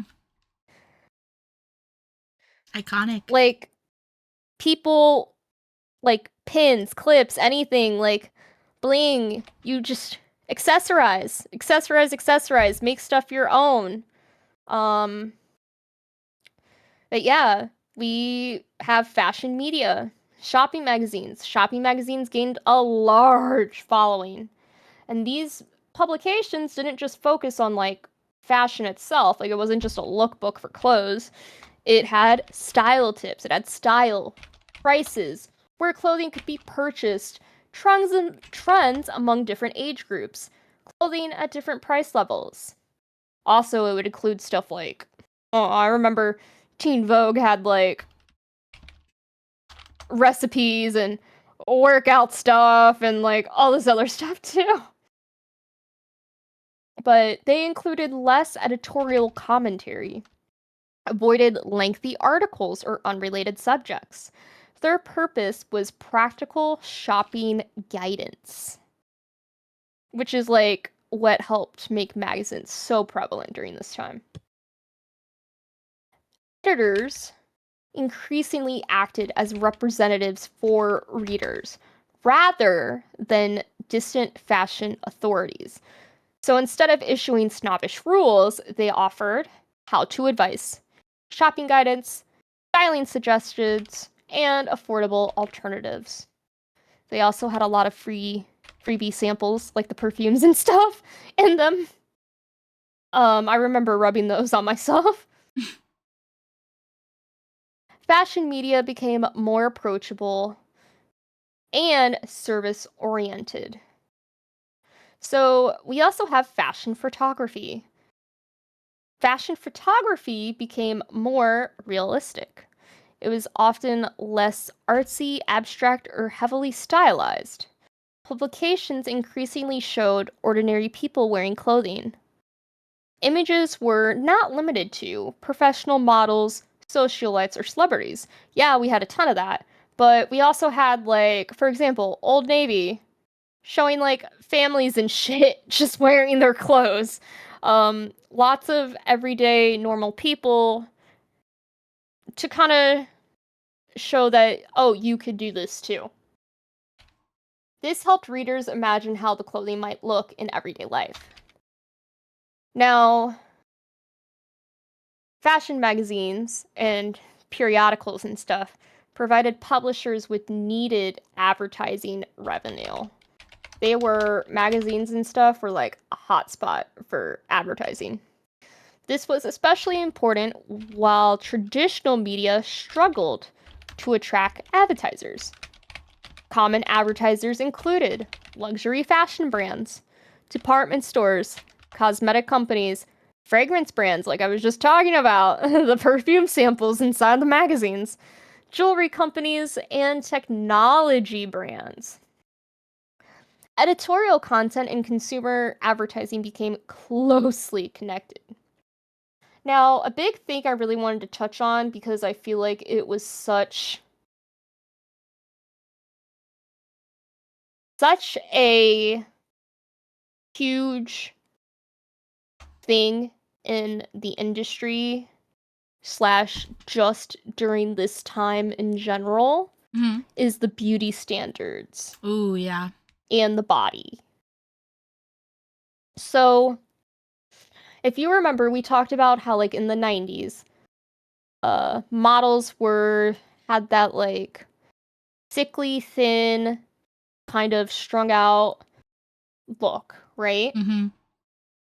Well, models were no longer presented in exactly the same way. In exactly the, like, they weren't necessarily presented in the,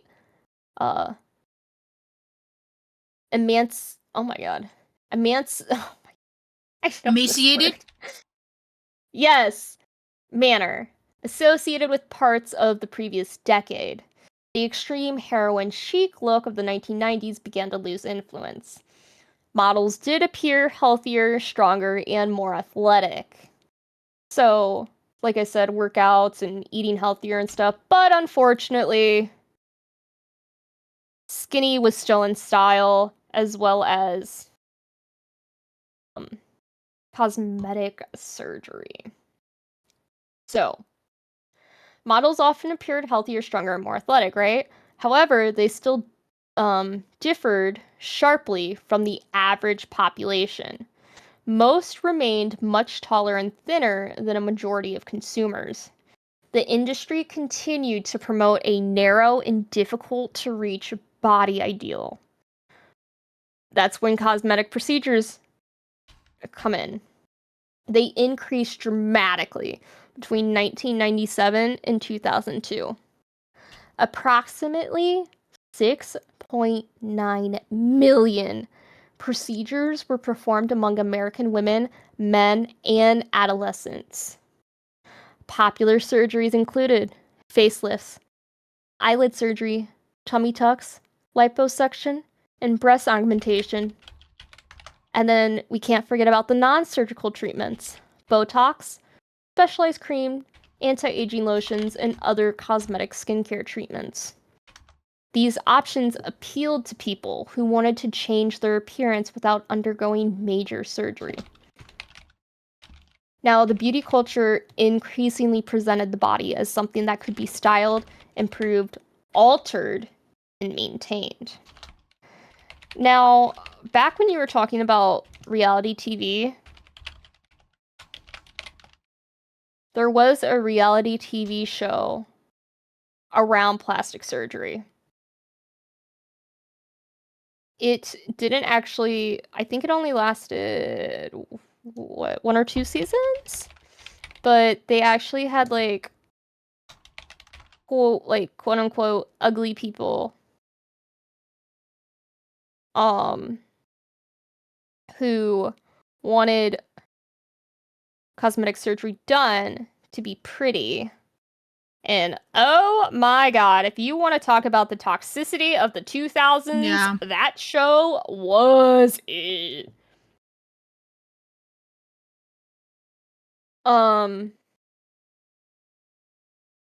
Celebrity and media pressure was also a huge influence in the fashion realm. Kind of talked about that earlier a little bit. Celebrity photographers, tabloids, red carpets, and music videos increased pressure to maintain a polished appearance. Fashion media did not only tell people what clothing to wear, it influenced expectations about it.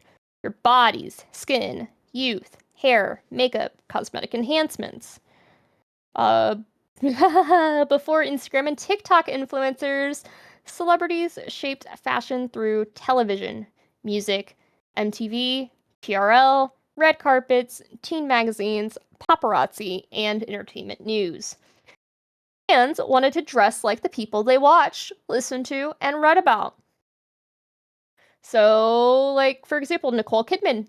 Nicole Kidman represented refined red carpet glamour. Her style emphasized elegant gowns, sophisticated tailoring, classic Hollywood influence, and high fashion designers. Then you have Gwen Stefani. I liked Gwen Stefani. Gwen Stefani mixed several influences into a distinctive personal style. Her fashion included punk, streetwear, bold makeup, experimental accessories, and Harajuku-inspired elements. She represented a more individual and subculture-driven side of Y2K fashion. I'm pretty sure there's a picture of Gwen Stefani in here too. I think so. There's Pink. Iconic.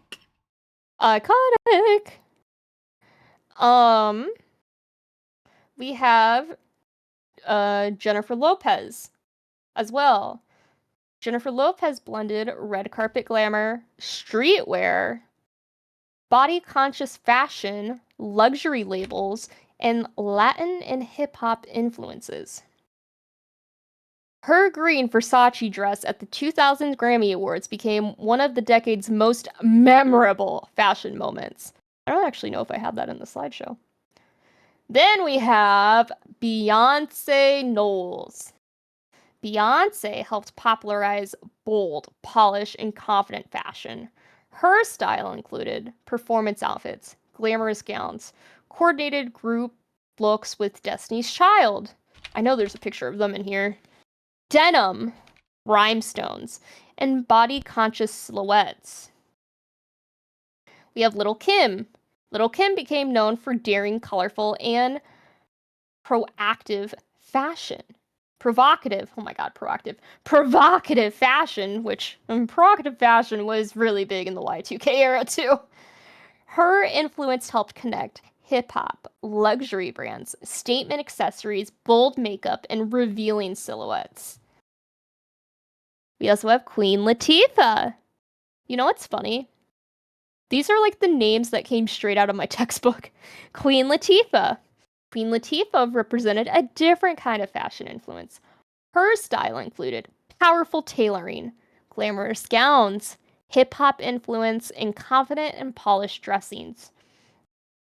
She broadened the image of who could be viewed as a fashion icon. And we have Keanu Reeves. Oh my god. Keanu Reeves! Keanu Reeves represented a more understandable approach to celebrity style. His clothing often appeared minimalist, dark, relaxed, unfussy, less trend-driven than many Y2K celebrity looks. We have Sarah Jessica Parker. Sarah Jessica Parker became strongly associated with high fashion through Sex and the City. Her influence helped make designer clothing, shoes, and accessories a part of the mainstream conversation. She became the spokesperson for Gap in 2004. Oh. And her Gap campaign. Yeah. I didn't know that. Her Gap campaign showed how celebrity style could connect luxury fashion with mass market retail. And we have the iconic Paris Hilton. She represented the rise of celebrity socialites. She became closely associated with the velvet tracksuit, rhinestones, pink clothing, tiny handbags, low-rise bottoms, revealing party clothes, and make-a-bling fashion. Her highly visible lifestyle influenced many adolescents. Some parents and commentators objected to her revealing fashion and uninhibited public behavior. She was definitely something. Her fame showed that a person no longer needed to be primarily an actor or a musician to influence fashion. Then we have the iconic Britney Spears. Britney Spears became one of the defining pop fashion figures of the era. Her style included crop tops, low-rise jeans, denim, rhinestones, schoolgirl-inspired clothing, so like preppy clothing, performance costumes, and casual paparazzi fashion. Then you have Christina Aguilera, who was kind of more on the opposite side of that. Christina represented a more provocative and experimental side of pop fashion. Her style included low-rise pants, revealing tops, bold makeup, hair extensions, body jewelry, and performance-inspired fashion. Can't forget about Janet Jackson, who remained influential in performance fashion and pop culture. Her style included strong stage costumes, body-conscious silhouettes, streetwear influence, and military-inspired elements. Her 2004 Super Bowl halftime show appeared... Oh my god, I cannot talk. Her 2004 Super Bowl halftime appearance became the center of major controversy after her breast was exposed during the performance. The incident sparked widespread debate about public decency, television standards, censorship, celebrity culture, and responsibility in live broadcasting. So in the textbook, a lot of stuff I was surprised to reread. Designers of the Y2K era. Donatella Versace. Donatella Versace took a leading role at Versace after Gianni Versace's death in 1997. She carried the brand into a new millennium. Versace became associated with celebrity glamour, bold colors, metallic fabrics, revealing silhouettes, dramatic prints, and crystal embellishments. When I was talking about the McBling era earlier, it's definitely like rhinestones, bling, accessories, gems, stuff like that. Very popular. The brand dressed stars including Jennifer Lopez, Beyonce, and Britney Spears. Again, we talked about that green Versace dress that is so famous. Now we also had Alexander McQueen. Alexander McQueen was one of the most important and innovative designers of the period. His runway shows combined fashion, theater, technology, storytelling, and performance art. His work included Gothic influences, historical references, precise tailoring, dramatic silhouettes, emotional or unsettling themes. McQueen treated the runway as an artistic event rather than simply a place to display clothing. His shows became some of the most memorable presentations in modern fashion history. And Tom Ford. Like I mentioned earlier, Tom Ford helped transform Gucci into one of the most desirable luxury brands of the late 1990s and early 2000s. And then he did leave to do his own thing. He became associated with slick tailoring, satin, velvet, sharp suits, high glamour advertising, and sensuality. Sensuality.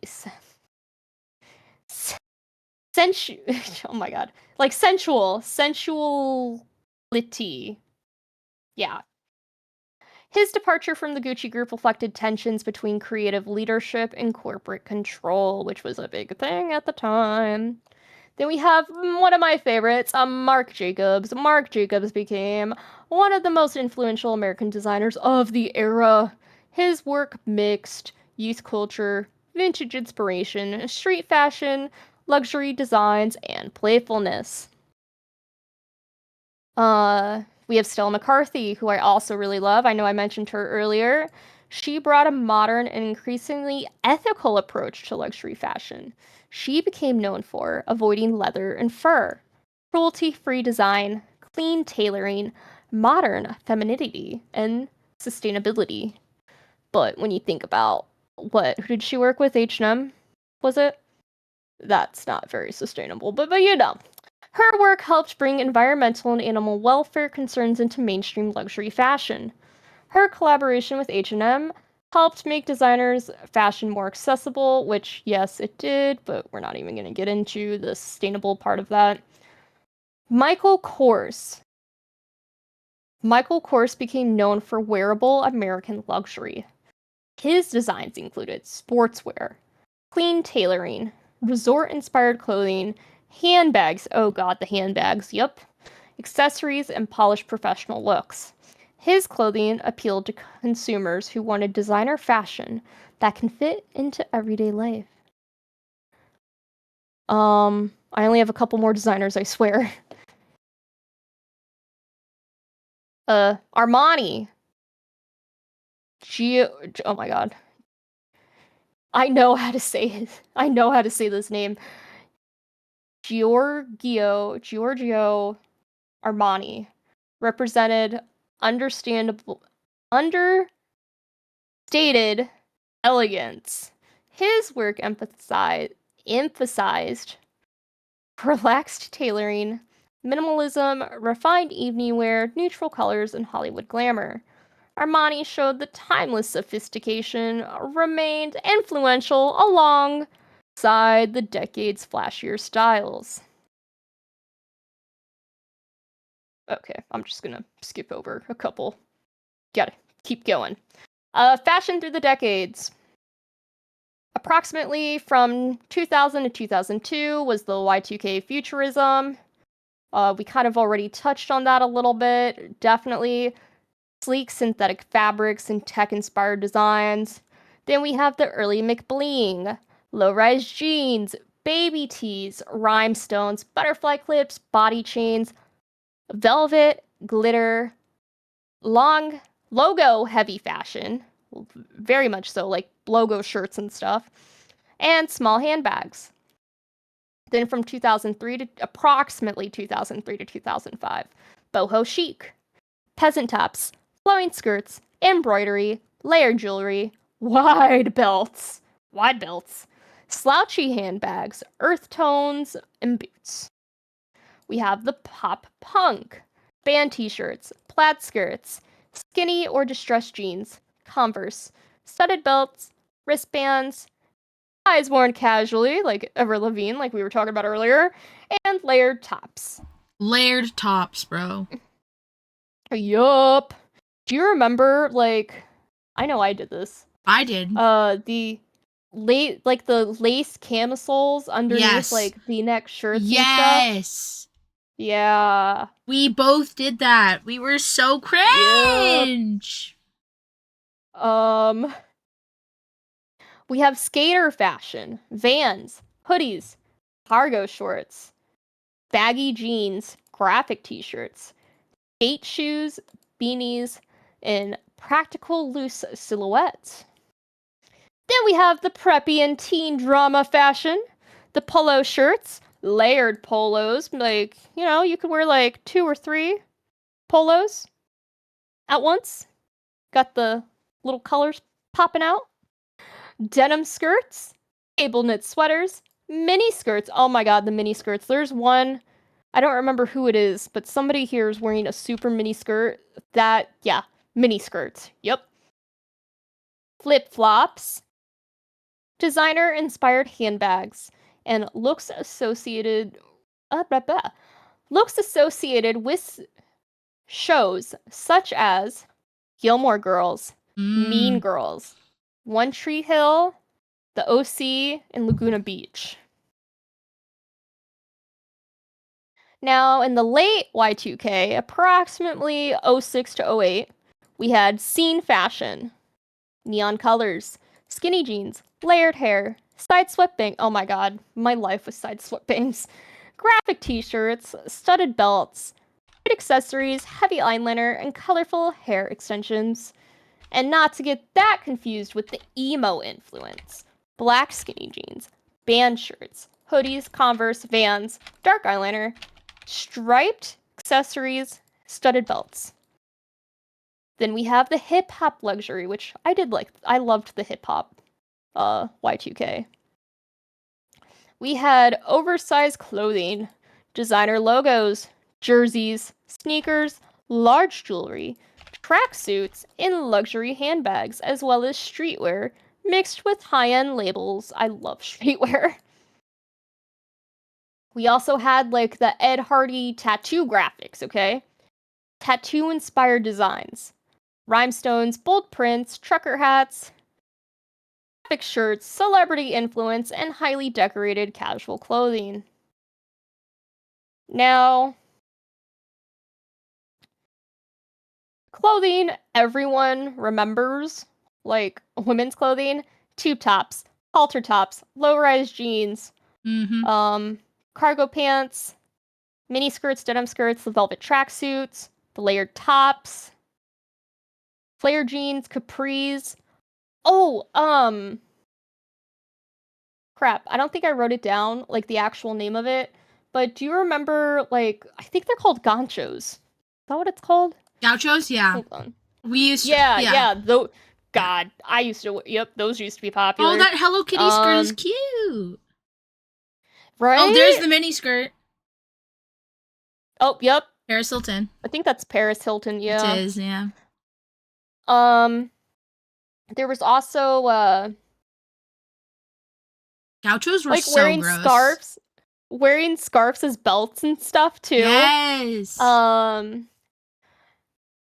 remember like the Alex Russo layered accessories, so like a scarf with like layered necklaces with it and stuff. There was also I was just thinking of something and I lost it. Oh, whale tails.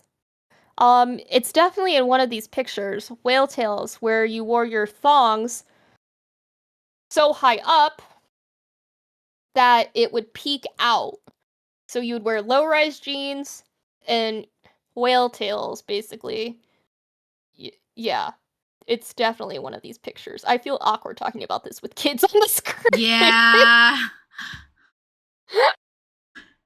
That's not what I meant to do. Let's just get past the kids real quick. Yeah. All right, we're gonna be back to normal adults here soon. Yep. It's like an all pink outfit. I don't remember who's wearing it, but you can see like the whale tail, like you can see it on the hip bone, the thong.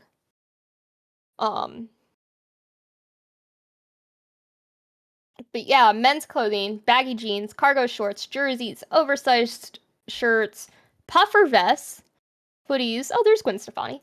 Skatewear, trucker hats, also layered polos, depending on if you were more preppy or more hip hop. Skatewear was another big one.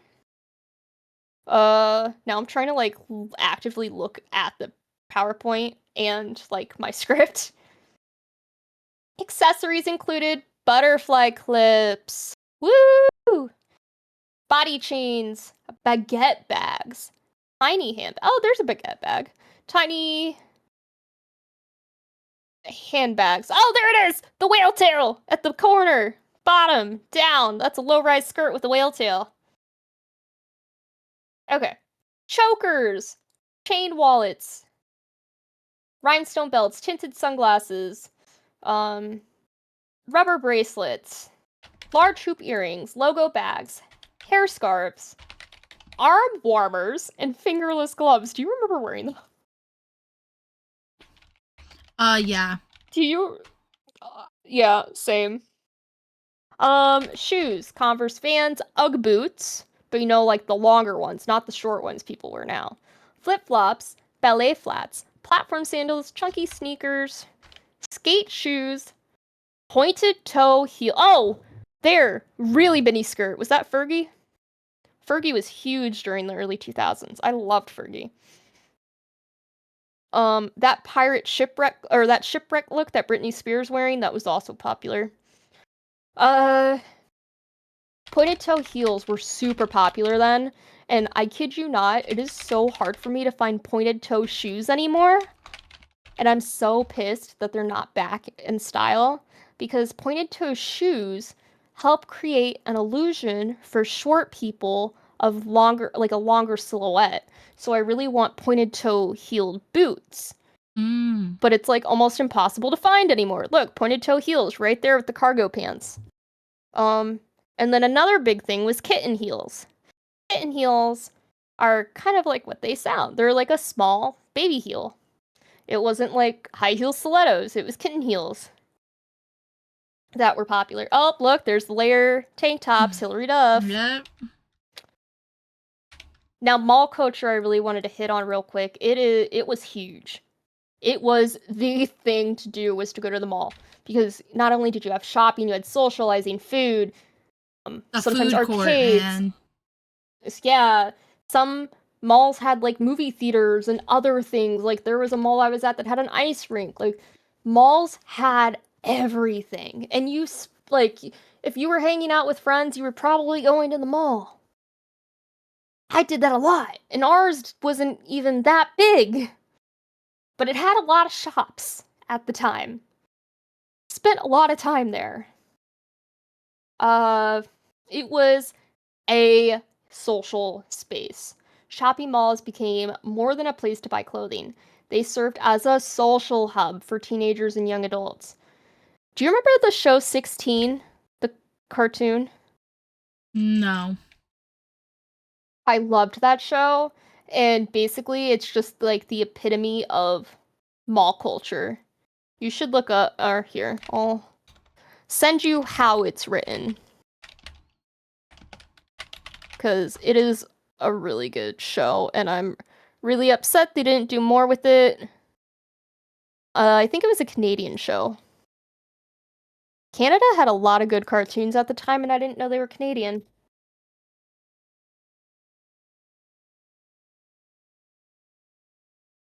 $16. But, okay. Anyway, people went to the mall to shop, eat, meet friends, see movies, browse music. Oh yeah, that's another big one. Participate in youth culture. Mall stores often represented specific lifestyles or identities. Popular Y2K like stores in the mall: Abercrombie & Fitch, Hollister, American Eagle, Aeropostale, Hot Topic, Claire's, Limited Too, Gap, Victoria's Secret, JCPenney's, Macy's, Target, Spencer's, and I don't actually know this one, but Zoomies. I don't know. My bad. Retail identities. So like Abercrombie and Fitch was like more of the preppy, athletic, aspirational image. Hollister sold a California-inspired beach lifestyle, you know, having the young, ripped models outside the store all the time. Topic connected fashion with music, alternative culture, pop punk, emo, and fandom. Claire's specialized in affordable accessories for young shoppers. Please do not get your ears pierced at Claire's. Go to a professional tattoo shop. Limited to targeted girls and younger teens, Victoria's Secret blended lingerie, beauty products, and aspirational femininity. I was a sucker for the yoga pants and yoga shorts. Stores increasingly sold identities, experience, and not just merchandise. I kind of already gone through that. I'll just skip that. Just to let you know, I'm skipping television, music, and film. Well, no, I'll do film real quick. But television and music, I feel like we've just kind of gone over this whole time. But film, I gotta talk about Mean Girls. Mean Girls captured mid-2000s teen fashion and social hierarchy through clothing. Teen films helped spread miniskirts, coordinated outfits, preppy clothing, glamorous school fashion, and mall brand style. Just had to hit that. Now, Y2K fashion changed quickly, like we've kind of gone over. Like I said, global manufacturing made clothing cheaper and easier to produce.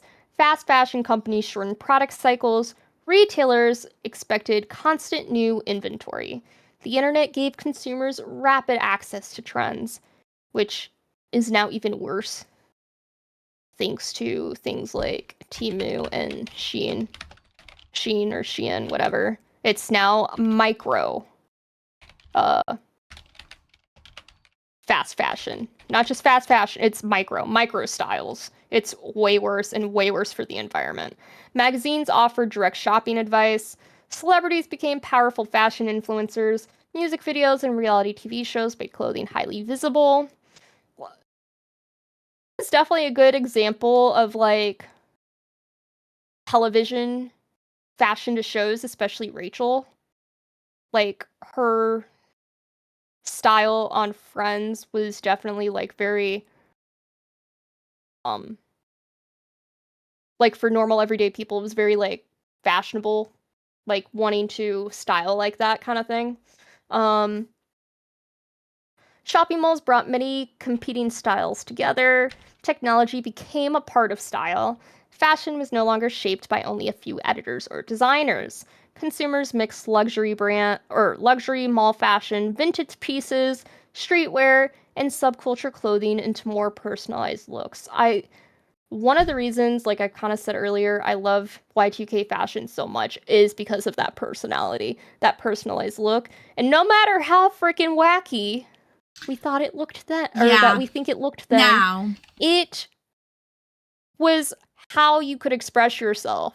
And I love that. I miss that. I still do kind of wacky things with different prints and stuff now that you just gotta give it a chance. Oh, Baby Fat's another really popular brand from that time, more in the like hip hop R&B circle. So Y2K era helped create the modern fashion industry. Fast fashion became a dominant retail model. Online shopping continued to grow. Designer My niece says collaborations hi, with Lila. My niece says hi. Hi! She's talking about the fashion of the 2000s. The decade you were born. Yeah. Oh my god. Celebrity culture evolved into social media I was born in influence culture. 1997. I was born in the 90s. 90s babies. Luxury brands became increasingly tied to large corporation groups. Manufacturing became global. Fashion cycles became faster. And Y2K fashion did return in the late 2010s and early 2020s because of nostalgia, social media, TikTok, Gen Z fashion, vintage resale, and celebrity revivals. Now, the meaning of Y2K fashion now, the term Y2K aesthetic became widely used after the original era. It is a bit different than what it was then. Modern social media uses Y2K as a broad label for several different styles. This could include, scene, emo, pop punk, hip hop, boho, mall fashion, pop star fashion, McBling, and futurism. These styles did not all appear at exactly the same time, though, like we kind of went through earlier, different eras, but they all overlapped throughout the decade. So,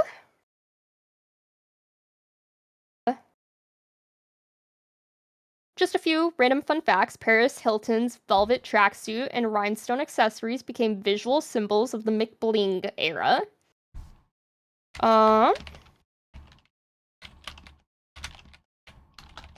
Karl Lagerfeld's 2004 H&M collection helped launch the modern designer and fast fashion collaboration model.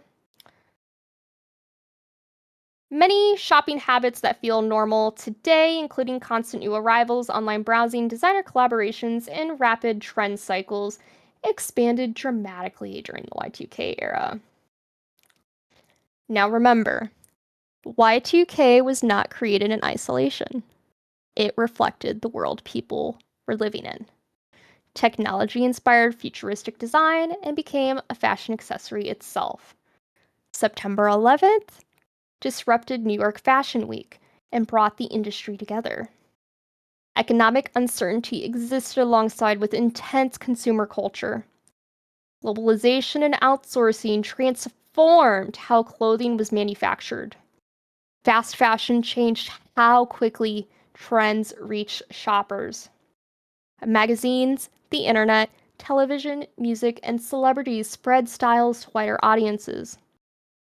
Designers balanced creativity with the growing power of luxury corporations.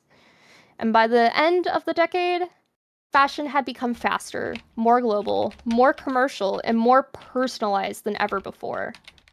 The rhinestones, low-rise jeans, velvet tracksuits, dramatic runway shows, mall brands, and tiny handbags were only the visual surface of a much larger transformation in fashion history. That was 34 pages. Wow.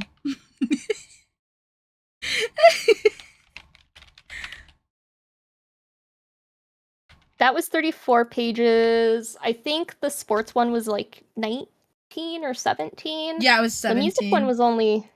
Yeah, the music one wasn't that long, though. That one was only... Beautiful. Beautiful.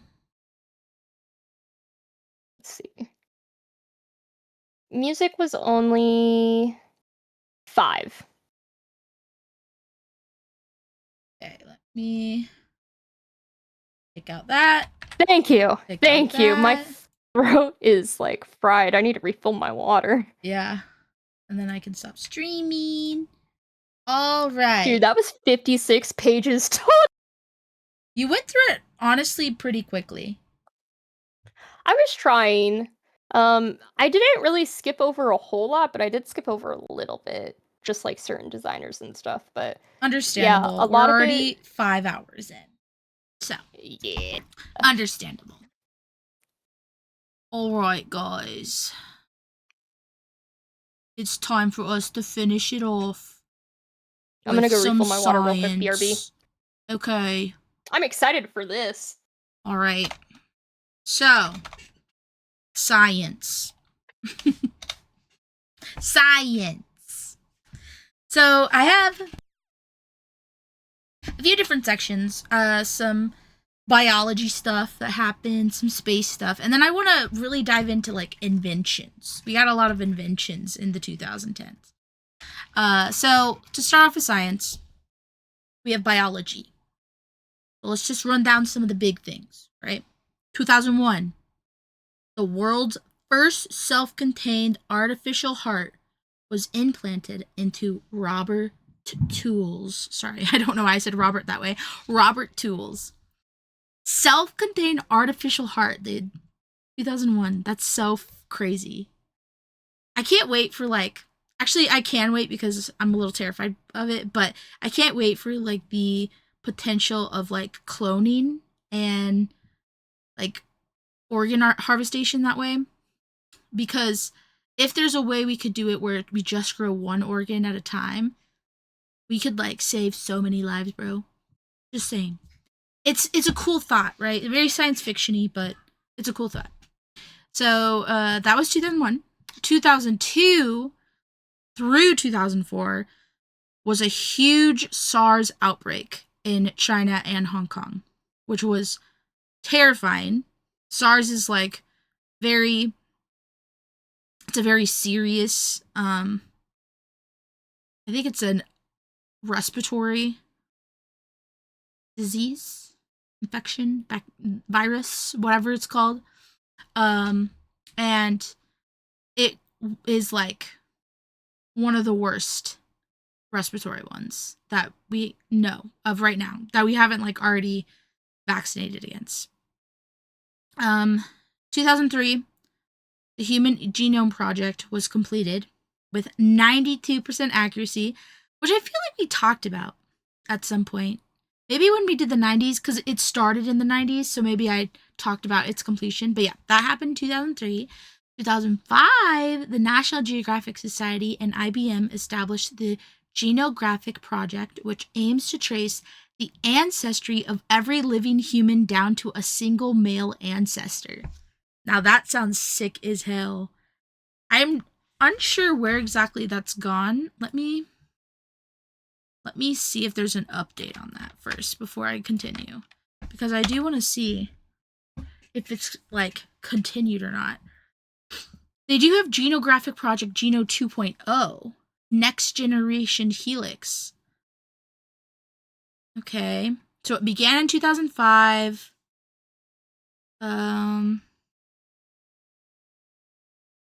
Talks about information they collect, getting your results. Interesting. So is this still going on? 2020 was the last that collect new contact information.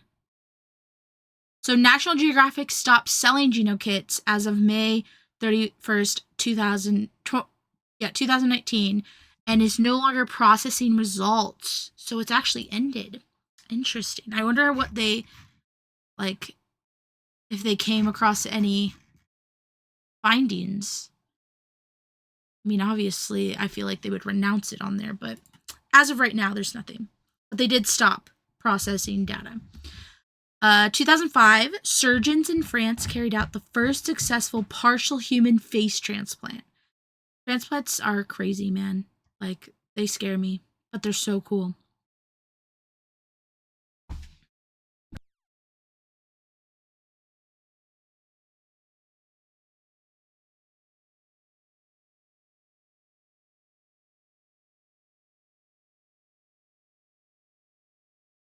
Sorry, my niece came in and asked me a question.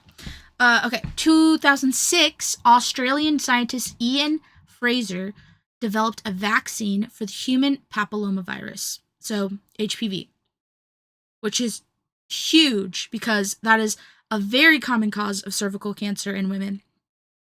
And it is like way more spreadable than people realize. So that is very important for not only women, but also men, because it can also cause throat cancer. It can cause various types of cancer. It's a very, like, dangerous virus, actually, which I feel like, I mean, obviously I learned about it when I got older, but I feel like we didn't really learn about it at all in, like, sex ed or anything, and I think it's really important that you do, because if you get vaccinated before you're sexually active, it's way more effective than, like, if you're doing it while you're sexually active, because it's a long series of vaccinations that you have to go through for it to be fully effective. So, huge breakthrough. I didn't realize happened so late into the game. 2006 was only 20 years ago, guys. Like, that was like... That's freaking crazy to think it was that. Like, only 2 decades ago was that found and developed. Like, that's crazy to me. And I don't remember ever learning about that in sex ed. HPV at all. I don't know. I don't remember. I learned about it from my doctor, from my family doctor, being like, hey, you should get this vaccine. She didn't explain why, I remember though. getting the... Yeah, same. I got like, the vaccine. Yeah. It was just a list of vaccines out of... Yeah, out of all the other ones that I need to get. I mean, I knew it was important, but I didn't know why. I just assume that any vaccine my doctor is telling me to get is probably important. Yeah, So, no, same. Yeah. So I just go with it. But yeah, no, HPV vaccine only developed 2006. Crazy. Shout out to the Australian scientist Ian Fraser, because you're saving lives, man. Genuinely. We all know women's health needs more people like that. Yeah. Yes. Okay. 2008. Launch of the 1000 Genomes Project, an international research effort to establish by far the most detailed catalog of human genetic variation. 2009, the launch of the Human Connectome Project to build a network map that will shed light on the anatomical and functional connectivity within the healthy human brain. So, human brain mapping, as well as a research center that helps facilitate research into brain disorders. So, anything from like dementia to other types of brain disorders that I can't think of it off the top of my head, but a lot of them. So, yeah. Another big one. Also in 2009, a new strain of H1N1 virus was detected in Mexico, spread across the globe, resulting in the 2009 swine flu pandemic. So, a lot of virus stuff going on. We have SARS outbreak for 2 years, from 2002 to 2004, and then the H1N1 virus, the pandemic, 2009. But we have a vaccination for HPV, so, it balances out. The thing I've noticed is a lot of the projects that, like the genome projects and that stuff, a lot of that stuff has either been ended before, like, it's reached its conclusion, or, like, ended because of funding. So a lot of these things that are really cool that they began, a lot of them didn't come to fruition, unfortunately. I'll talk about another big one later. So in 2000, beginning on November 2nd, 2000, the International Space Station has been continuously inhabited. So since November 2nd, 2000, there has been someone on the International Space Station. That's crazy. 26 years. That is crazy. Someone, at least one person, 2 people, however many people are need to be there to function, have been on there continuously. The space shuttles helped make it the largest space station in history, despite one of the shuttles disintegrating upon re-entry in 2003. And by the end of 2009, the station was supporting 5 long-duration crew members. So that's very cool. The International Space Station has been going strong since the early 2000s. 2001, space tourism begins with American Dennis Tito, who paid the Russians $20 million for a week-long stay on the International Space Station. So, the first... Did not know that. Yeah, the first... Like, it didn't start with SpaceX or whatever Katy Perry went on. It didn't start with that, guys. It started all the way back in 2001.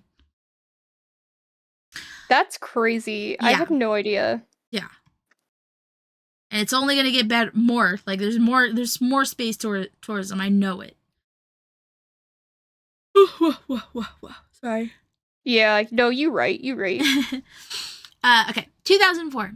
The Mars Exploration Rover mission, MER, successfully reached the surface of Mars in 2004 and sent detailed data and images of the landscape back to Earth.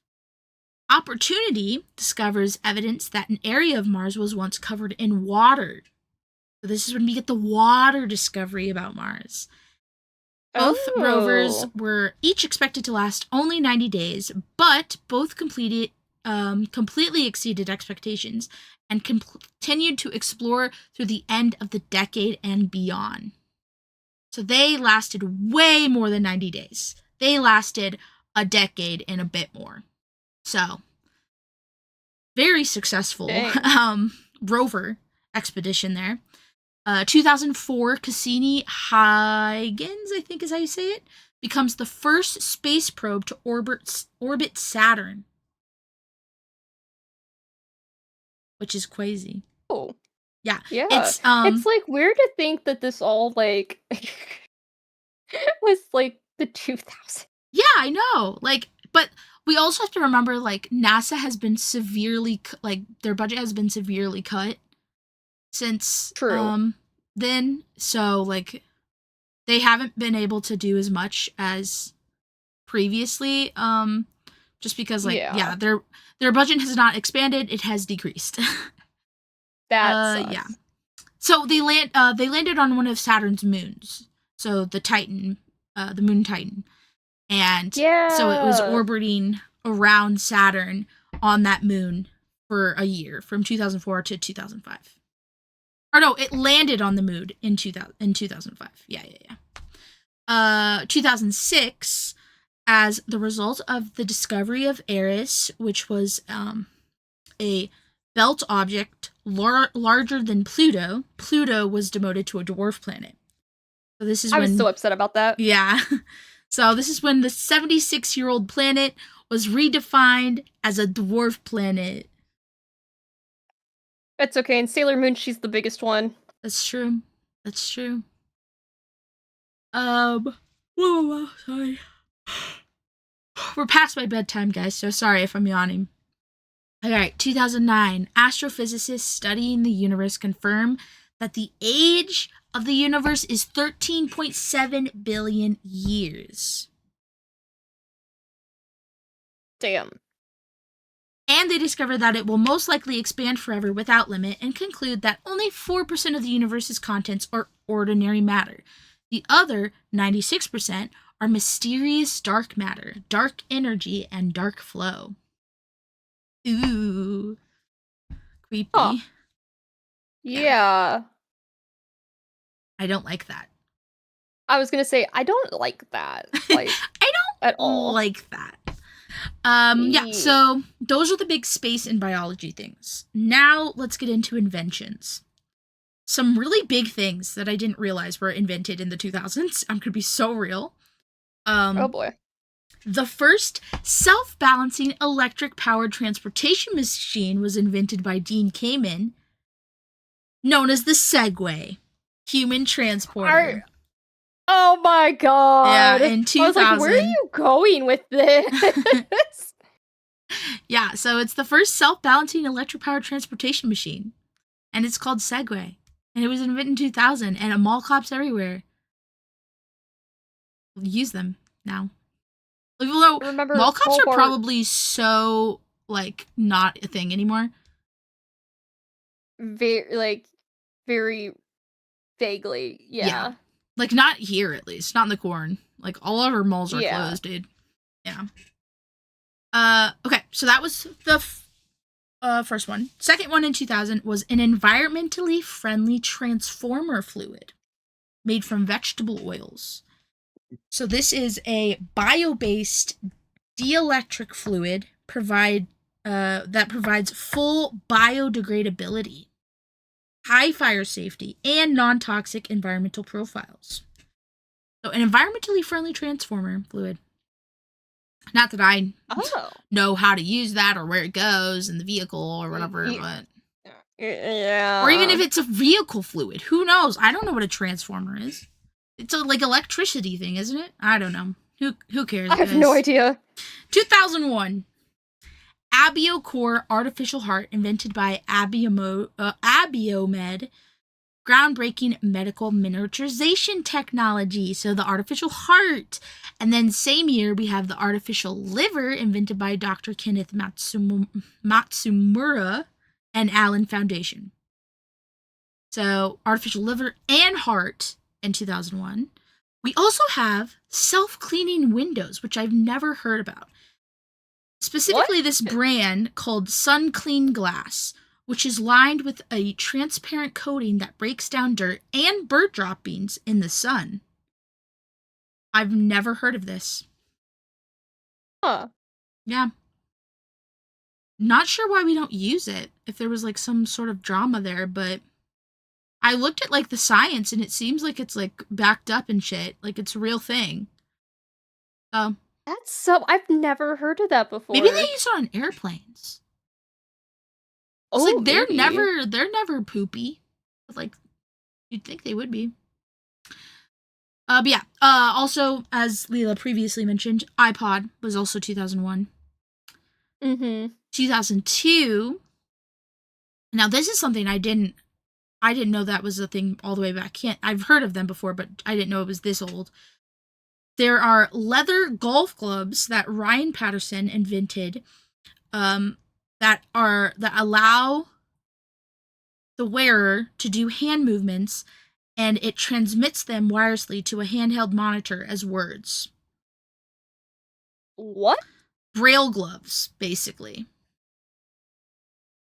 So they're gloves specifically for blind individuals that allows them to, how do I put this? Let me find a better explanation. Braille gloves. A wearable assistive technology designed to help visually impaired or deaf-blind individuals read, write, and communicate.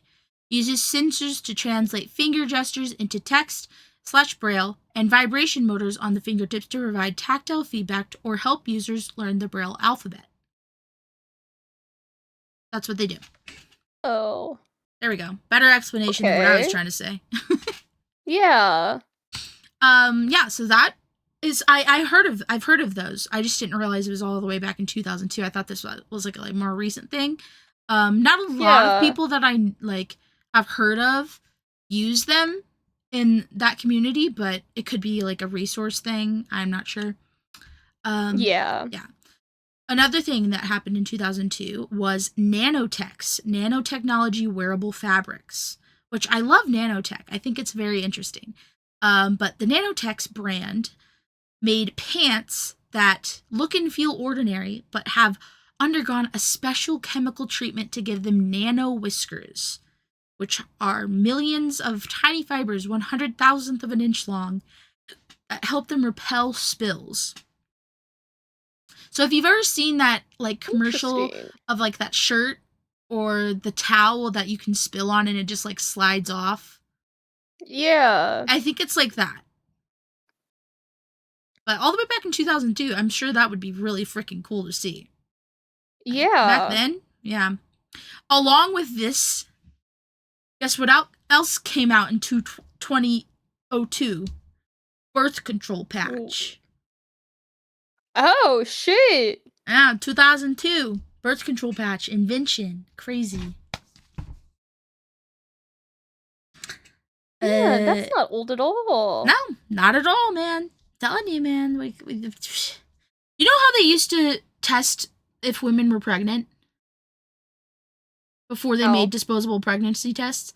They would inject female urine into frogs.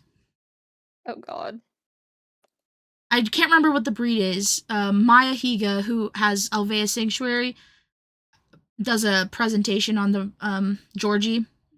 the George boy. I think it's an African bullfrog or something, but that's the type of frog that they imported into the US, and they would inject the frog with the pee, and if the frog laid eggs, it had the pregnancy hormone, so the woman would be pregnant. And that's how they tested pregnancy before pregnancy tests. Does that actually work? Yeah, no, it works. It's like it's a real test. It's just like not nice to the frogs, but yeah. So they imported a bunch of frogs from another country, another continent actually, and it is likely a reason for the disease that affects amphibians. That is like really tearing up the amphibian kingdom right now. So, just a little Alvea Sanctuary factoid for you. If you've never heard of the Alvea Sanctuary, I highly recommend, guys. It's a wonderful cause. The animals are lovely. Maya's lovely. The crew is lovely. We love them all. Have you ever heard of them? No, I Yeah, so haven't. Maya Higa is like a streamer. But she used to be a zookeeper apprentice or whatever. Like she worked at a zoo. And she went to school for agriculture and all that. And so one time she was streaming and she was helping rehabilitate a bird of prey, like a big bird, and that's how she like blew up on Twitch. And so she did a huge stream, raised like $500,000, shaved her head so that she could open a animal sanctuary in Texas. Oh. Yeah. So now she has like 30 something acres of land that she has like a bunch of different animals who all like help educate the viewers and the people that come visit about different things that are affecting them both environmentally and like physically. So it's very cool. I'll have to think about how we could do an episode on that, because that would be a good episode. And we could do a charity with it because you can donate straight to it's a nonprofit. So yeah. Oh, okay. Yeah. We'll talk about it later. But that's how birth control used to happen, guys. Or birth tests, pregnancy tests. Jeez, birth control. Pregnancy tests used to happen with frogs. That was the story that I was trying to tell. God. Which is crazy. Yeah. So, next, 2002, solar tower. So, designed to generate 200 megawatts of electricity using 32 wind turbines driven by superheated rising air moving at 60 kilometers per hour, enough for 200,000 homes. This was the dream, right?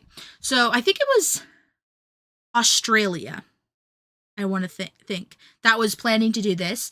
It was estimated to cost about $800 million to do. And it was supposed to be a breakthrough green project in 2002. Named one of Time Magazine's best inventions of the year. But ultimately, it was never built due to financing and scaling hurdles. But it would have been really cool. It was technically invented, it just never came to fruition. Like I said, a lot of things happen like that. Another thing that is very important to mobile phones and other such things was the virtual keyboard. So breakthrough technology used a laser to project a fully sized QWERTY keyboard onto any flat surface, and an infrared light sensor monitored the surface, which would track finger placement, recognizing when a user struck a projected key. Oh. Yeah, so that would, eventually lead into mobile phones and not buttons, but touchscreen. Yeah. Stuff. Yeah. Okay. Let's go on through here. 2003, we got the Toyota hybrid car invented. So first, like, maybe not the first, but like one of the biggest gas electric powered automobiles. And it parked itself. So that was huge for 2003 because eco-friendly, y'all. We gotta get eco-friendly even in the early 2000s. Infrared fever screening systems were invented and placed in public buildings to help scan for high temperatures from the SARS virus. So during the SARS scare, that was very helpful. Also, a jacket, a no-contact jacket is what it's called. And this jacket is supposedly supposed to protect the wearer by electrically shocking any attackers. So, like, interesting. That's pretty interesting. I've never heard of it, though, so I wonder if it's, like, not really a thing that people be using. It's, why use that when you could use a taser, right? Like, just tase them. Yeah. But yeah, that was invented in 2003. 2004, we have Intel Express chipsets, which is huge for built-in sound and video capacities for the PC. So that, like, way upscaled PC builds. Woo! Oh, hi, Stella. You're still streaming. Oh, I guess it's only 10:49 for you. So, hi. Hello, everybody. We're talking about inventions. I'm so tired. Hi, Stella. Oh, there we go. Now it's loading. I was like, I can't see anything. Nothing's loading for me. There You we go. streamed Now for it's loading. 11 hours? Bro, I'm tired and it's 5:30, bro. Jeez. We've only been streaming for 5 hours and 30 minutes and I'm tired, bro. So we're talking about inventions from 2000 to 2010 because we're doing our Y2K part 2 episode. Where was I? Oh yeah, Sono Prep. Sono Prep was invented in 2004, which is a cool thing. It's a device that delivers medication through sound waves rather than injection. I'm not sure how that works, but it sounds cool, right? That's kind of cool. That sounds really interesting. What? Yeah. Okay, so it's called Sono Prep. Let's see if there's like a better explanation of it. Oh. It's a low-frequency ultrasound medical device cleared by the FDA to temporarily increase skin permeability. It increases your skin permeability? That's so freaking cool. And it rapidly and painlessly transdermal delivers drugs and fluids. What the heck? Oh. That's so cool. I've never heard of this before. I have not either. Do they use it? I know. I'm like wondering if they only use it for like certain. A dab relieves pain of the jab. Ultrasonic method created by. Yeah, I mean, it's a thing. People are talking about it, but I don't know if they use it. That's the thing. Interesting. Oh, it's used for local anesthesia. Oh. Speeds up topical lidocaine numbing before needle sticks, IV insertions, or vascular procedures. Also used in diagnostics, such as monitoring glucose levels. Oh. Interesting. So I wonder if there's a diabetes, like, sugar sensor that uses the Sono Prep technology. That's interesting. Okay. Yeah, I've never heard of that. Yeah. 2005, YouTube was invented. Big thing. Big thing, guys. Hello if you're if you're watching on YouTube. Hello. Yeah, hello. Dude, I love YouTube. Yeah, me too. I'm on it way too often. Yeah, so YouTube was invented. Also, this is more of a science discovery rather than invention, but I put it in the wrong section, so we'll just do it. A master switch for cancer was found. An international team of British, American, and Japanese scientists found a master switch for cancer that, well, they believed, which they called POK, erythroid myeloid ontogenic factor, also called Pokemon. What? Because it's POK, erythroid, which is E, myeloid, which is M, ontogenic factor, which is O and N. Ontogenic. Oh my god. So it's called Pokemon. And basically what it is, it's a gene that functions as a regulator of cell growth, which if anyone knows anything about cancer is rapid cell growth that invades the body, basically. So that is, they believe that is the master switch for cancer, that gene specifically. So that was found in 2005 by that group of scientists. Smart plastics were also invented in 2005, which are programmed materials that change shape when struck by light at certain wavelengths and return to their original shapes when exposed to light at specific different wavelengths. Which I kind of wish I found a video of this, because that sounds very interesting. Yeah.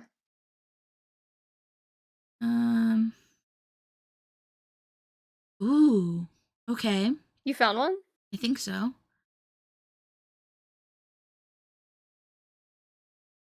Let me make sure that it is one. Yeah. I hope so. God, sorry. This is a freaking AI video, bro. Can you not?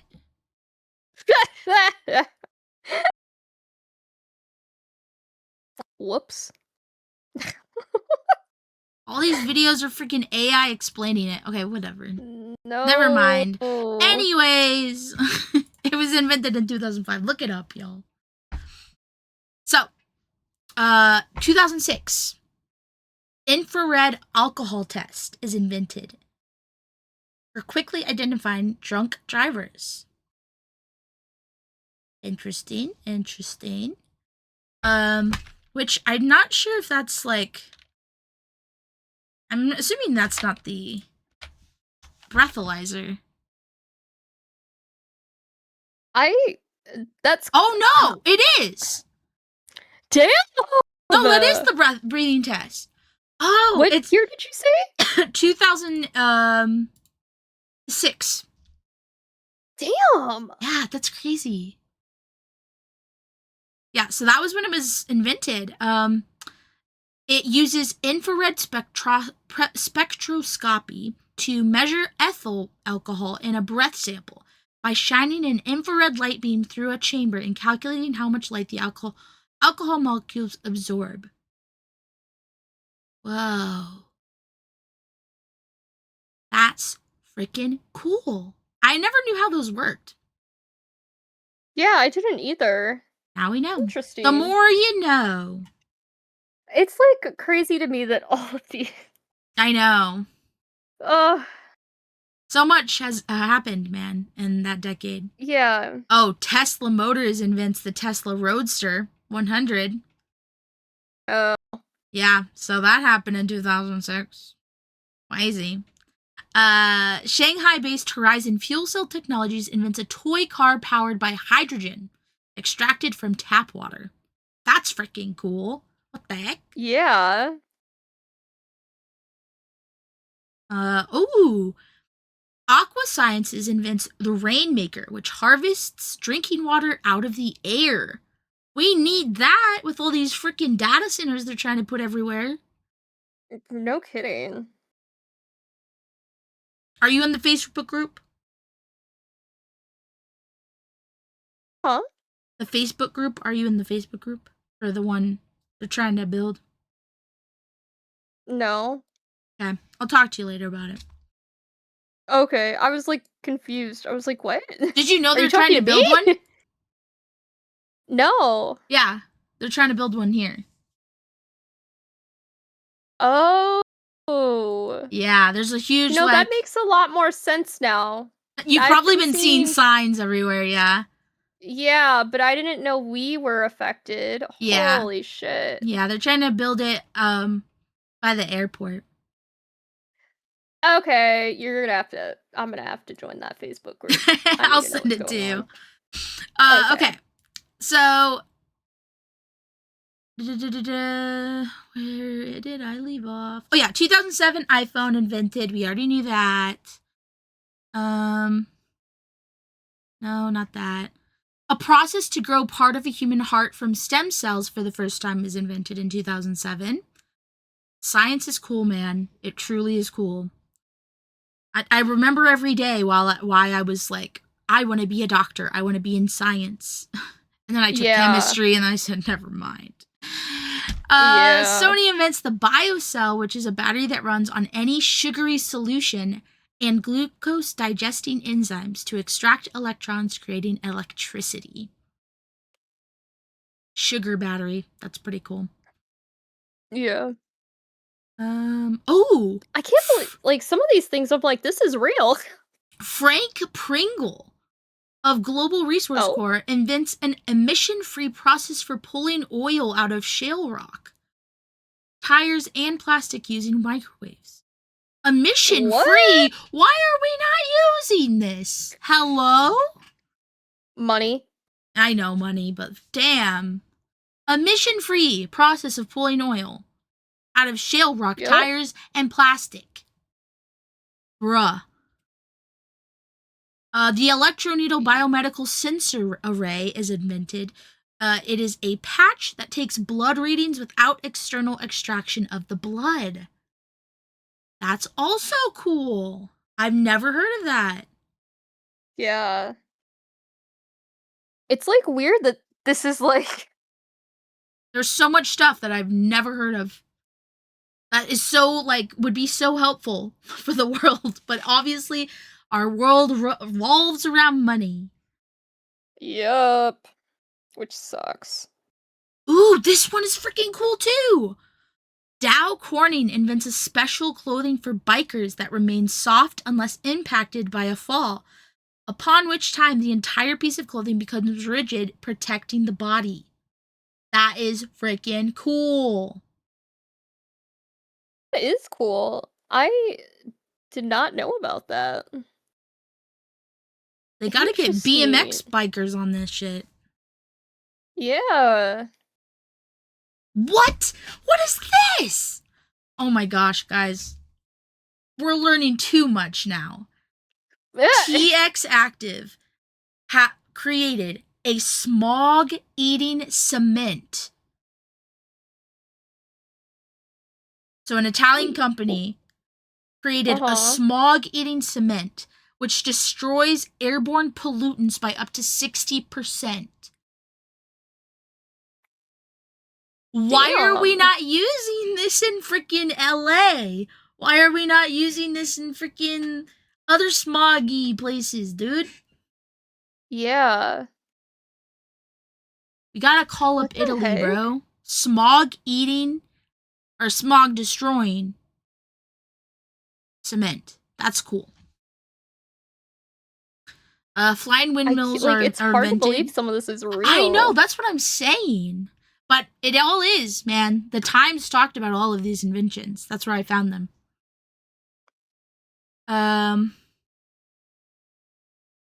Flying windmills are invented by Sky Wind Power, a San Diego company that extracts energy from the jet stream, possibly satisfying the planet's energy requirements. So if we were to use Sky Wind Power, these flying windmills, we could possibly make all of the energy we need for the entire planet if we just use Remember, these. Trump hates the windmills. Oh, I know. I know. Also, Nintendo Wii, like we said before. Ooh, what the heck is this? Spray-on skin gun is developed by Australian doctor Fiona Wood. Uses a person's own stem cells for regenerating skin tissue. Interesting. 2008. I wonder how that works on burn victims, if that, like, helps at all. Or they'd have to, like, probably... Ugh, I don't know. So it wouldn't be able to grow over the burn. They would have to extract the burn and then... Ugh, yeah, no. Okay. Yeah, I don't want to think about it. All right, last group, 2009. We have tank bred tuna system is invented by Clean Seas Tuna. So, I guess, like, not using tuna from the sea, but, like, breeding them in a tank and just doing that, I guess. Clean Seas Tuna is what it is the company. Clean Seas Tuna of Port Augusta, Australia. Interesting. Huh.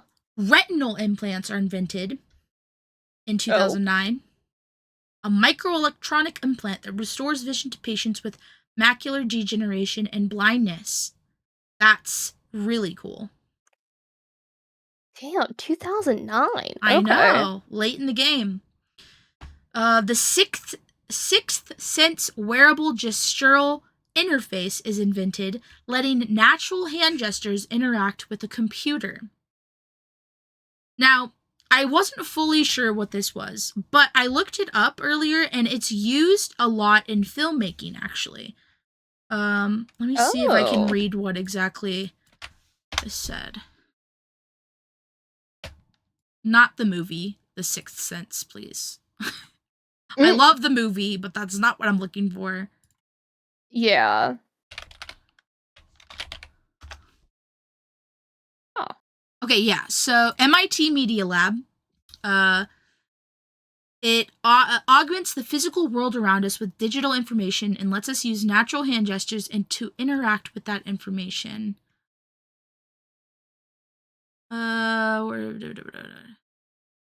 Yeah, it was developed at the MIT Media Lab, and it projects maps, drawings, or a digital watch directly onto your skin, paper, or walls. Lets you use natural hand motions. It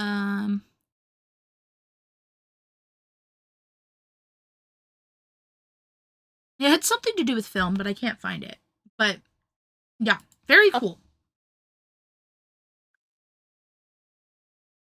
It's very like futuristic, where like very Tony Stark, where he just like makes gestures in the air and he's just like I love that. moving digital shit. Yeah, it's very Tony Stark, is what it seems like.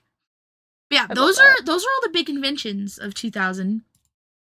And the end of my science spiel, because guys, we've almost been going for 6 hours and I'm tired. Yeah. Yeah, my throat's like. Yeah, same. Yours is more than mine because you've been talking longer than I did. 56 pages, dude. Brother, no thank you. Alright, guys. Honorable mentions. Barbie. Yes. Barbie. Yes. There was like, I cannot remember for the life of me what it was called, but there was a website for young girls, dedicated for young girls like who were trying to get into like gaming, like computer games. Oh God, what was that called? Now I need to look it up. Let's see. Girl Go Games? Maybe? It Uh, might have been that. Barbie.com was fun too. Oh, it might have been Girls Go Games. Everythinggirl.com. Stardoll. No. Girl Go Game. I think Girls Go Games is what I was on. Yeah, I think they still are on here. That's crazy. Unless that it's was not gonna like, load. Might not load. Forbidden is what it says for me. Yeah. Brat Sites. My Scene. Yeah, no. Yes. Barbie. There's the Imagine. The Imagine game series for girls on like the DS and stuff. I loved that. Webkins. Webkins. Pop Tropica. Yes. Penguin. Cool Math. Cool Math.com. Carmen Sandiego. Yes. So good. Oh my God, I forgot to mention this earlier, but another like big thing fashion-wise and just in general, early 2000s was Playboy. Oh. That bunny was everywhere. Not the Playboy. The bunny was on clothes, like everybody was wearing them. People like even when they like went self-tanning or like did tanning and stuff, because that was also really big, they'd get the little like Playboy stencil stickers, so they'd have the little Playboy there. Bunny there when they tanned. Yeah, that was really huge. I almost forgot about that. I did write an outro for us. Did you want to rate anyone? Or did you want to just go to sleep? I'm done. Okay. We're just gonna go to sleep, guys. So sorry if you want to find a new streamer to watch. Well, go watch Alveus, guys. Alveus streams 24/7, y'all. On Twitch and YouTube. Go there. Alright. Let's do our outro, girly. Oh yeah, Neopets. Okay. Go ahead. Thank you for watching this episode of the series of Geektastic Events. I hope this episode was more fun and cheerful for you all. Next week we will be ending off the season with our Jeopardy episode. We will be competing against chat to see just how much we remember for our own podcast episodes. Oh boy. If you liked this episode and don't want to miss Jeopardy, don't forget to follow here on Twitch. And those of you watching on YouTube, don't forget to like, comment, and subscribe. See you next time and have a great night. Bye. Bye. Have a good night, everybody. Bye. Bye.